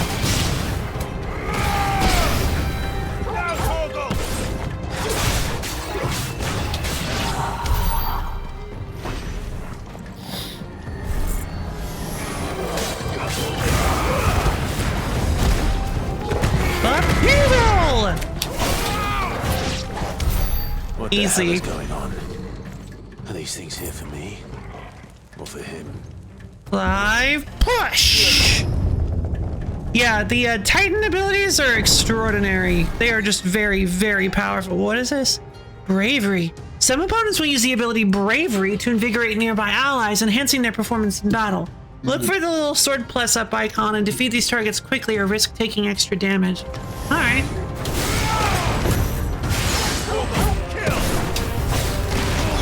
Get him, buddy. Whoosh. Wicked wheel!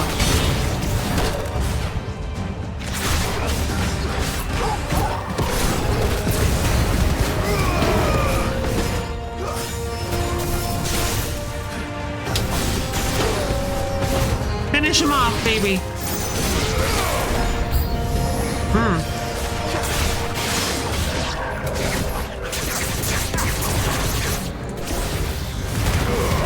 Fire spin! That has like some really severe range.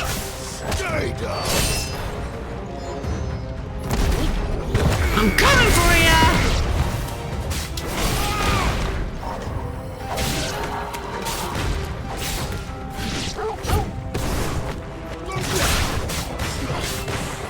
Wicked wheel! This is so great. Oh, are we done? Okay, cool. A green item! Ooh, stuff. Free stuff. Hello, fellas. It's been a while. How have you been? Hello, Big Man Ryan 777.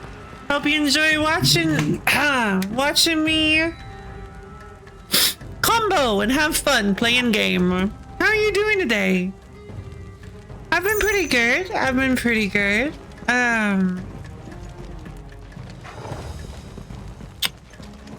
been a little. I'm definitely glad that that we've finally got into some like actual combat. Is this you're doing, Ultima? Probably. I'm glad we got into some actual like intense combat now, because I was starting to while the dialogue was nice, I like getting some oh, it's a lich. He's here. I like the dialogue and lore building. I was starting to crave some action. Upheaval! Niff. Nope.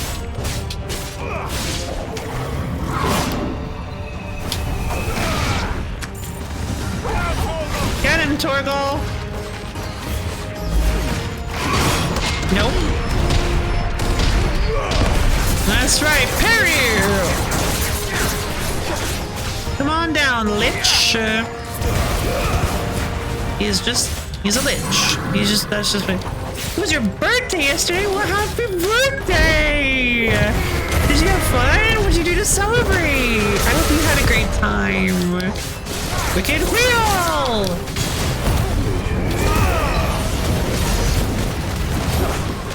My bones, Torgal!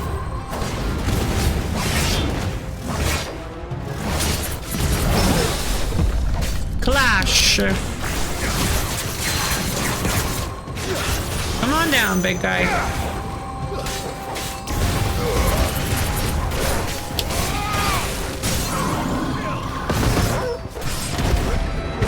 Big punch thing!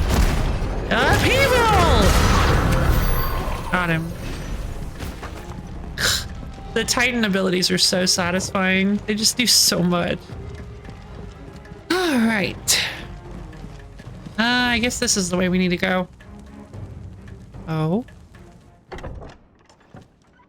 This door he pulls. He's like, it's a pull door. I can't do anything about it. Like, I can't push a pull door. I may be awesome, but I'm not that awesome. This is the room. Yep. You've been busy, Kupka. Yep. But where did you go? Hello, I believe I had an appointment. Yeah, I kind of had that feeling, yes. I didn't miss it. Hello, is anybody there? I was told to be here at 5. It's 5:15. Nobody came and got me, so I just thought I'd check and make no? Okay, cool. Oh, you're in the middle of trying to consume the mother crystal and that made you late for my appointment? That's fair. That's fair. What does it mean, what? See, I don't know what we're supposed to... I can feel it. I don't really know what I'm supposed to draw from this. Oh, am I supposed to jump down? No. Okay. Well, that would have been cool, but I guess not. I don't know what I'm supposed to draw from that visual. They lingered on that visual earlier as well, and I didn't really get it. I was like, okay. I mean, I think it looks like the other sanctuaries.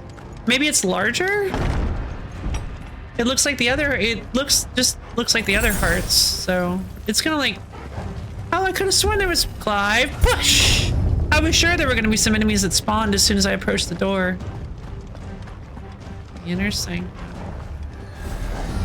Oh, hey guys. Just what I We can heal!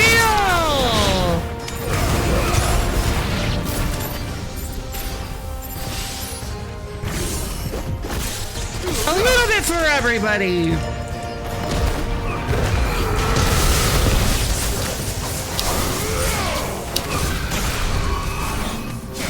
Nope. Interrupt. No!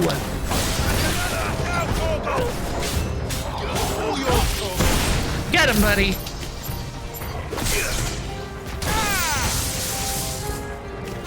Huh? Why do I keep... I'm not trying to press left. Hello, everybody. Take a taste of the herbs there. Try a spin.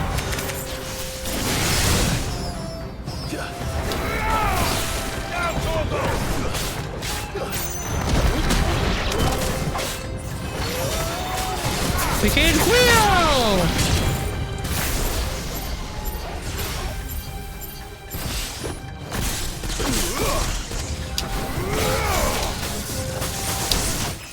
Got him! Alright, we got 3, 3, 3, 3, 3, 3! Yay! better be the last of them. Yeah, Blind Justice is so awesome. I love like sticking Blind Justice and then like doing some combos and popping in and it's just like beep, beep, beep, beep, beep, beep, beep. It's really good. 5, push. Oh, there he is. It's coming. We all know what's coming. Oh, I'm so... Wow, that is a much bigger heart. My everything. Yeah, he's lost. I've missed you so much. Kuka! Buddy, he's not... Oh, what is with his eyes? What happened? I don't remember his eyes being that green. Oh. He's just actually... I swear to you, my love. We will never be parted again. What's wrong with him? I have no idea. I think he's under an illusion. I think this is Harbin's doing.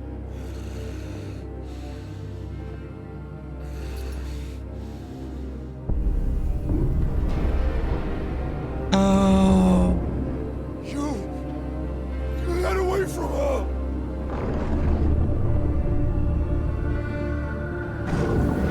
Benedicta! Oh. I see. I'll kill you, Roswell!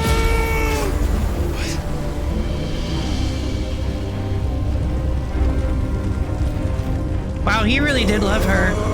Yep, here it comes. He's priming. Nope. Not now. I mean, you're gonna need to handle this. Titan is huge. Hey, yo, yo!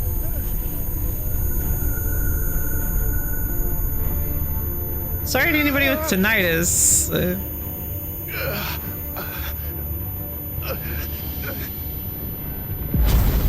How did he get so far away? Come on.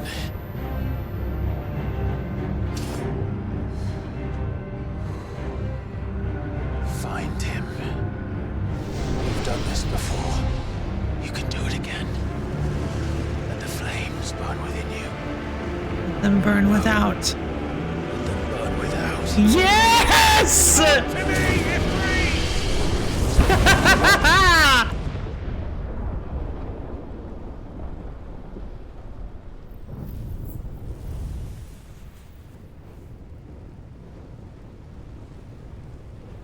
Who is... That's not Joshua. Okay, seriously, who is that guy? I feel like he should be bigger than that. Oops. Here we go! 1 second. I need to go to the little streamer's room real quick. I'll be right back and we'll get started. I'll see you guys soon. It won't be long.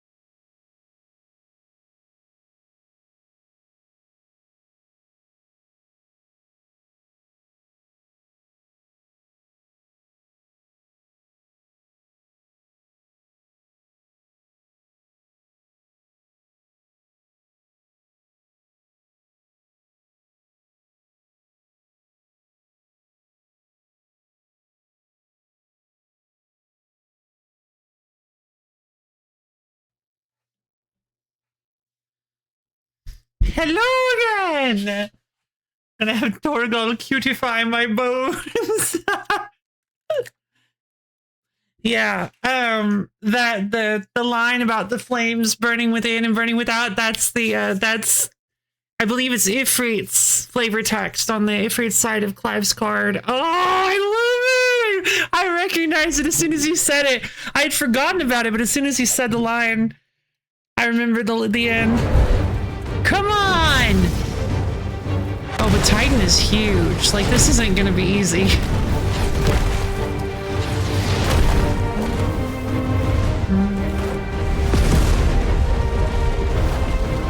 Not as big as I remembered him be. Oh, well, I guess we were tiny when that happened. Whoa! He still doesn't have his hands.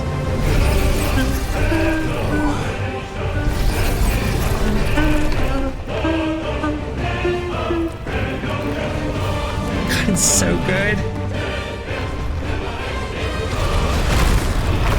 Here we go! The fight we've been waiting for. Ah! He's finally conscious. I'll be honest, I do not remember how to play as Ifrit.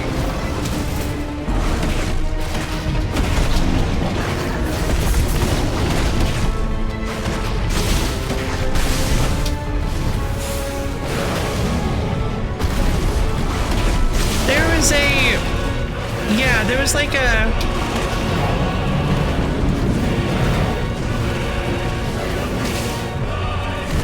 Whoa! His movements are so good.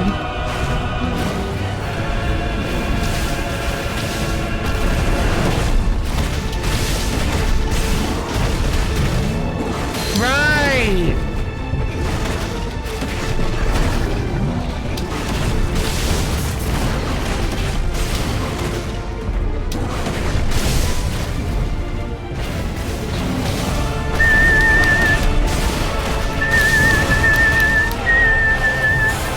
Voice of the land, huh?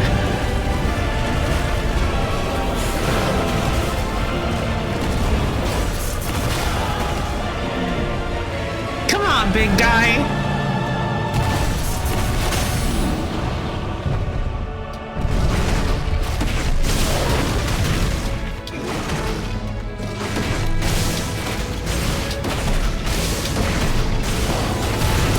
Big fireball thing! Backdraft!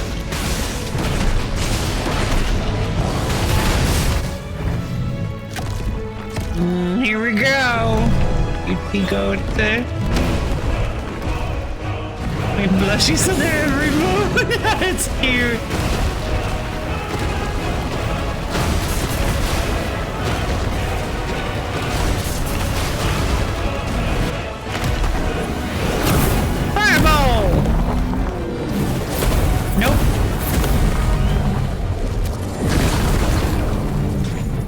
trick.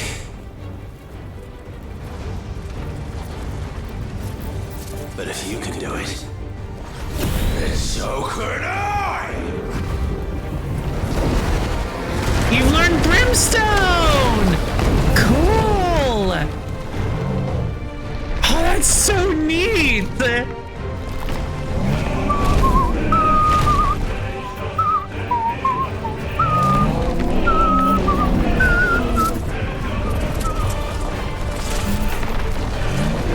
We love Oshira's Wrath here, true!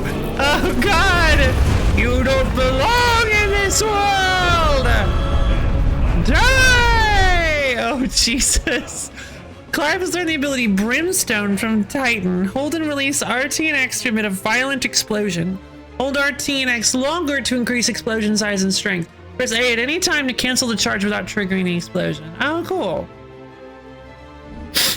Ifrit is invulnerable to damage while charging Brimstone. Suffering an attack, however, will automatically trigger the explosion. Oh, okay. Let's give this a try.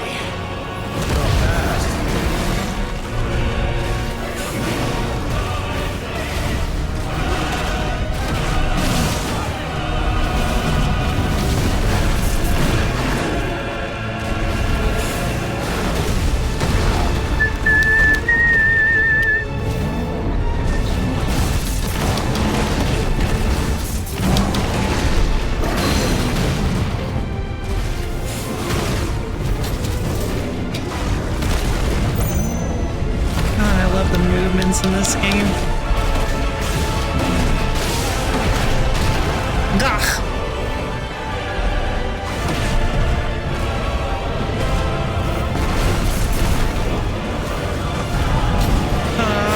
Yeah!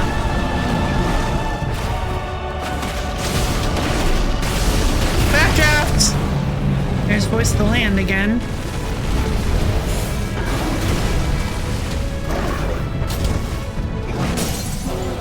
Got him. Staggered.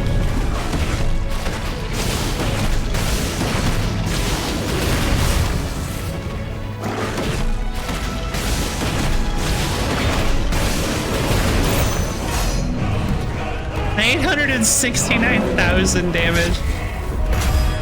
Come on, that's what I was waiting for. I was waiting for this, the QT. Oh god. Oh, that didn't. That feels more like a failure, but okay. My bones!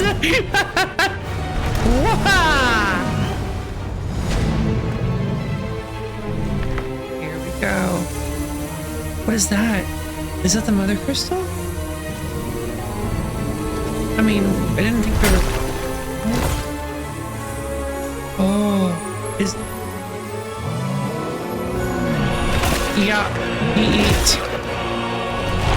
He munch. I think he's gonna get bigger. I don't think this is good for him.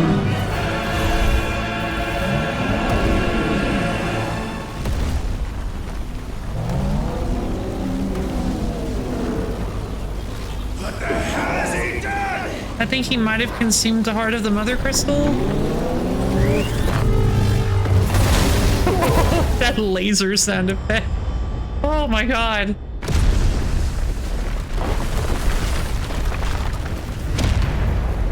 Other crystals are good for Titans, it's fine. Ah, I see, of course.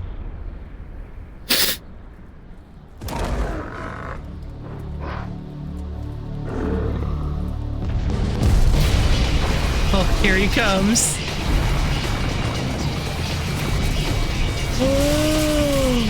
Oh my god.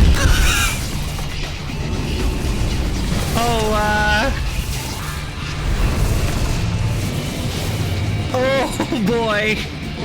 Mega Titan. So to help me. It's do or die. Yup. I'm coming, Kuka. Oh yes. Okay, hold on. I'm sorry. I'll be right back. Ah, I'm sorry.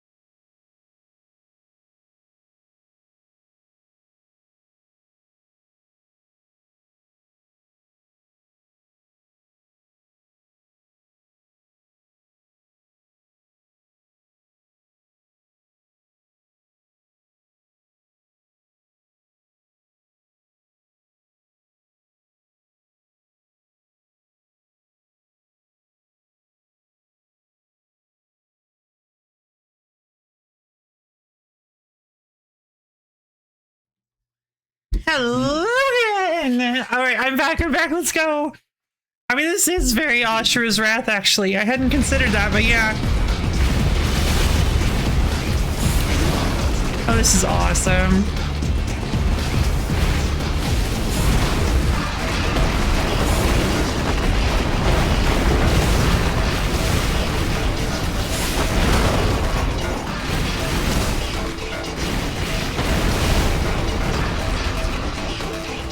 Come on, Titan! Oh man, the big, like, needle tentacle things.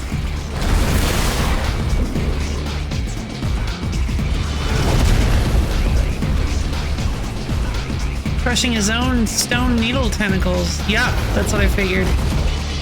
Had a feeling, I mean, like, we gotta run up the stone tentacles. Like, come on! You can't have a section like this where we don't run up stone tentacles. Yeah! God, this is so awesome.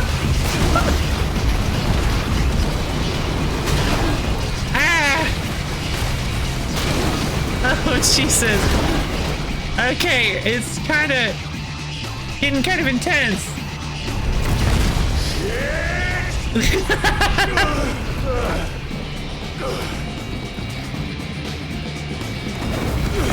This is just so over the top.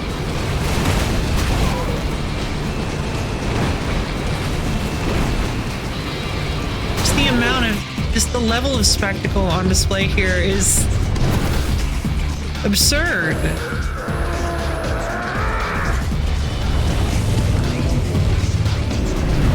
How is he bending it like that? Oh boy!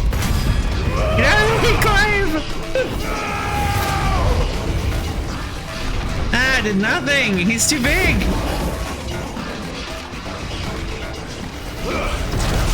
I mean, yeah.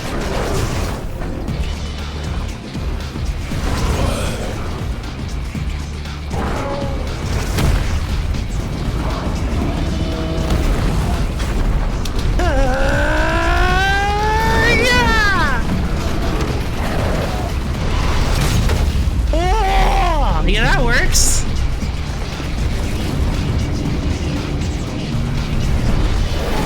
Take out his giant arm. I've got you now. I've done like 1/5, no, 5% of his health.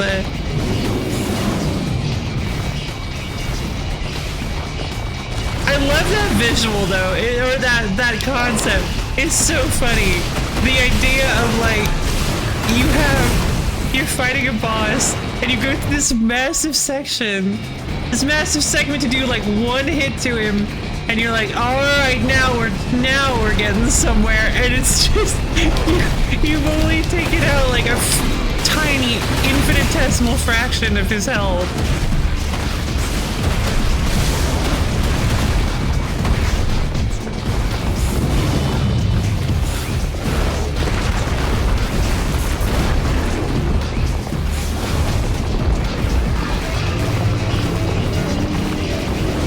Yikes, this is wild!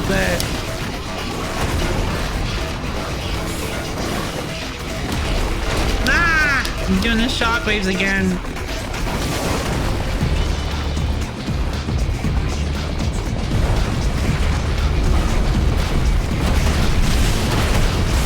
Backdraft! Got him. Staggered him. What does that do?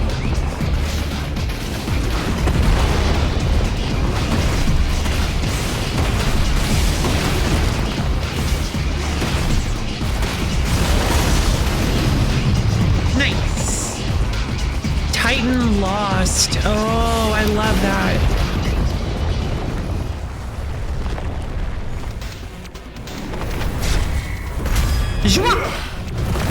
Up we go.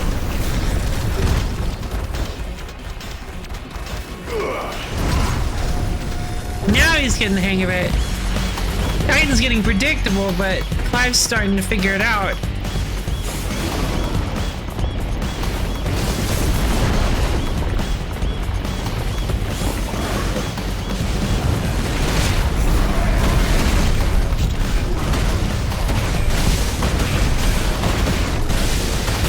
Backdraft!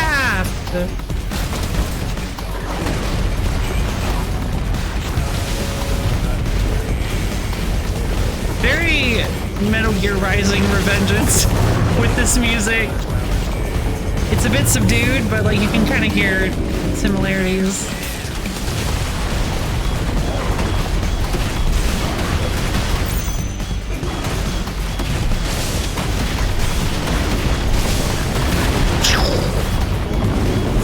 Granite Rain.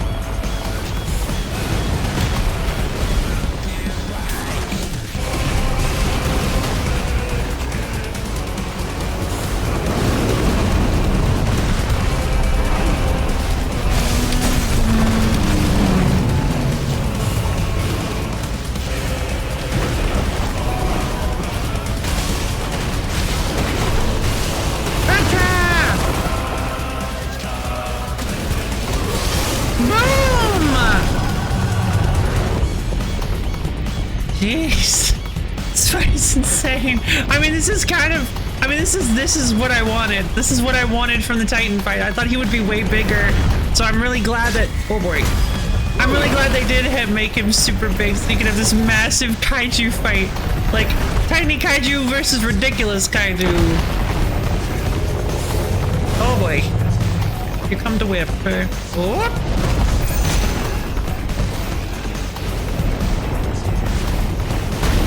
That's not what I meant to do. Alright, Firelight. Let's trigger it.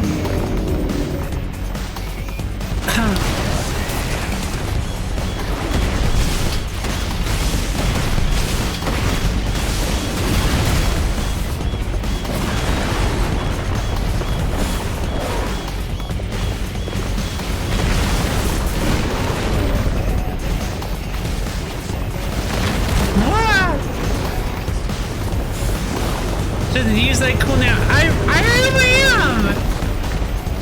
I used it a little bit, but like using it as a counter is kind of tough. But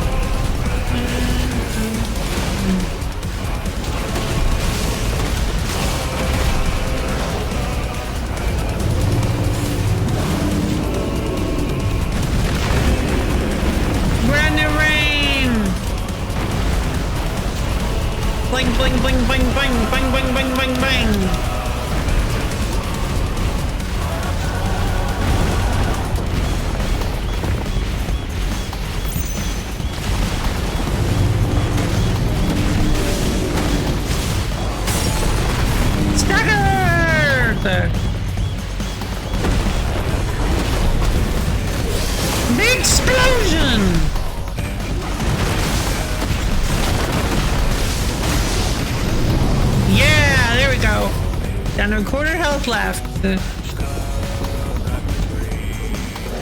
Oh boy. Oh, he's trying to trick me. He's going for the fist and the stone tentacle. Ah! Not a chance. Whoa, I ripped it off.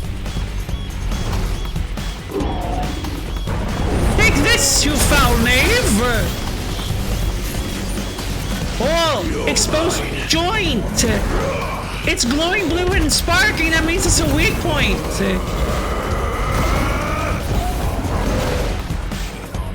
This is just Rising Revengeance. Go!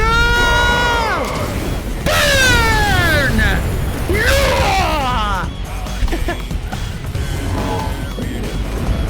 I can fly?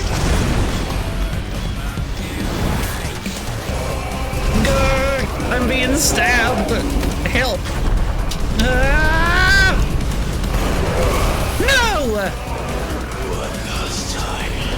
None for you!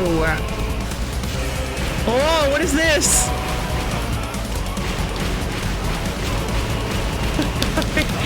What am I doing?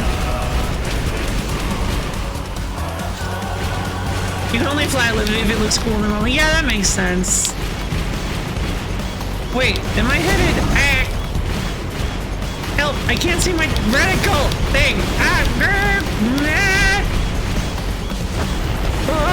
Here you go. Oh, it's the tentacle.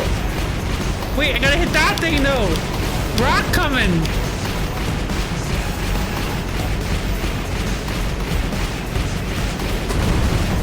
Blam.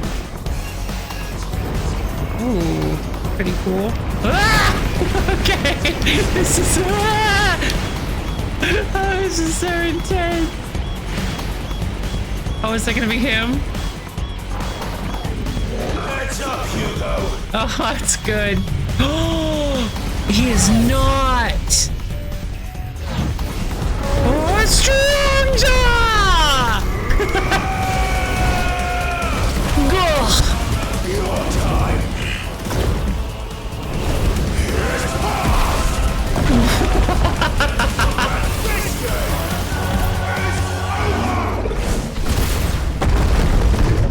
Yikes. Oh my god, Rider kick!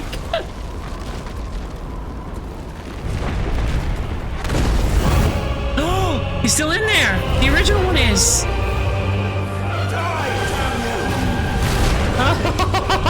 You're kidding me. It's so cool.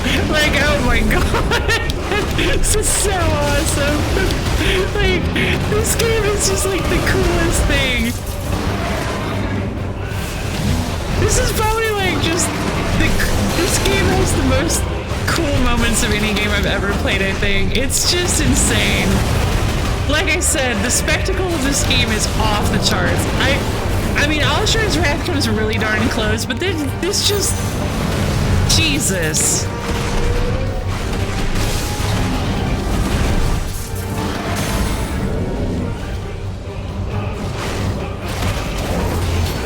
Brimstone!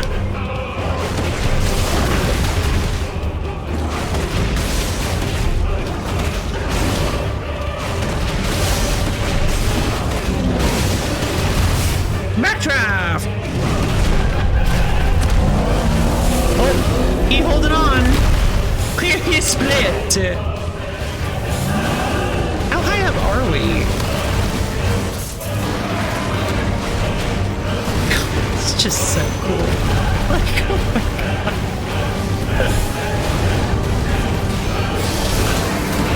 Whoosh!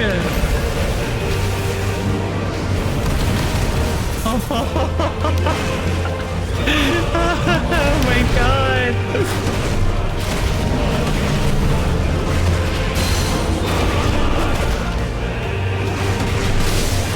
I mean, this is kind of the... This is kind of perfect. I mean, Hugo is like such an incredible villain, and he's been like really built up as one of the main villains. He destroyed the original Hideaway. I love that this feels like the build up to 5 years of pent up rage and revenge. Like, even if we didn't get to see the 5 years, you can really feel the 5-year wait for Clive. Like the just sheer bombacity of this.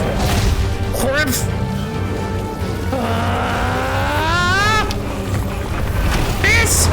Oh, jeez. Oh no, Ridley. He's pulling a Ridley. What is that? From the Mother Crystal. Don't do it. I wouldn't. You can do it. No. But that caused him to go nuts. If you can do it, so can I.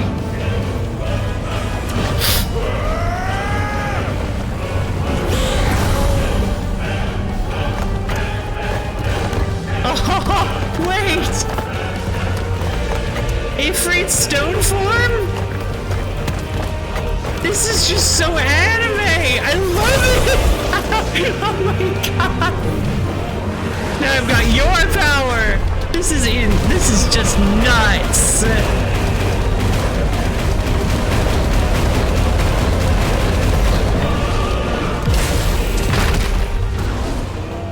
Ifrit Volcanus? Yeah, I guess. I like that name actually. Ifrit Volcanus. BAM! Take it on the chin, you monster! Die! Yeah, baby! Oh my god! These iconic conflicts are just so incredible.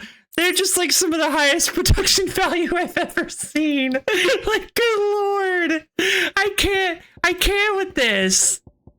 I can't with this game. Sometimes it's just Jesus. Yeah,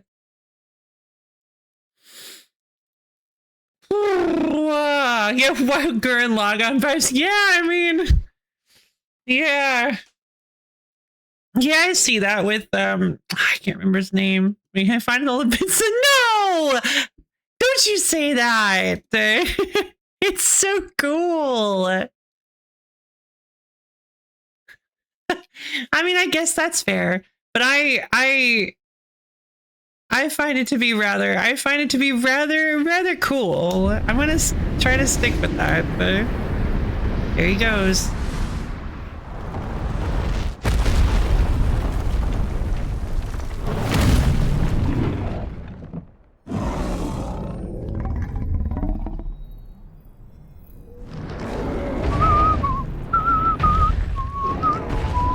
The entire castle, the entire Mother Crystal has been leveled. The only thing left is the heart.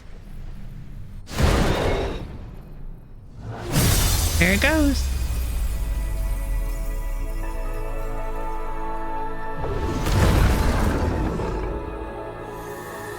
I've never liked that like view on QuickTime events.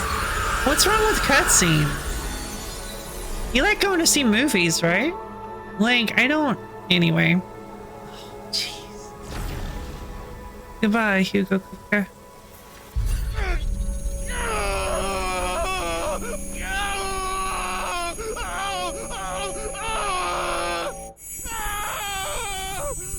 God. Jesus. Seriously, who is this guy?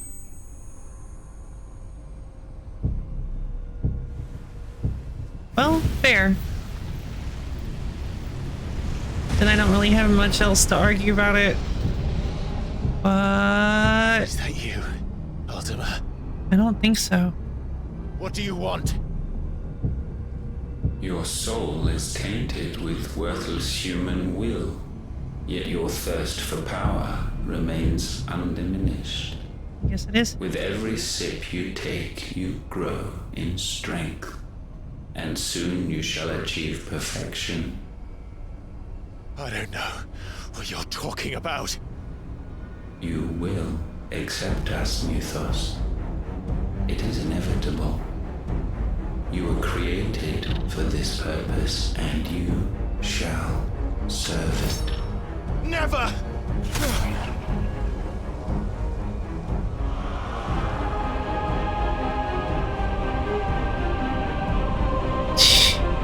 What even is this guy? Fight it, Clive! Don't let him in! Consciousness. We see now. Human will is so insubstantial it cannot exist in isolation. You mitigate its weakness by interweaving it with your consciousness. Huh.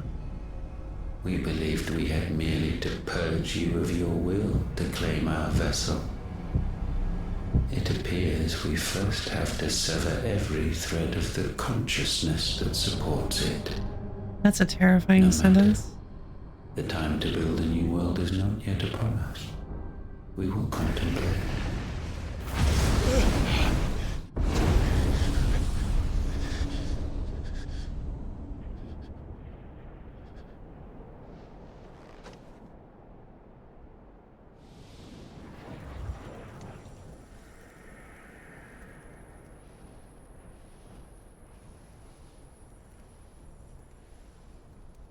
Thank you, Joshua.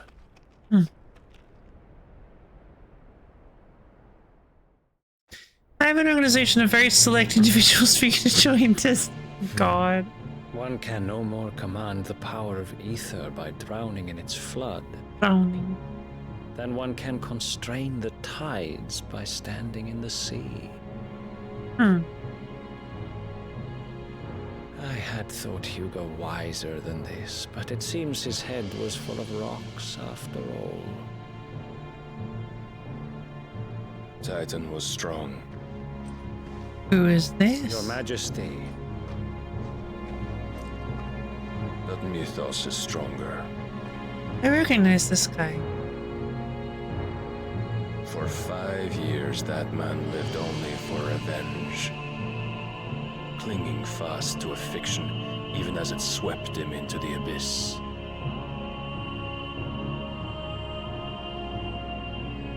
One cannot change one's nature through force of will alone. Only the Almighty can do that.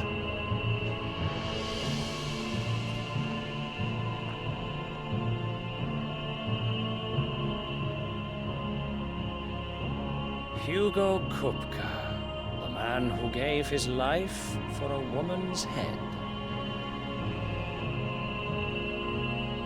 A fool like all the rest.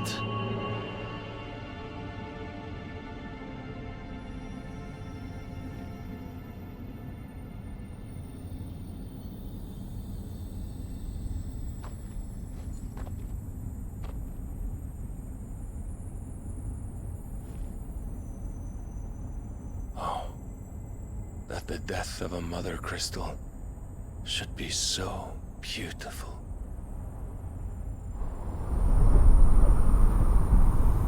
Yeah.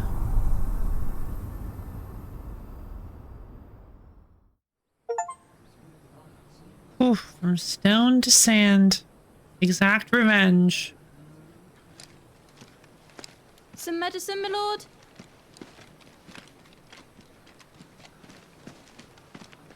I have salves, potions, anything you need. Stop bothering me, urchin, or you'll feel the back of my hand.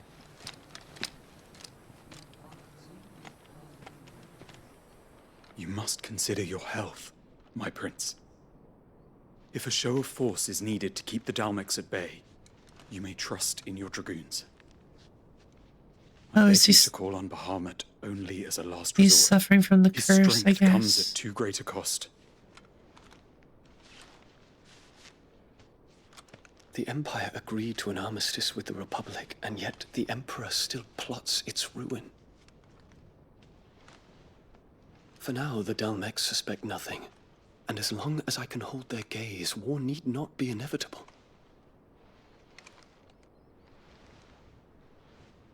But more than that, Bahamut is the champion of the Empire.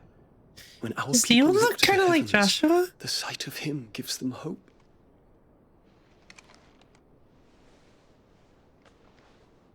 What?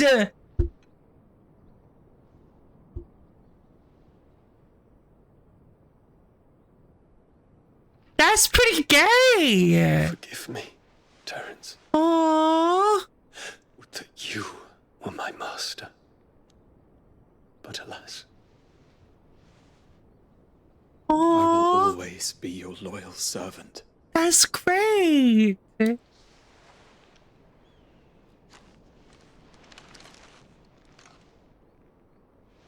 And it's not even like a Terrence isn't even like a major huge player like a Dominant or something, or like a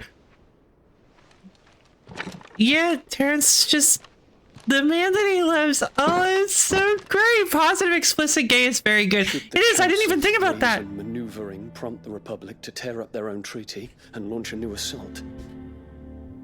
Our soldiers would advance to meet them, cutting across the Central Isles, but not in time to prevent their forces from breaching the southern defenses and storming Twinside. And so the capital would become a battlefield.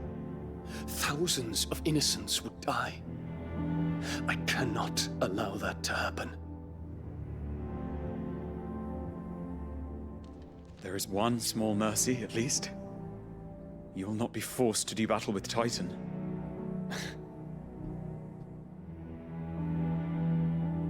Would that I could avoid doing battle at all. Yeah. Oh, Dion. 1,000 pardons, Your Highness. What is it?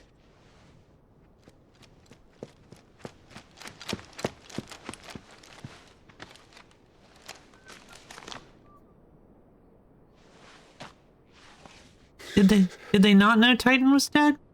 Olivier has been made emperor. What is the meaning of this? My father's orders. What were they? Quickly!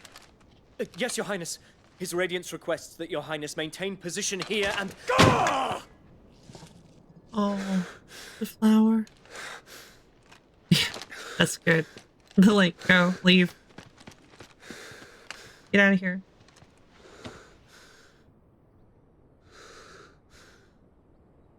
Terence. Yes, my prince. I must go to the palace. I'll ready your steed. I'm getting hit by a lot of... I'm getting hit by a lot of bots today. I think I've gotten hit. I think that makes like 6. You guys haven't seen him because Automod's been really great. But I think it was like the 6th bot today. Oh no. What is it now?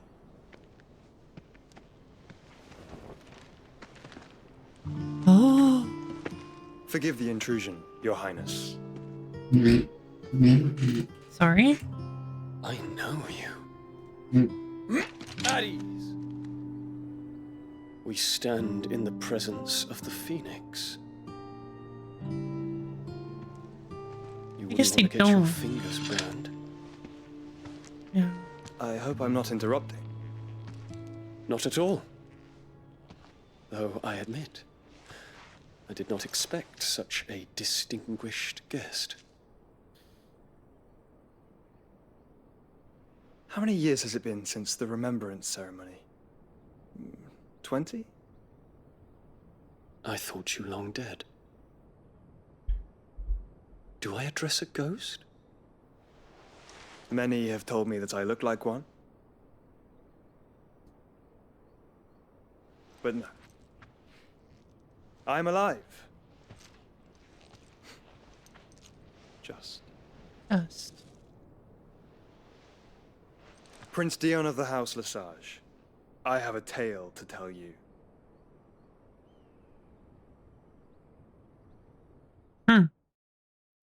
Well, that's rather exciting. We're finally getting Dion pulled into the fold.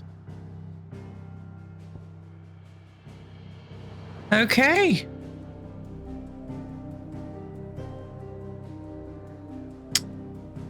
Well...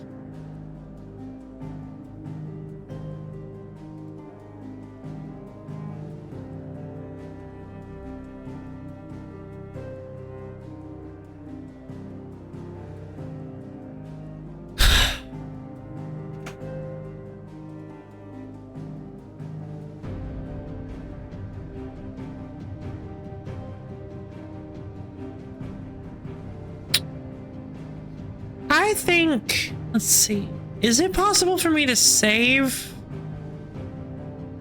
and quit from here? I guess not. Yep, Drake's Fang is gone. Drake's Breath is gone.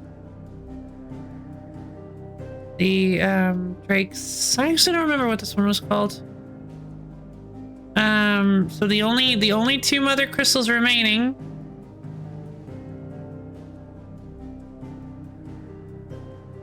are the one at the twins. That's a big hole. Are the ones that are the one at the twins, which seems to represent water.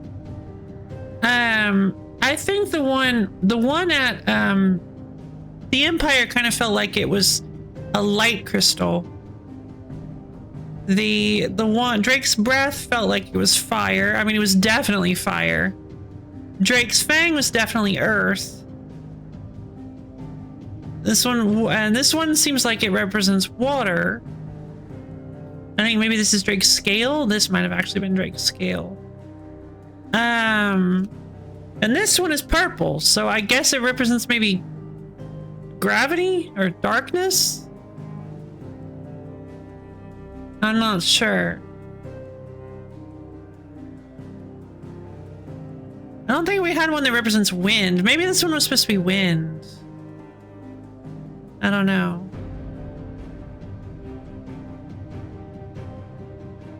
I mean, it makes sense. It is the one. No, we did. We fought Benedicta before we went after the Mother Crystal.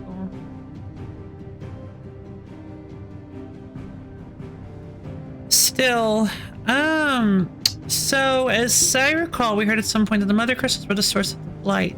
We've now destroyed a couple of them. Has any evidence that that was accurate popped up? That is a good question.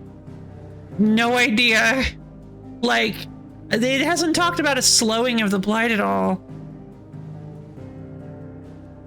You'd think that the Mother Crystals might be able to...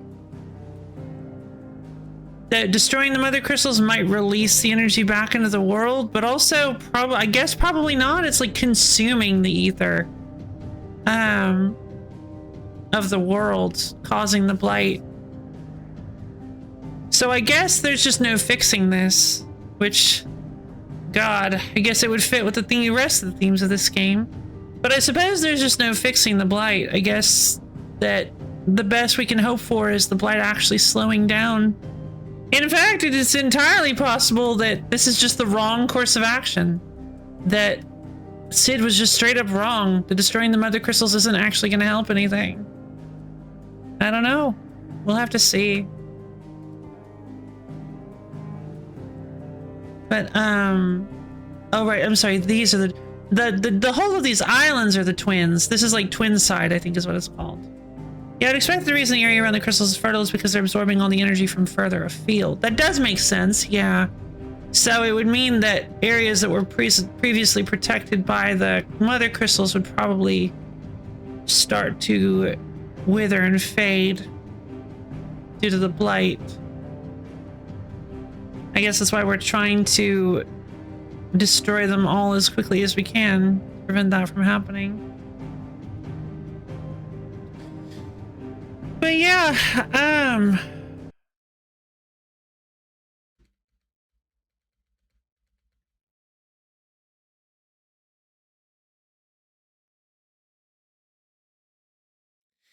where have I seen that guy? It might have been on one of the cards, but I don't recall.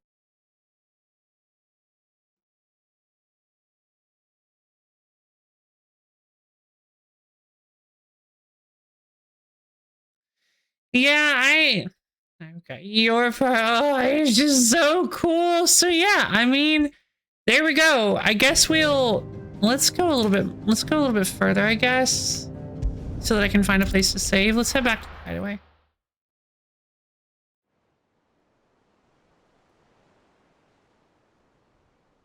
Needs more girlfriend Ifri? What do you mean?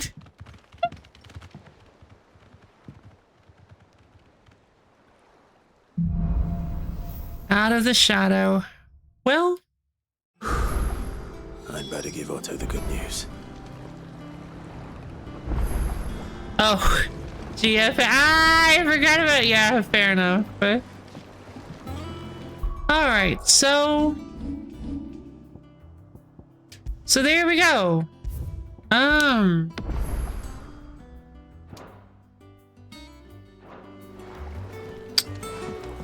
That was some Final Fantasy XVI. I mean,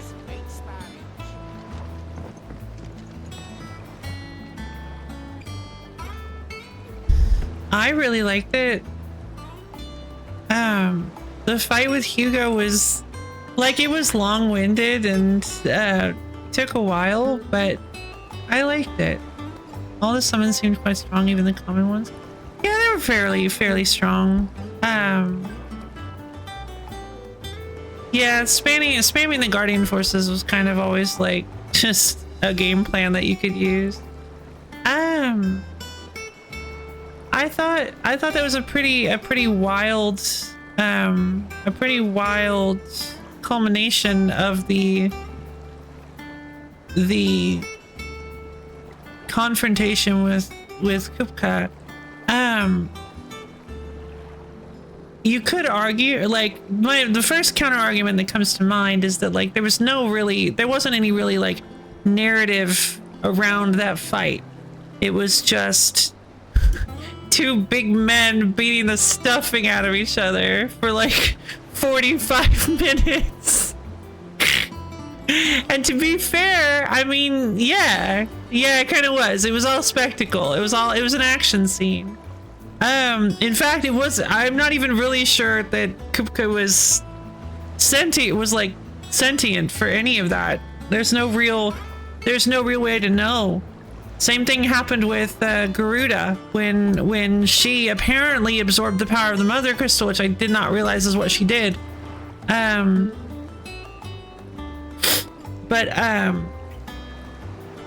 But yeah, we really didn't have any evidence that there was anything of Benedicta or of Hugo left, which I think is really, really fun that the both of them are the ones so far that have gone through that. Because I mean, they were, well, that's the really sad part, right? Hugo was hopelessly devoted to Benedicta. Like, it wasn't even, you could argue, it's like, oh, this is just like a tryst. This is just kind of like a more sexual relationship than anything romantic. And it's like, no, it definitely wasn't. Not for Hugo, at least. Like, the amount of obsession this man has over Benedicta, like he leveled the hideout to the ground over her death. Like he lost his mind over her death. He went blind with rage. And I think the narrative, I think the point, going back to the whole there being no narrative in the fight thing, I mean, that's because the narrative was kind of already handled. We got the narrative when Clive took off Kupka's hands. Then we have this broken man trying to muster enough power to actually take revenge on Clive. Completely deluded. Like, he told Harlan, or whatever his name was, he told the Waluder guy that he's like, I would have killed him if you hadn't have interfered, which that's just not true. Probably. I mean, he was creating a big earthquake. He was like slamming the ground over and over, but I mean, we have no way of actually knowing that he would have been able to I mean, obviously he wouldn't, because we'd be in control, so he wouldn't have won regardless. But like, he didn't stand a chance. There's no way he stood a chance. I refuse to believe it. So yeah, he's just completely deluded. And even beyond the like, we're the protagonist, so of course we're gonna win, we're the player character, so of course we're gonna win. Even beyond that, Hugo clearly didn't see how much of a disadvantage he was at. He refused to actually acknowledge it. And his mind was broken. He lost the woman of his dreams. He lost the love of his life. He lost his hands. He lost his pride, his dignity. He lost the fight against Clive. Clive proved to be the stronger fighter that day, and he wasn't able to handle it, so he just brokenly shambled over to the Mother Crystal and absorbed as much energy as he could. Yay! I hope everything went well then. And so it's just, yeah, I guess the narrative is that you're finishing off the shell of who Hugo Kupka used to be. Like, he's not even really there anymore. And I find that to be quite interesting, quite a bit poetic.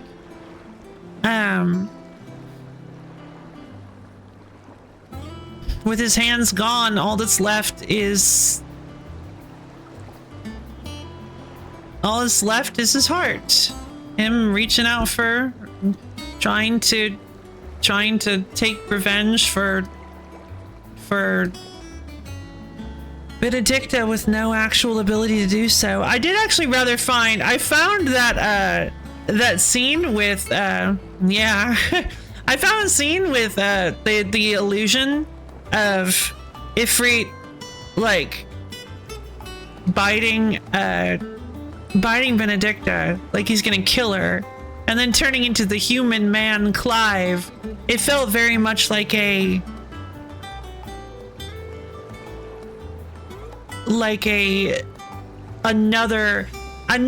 twisting of Clive taking Benedicta from him, like another like a delusion that like, oh, not only did he kill her, but he stole her heart.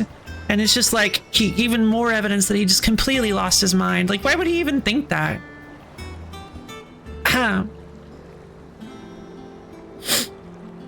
And so it's just like, yeah, it's a good, I thought it was a good moment.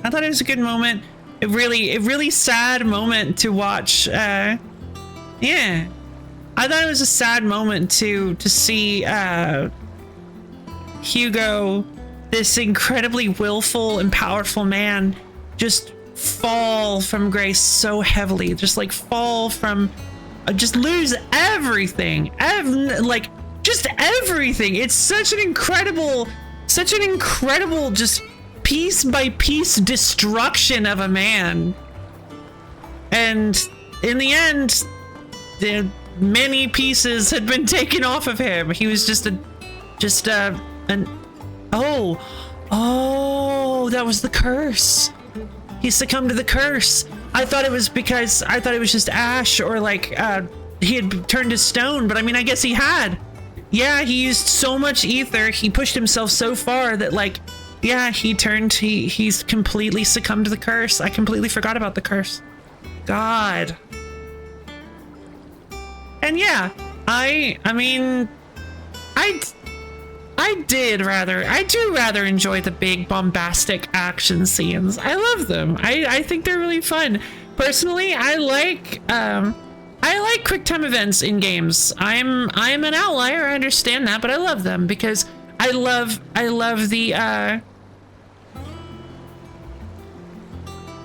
getting to see these big ridiculous cutscenes where your characters are doing all this cool stuff. I'm a fan of spectacle. I am the target audience for spectacle.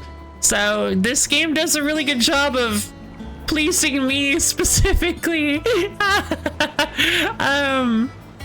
I just think it's gorgeous. All the big models and all the energy flying all over the place, and the big set, the massive set pieces. Big does not cover it. The massive, humongous, ridiculously oversized set pieces. Like, just, it's so good. It's very Ashura's Wrath. I hadn't even thought of it until you said that, but yeah, it's very Ashura's Wrath. And I just, God, I love it.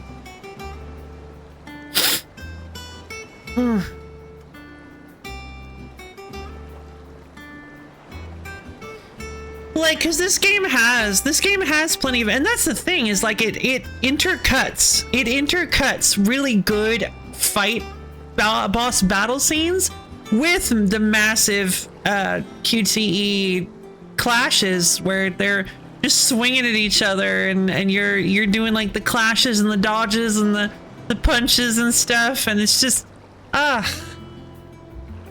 it makes me so happy. I love this game. It's a rocky ride for sure, but I love this game. I think it's great. I wonder if we're just not gonna get right. Oh, I didn't even do that on purpose. I'm sorry. I didn't do rocky ride. Was not. I actually didn't do that on purpose. I know you didn't. I understand if you don't believe me, but I didn't. But yeah, this game is just really kind of the kind of game that Past Loaf would have made. I know that for a fact. Like, not every bit of it. There are elements of it that I would not have included, obviously. It just some of the dark fantasy elements like the pervasive slavery and things like that. All right, give me a no worries, goat. Have a good day. But yeah, I have it on good authority that I would have loved. This is the kind of game I would have loved to like make and see when I was itty bitty. I love the concept of these power of getting sequential powers gained from the deaths of enemies and allies, and like and just the ability to swap between them seamlessly and use like very custom power sets and just find your own way to enjoy the combat and just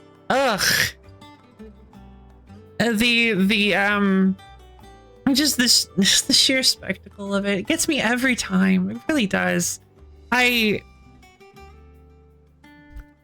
That is definitely what I was hoping for in a Titan fight. That the sheer size. I wanted, like, when he primed as Titan, and I was like, I was just like, oh, I guess he's not as big as I was hoping he'd be.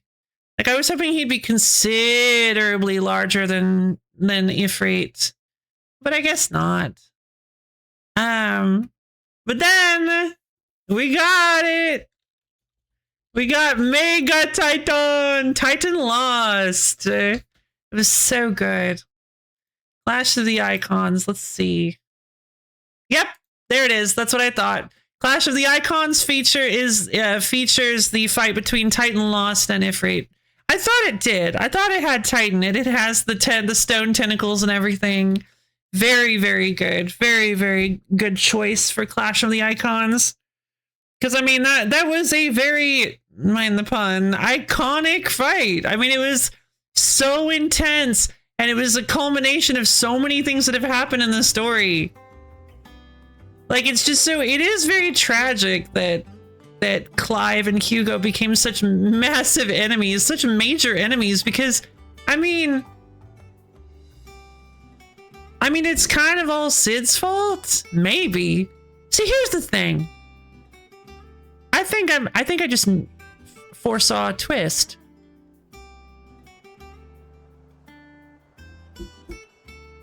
It doesn't make any sense for Sid to have made... I thought this multiple times. It doesn't make any sense for Sid to have mailed Benedicta's head in a box to Kupka. That makes no sense. He cared about her. He did. He really did care. He loved her. Once. So it makes no sense for him to desecrate her body like that just to send a message to Kupka, of all people, when I don't even know if he knew that she and Kupka were an item. And again, they kind of weren't. Like, I don't think Benedicta cared about Kupka that much. She was far more in love with Sid. Like, her heart was definitely with Sid. Which makes it even more tragic how much Hugo loved Benedicta. I think this was the Waluters doing. I think the Waluters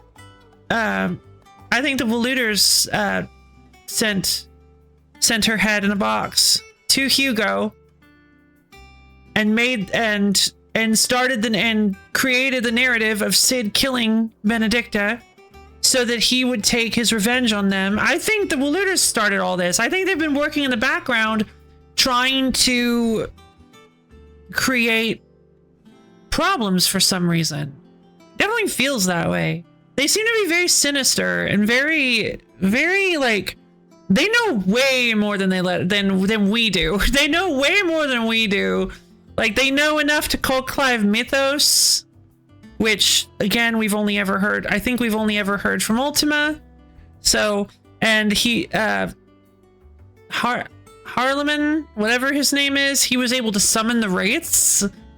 So clearly he's connected to to Ultima's dimension, whatever it is.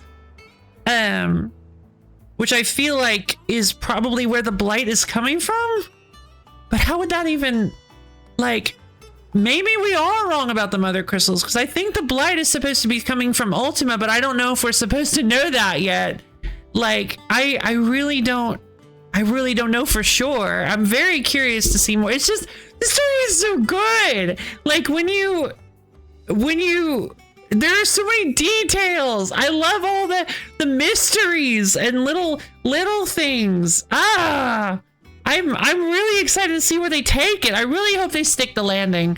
That's gonna be the saddest thing, is if they just really like stumble on the landing. Because I feel like wrapping all this up is gonna be a Herculean task. But I think they can do it. I hope they can do it. I believe in them. No, hold on. I want to eat. I want to consume this. Oh, it resets the whole thing? Okay, didn't know that. All right. Yeah, I don't need to master these if... Oh, that's weird. It says that the... Oh, no, it isn't. I forgot. That's the iconic feat. And I did master all those. I mean, of course I'm excited to get the next icon. I wonder who it'll be. I mean, let's go over this. Who even do we have remaining? So we have Ifrit is not counted in the 8. I don't count Ifrit in the 8. We have Phoenix, Garuda, Ramu, and Titan. That's 4 right there. You can see them. So the four remaining ones that we know of for sure. Well, which ones do we know for sure? We know Bahamut exists, Shiva exists, and Odin exists. But I wonder what the last one is. It could be Leviathan. I will admit that it could be.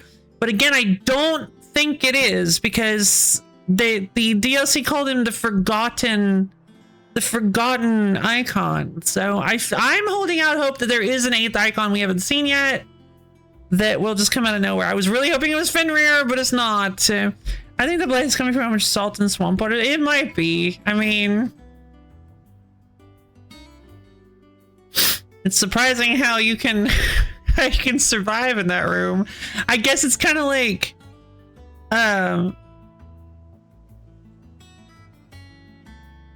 I guess it's kind of like getting punched in the face while drowning in healing potion. This one's stomach. Oh no. It's like, it doesn't really, like, the damage doesn't really matter since you're constantly healing anyway. You take like infinite damage from salt, but you heal infinitely from swamp water. So I guess it's like a balance, like an equilibrium. So if Leviathan is the last one, it would make sense because 1, 2, 3. We'd probably get 3 more, but that would mean that we get all of them, which I would be shocked if we ended up getting Odin. Bahamut makes sense. I hope we don't steal too much. But getting Bahamut might make sense. Or getting Odin, I guess, would make sense since he's going to be an enemy. So we have Phoenix as friend, Garuda was enemy, Ramu was friend. So Phoenix died and gave us the blessing and then died, but like not that quickly. Garuda was an enemy. Ramu, he gave us Ramu and died. Titan, we got it, he died. The next one is probably going to be an ally then, which would be Shiva, you'd think. And then the next one would be an enemy, which you think would be Odin. And then the next one would be an ally, which you think would be Bahamut. They might break it. I mean, I mean, there's literally no reason for them to stick to this pattern. But Phoenix, we got that, he died. Yeah, exactly. Phoenix, we got that, he died. Garuda, we got that. Then she died. Ramu, we got that as he died. Titan, we got that, and then way later he died. Hopefully, that doesn't have to happen to Shiva and Bahamut. Not really sure I like the Odin guy, but I'm cool with the Odin guy dying, I think, but not really sure about Shiva and not really sure. I don't want Odin or Bahamut to die. Please don't bury your gays. Alright, that segues into the last thing I wanted to talk about was Dion is gay! Or at least bi! Like, Dion is into men! That's awesome! Dion has a male lover! And they're very cute together! No! Not funny! Not funny! Clive, I seem to have caught an innocuous cold. Oh god!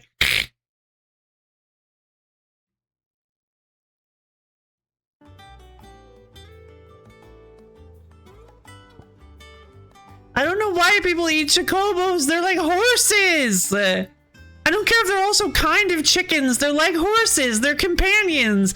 It's like eating. That's so awful. It's like eating a dog or a cat or a horse. Like, why would you do that?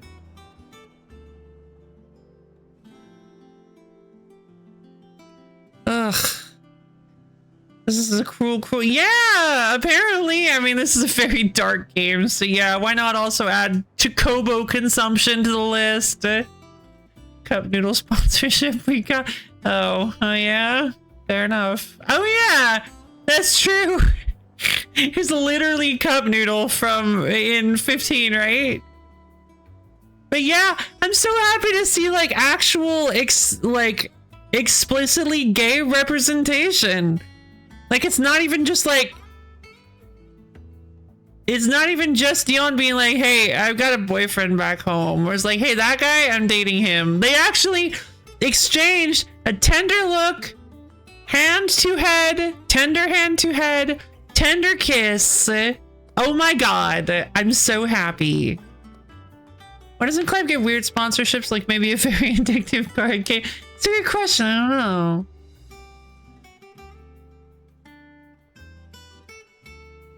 For a handbag. Hold on. Final Fantasy VI. What is this? Am I gonna have to buy a Clive purse?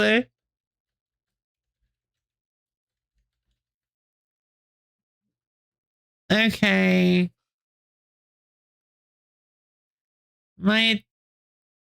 Oh no, I need to make a class. No. Final Fantasy 16 canvas tote bag? Lightning Louis Vuitton. Okay. What is this? Oh! It's lightning. Oh. Lightning sporting Louis Vuitton is weird to me. Lightning becomes a fashion icon in Louis Vuitton series. What is it? Louis Vuitton's. What is this? Louis Vuitton Spring Summer 2016 collection series 4. I mean, it's a very pretty bag, but I only have $80,000 to drop on Louis Vuitton.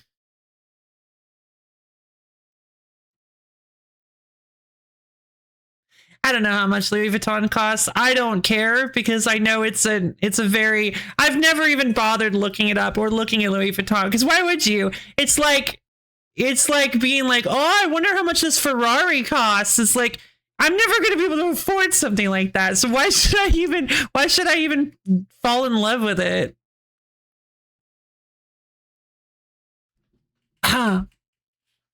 Like, why should I even risk actually falling in love with it when I know I'll never have the money, the disposable income to purchase something like that? Sid the Second here, and I personally endorse Queen's Blood, the fun card-based game for all adventurers and bored housewives. What is this? Queen's Blood card game, a fan-made replica of the digital card game, physical in real life, printable at home to play with other people. Oh, it's a Final Fantasy card game.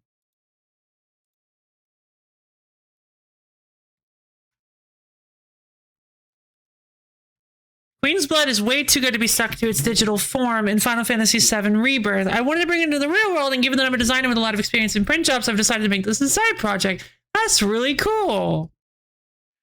Oh, Clive got was the emotional baggage. That's really good, actually. That's really good. Queen's Blood from this Final Fantasy VII.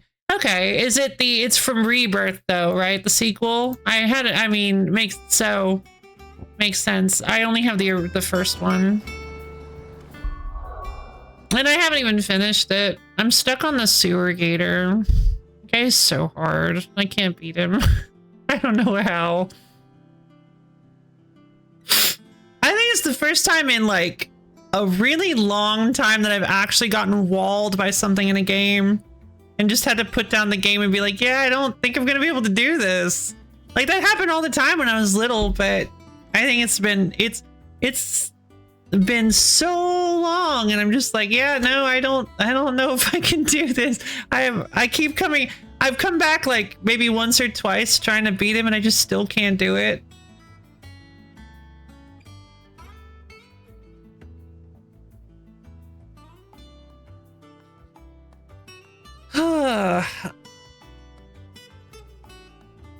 But yeah, I think that's a very good sign. See you tomorrow, Mother Bay. Oh, bye everybody. Okay. See, everybody's leaving. That's fine. See you tomorrow, Mother Bay. Thank you for sticking around. Ugh. All right. Well, I mean, I think that is definitely gonna be it for today. I am excited to continue on with the story and solve all the mysteries and see what trouble we can get ourselves into. What kind of trouble?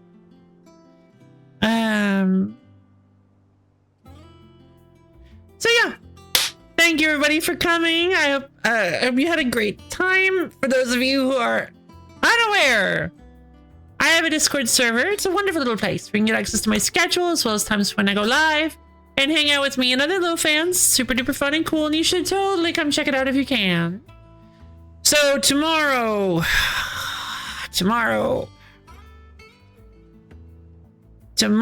is the day that we're gonna be playing Look Outside.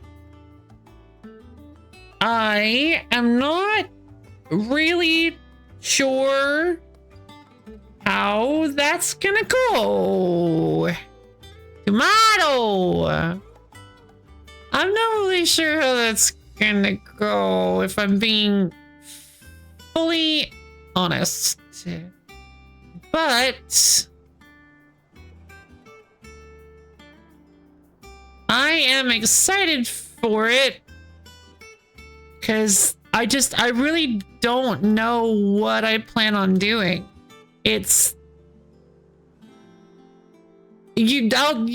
see. We'll see. I'll talk about it later when the stream actually gets here. But I am a little, I don't know. The game is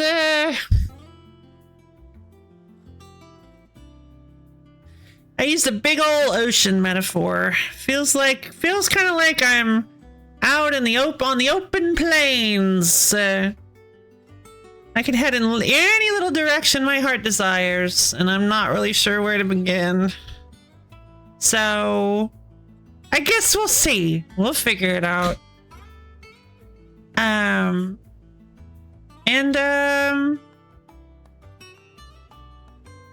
But yeah. Thank you again, everybody, for coming.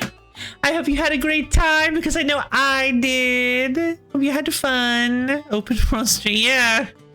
Kind of feels that way. I hope you had fun today because I know I did. This was a great time. I love that we got to fit in the fight with Hugo Kupka at the end. The massive iconic clash. I'm glad I'm glad we got one. I was hoping we'd be able to get the fight with Kupka. It was interesting that it happened so quickly, like immediately after.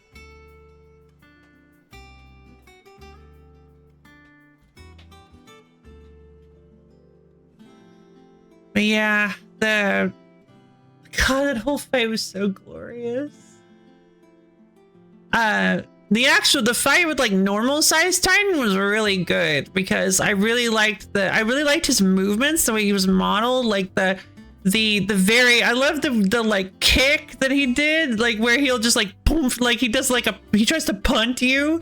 It's just very, very realistic movements. They got the movements down so well. He's just a big human stone man, like just a big man that just used hand-to-hand combat, just punched you and slammed the ground and stuff. Oh wow, Iconoclast mentioned, not yet, so maybe someday though.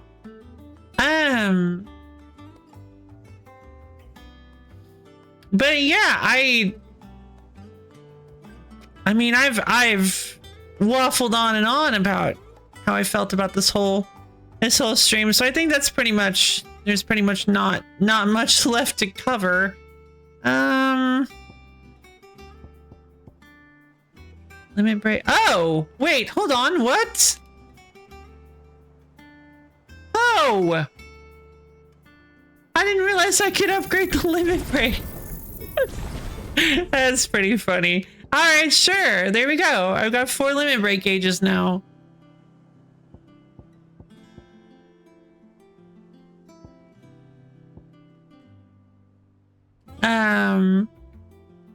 Attack while charging, inflicting multiple hits and forcing small enemies back, and be used in midair. It's a little much. It's not really my thing.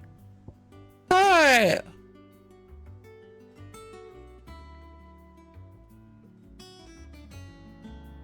Man, there's so much cool stuff going on. I've been doing too much to stick around for most streams, but I hope everyone's still. I'm glad.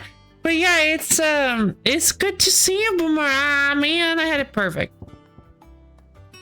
It's good to see you, Boomer. I hope you had, I mean, it sounds like you have been having fun, so I'm glad to hear you've been having fun.